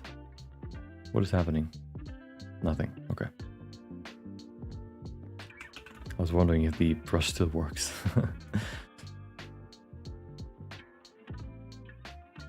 Okay. Oh, this one I already refined.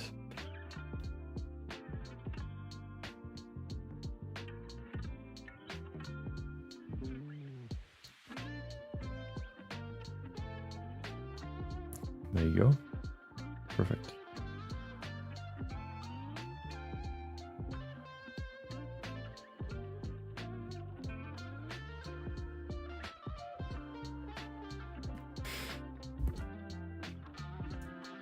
The thing is, if I create a course about a,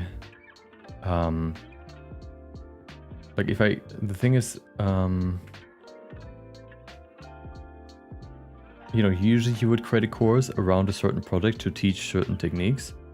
But the thing is, that the way you create a course, the workflow of it, is different than how you would create a project. So I guess what you're talking about now, about, you know, creating a course around a project, it's kind of what I do now, where I just go, you know, just stream my workflow. So in a way, you're getting just a free course about, you know, follow along and create this project and learn how I made it, I guess. So that's kind of, I guess I'm doing that now. But of course not as structured as you would see it maybe in a course.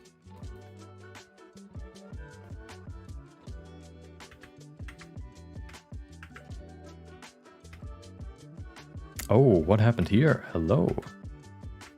Why is there no line here? Look at this. There's a line missing. There's a line. There's no line. There's a line again. What is that? What happened here? Excuse me. Would you like to be in the other frame too? Oh, wait, oh, wrong direction. Wait, the line is there, but it's not, no, it's not, never mind. Oops. I can just paste it though, so it's all good. Boom. Okay, there you go.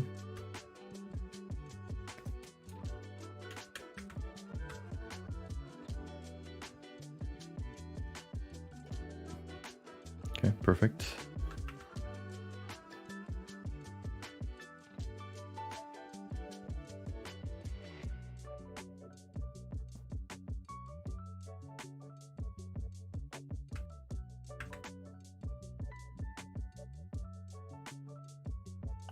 Good.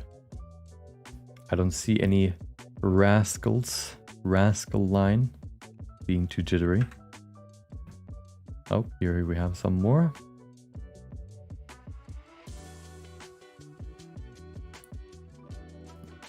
Especially the shoulder, you can see, is quite jittery, and this can really help with that.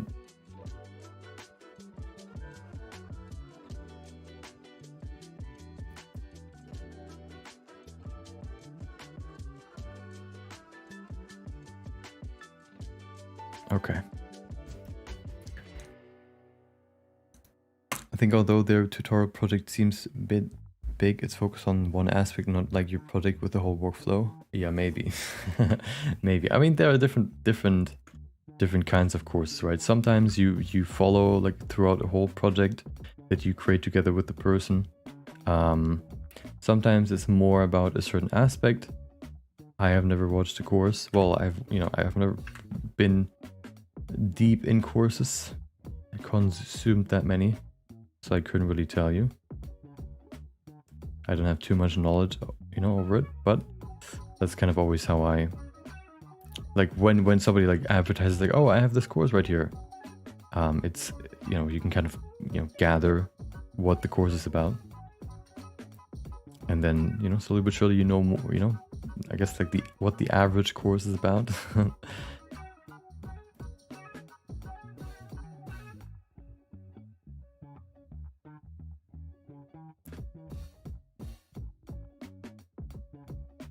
Okay, that looks pretty good. Okay. Oh, I need to smooth the other one. Draw mode. I don't even know what the other one is. I guess I could just hide this. Oh, not delete. I want to smooth it.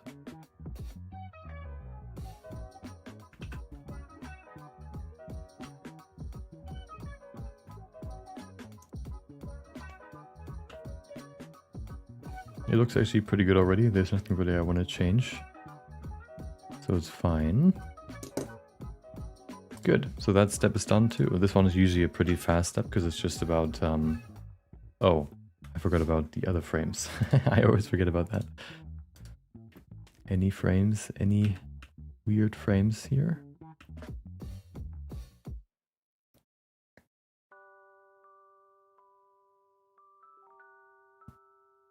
That's fine. That's fine. Good. Why is this not working? All of a sudden the smooth brush doesn't work anymore.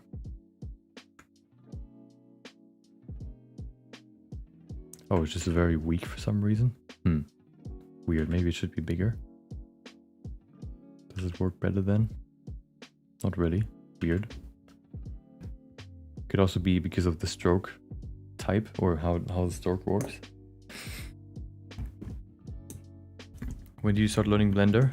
2019 February. Stay hydrated, yes. Make Marvel comics for Deadpool? What do you mean? Just like comic strips?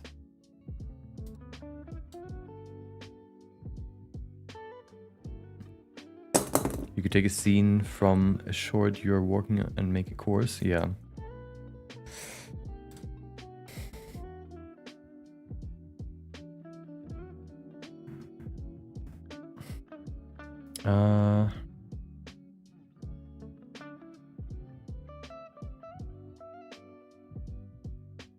Oh, right.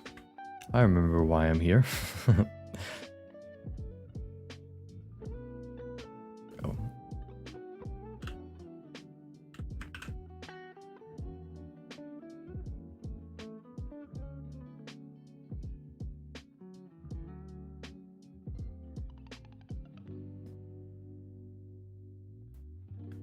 Okay, that's fine. I think that is all good.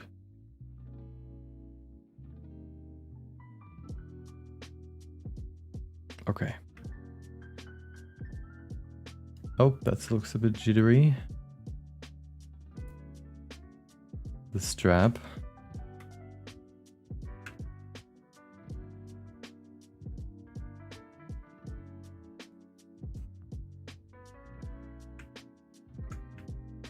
Okay, that's better.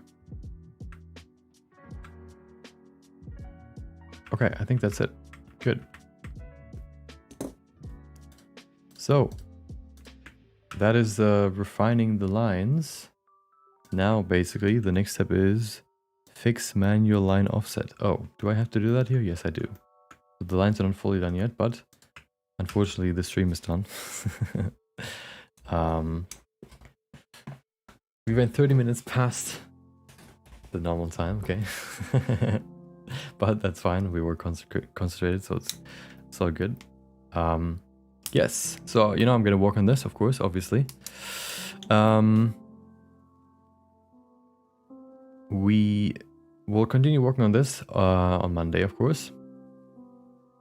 Starting the same time again. I guess. Let me. Actually, I should make a. I should make a a bookmark for this. Tomorrow, I mean Monday, we're gonna be back at this time. Okay. There you go. This time. 12 a.m. my time, I guess. Whatever your time is, you can see it here. Yep, that's where we're gonna be back on Monday.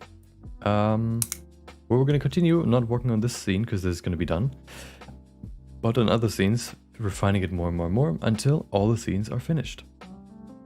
Some of them require some more work, some of them are a bit easier. But you know, slowly but surely we're getting through it.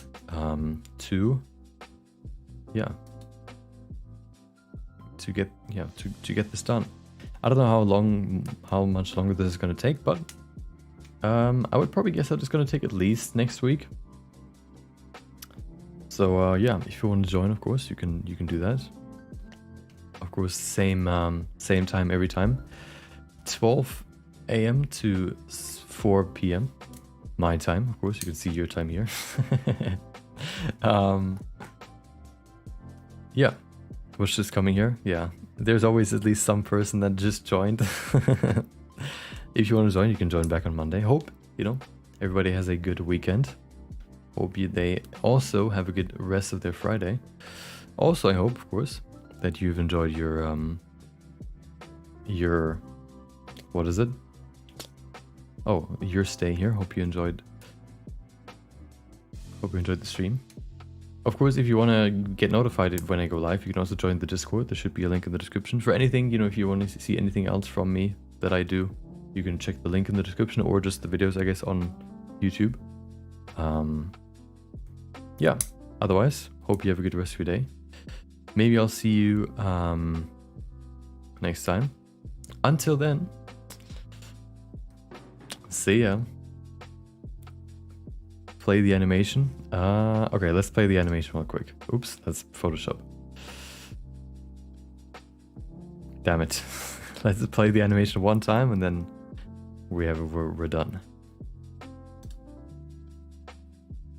Come on, load. So this is of course the unrefined animation, but the pacing and everything is there. There you go. So let's look at it one more time. No music, of course, just the video, right? Unrefined, okay, work in progress, but here it is.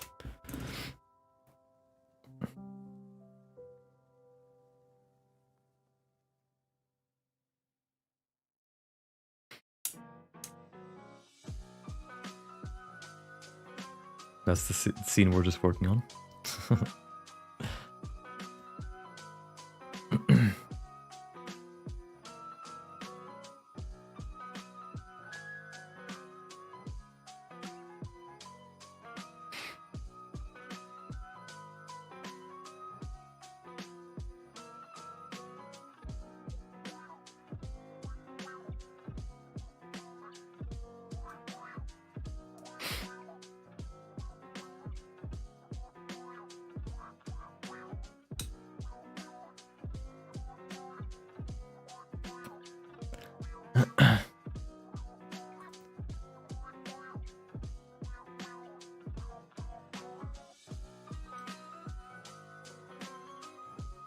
There you go.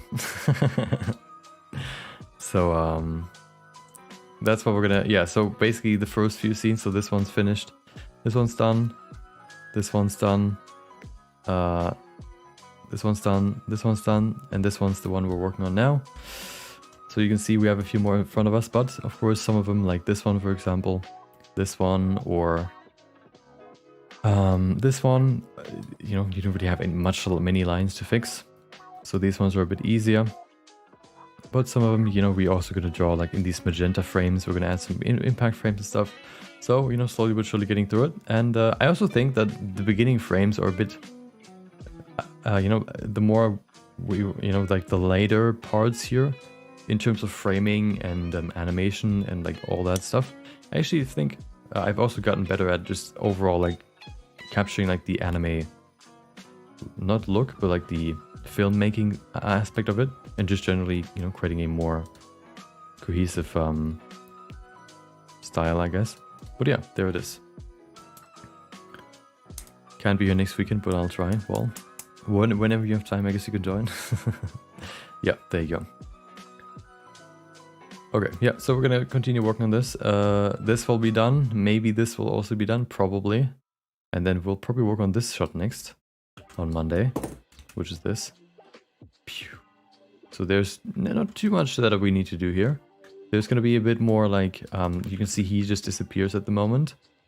This will be replaced with like after images and stuff that I'm going to draw on top to, you know, sell this look of him like running super fast.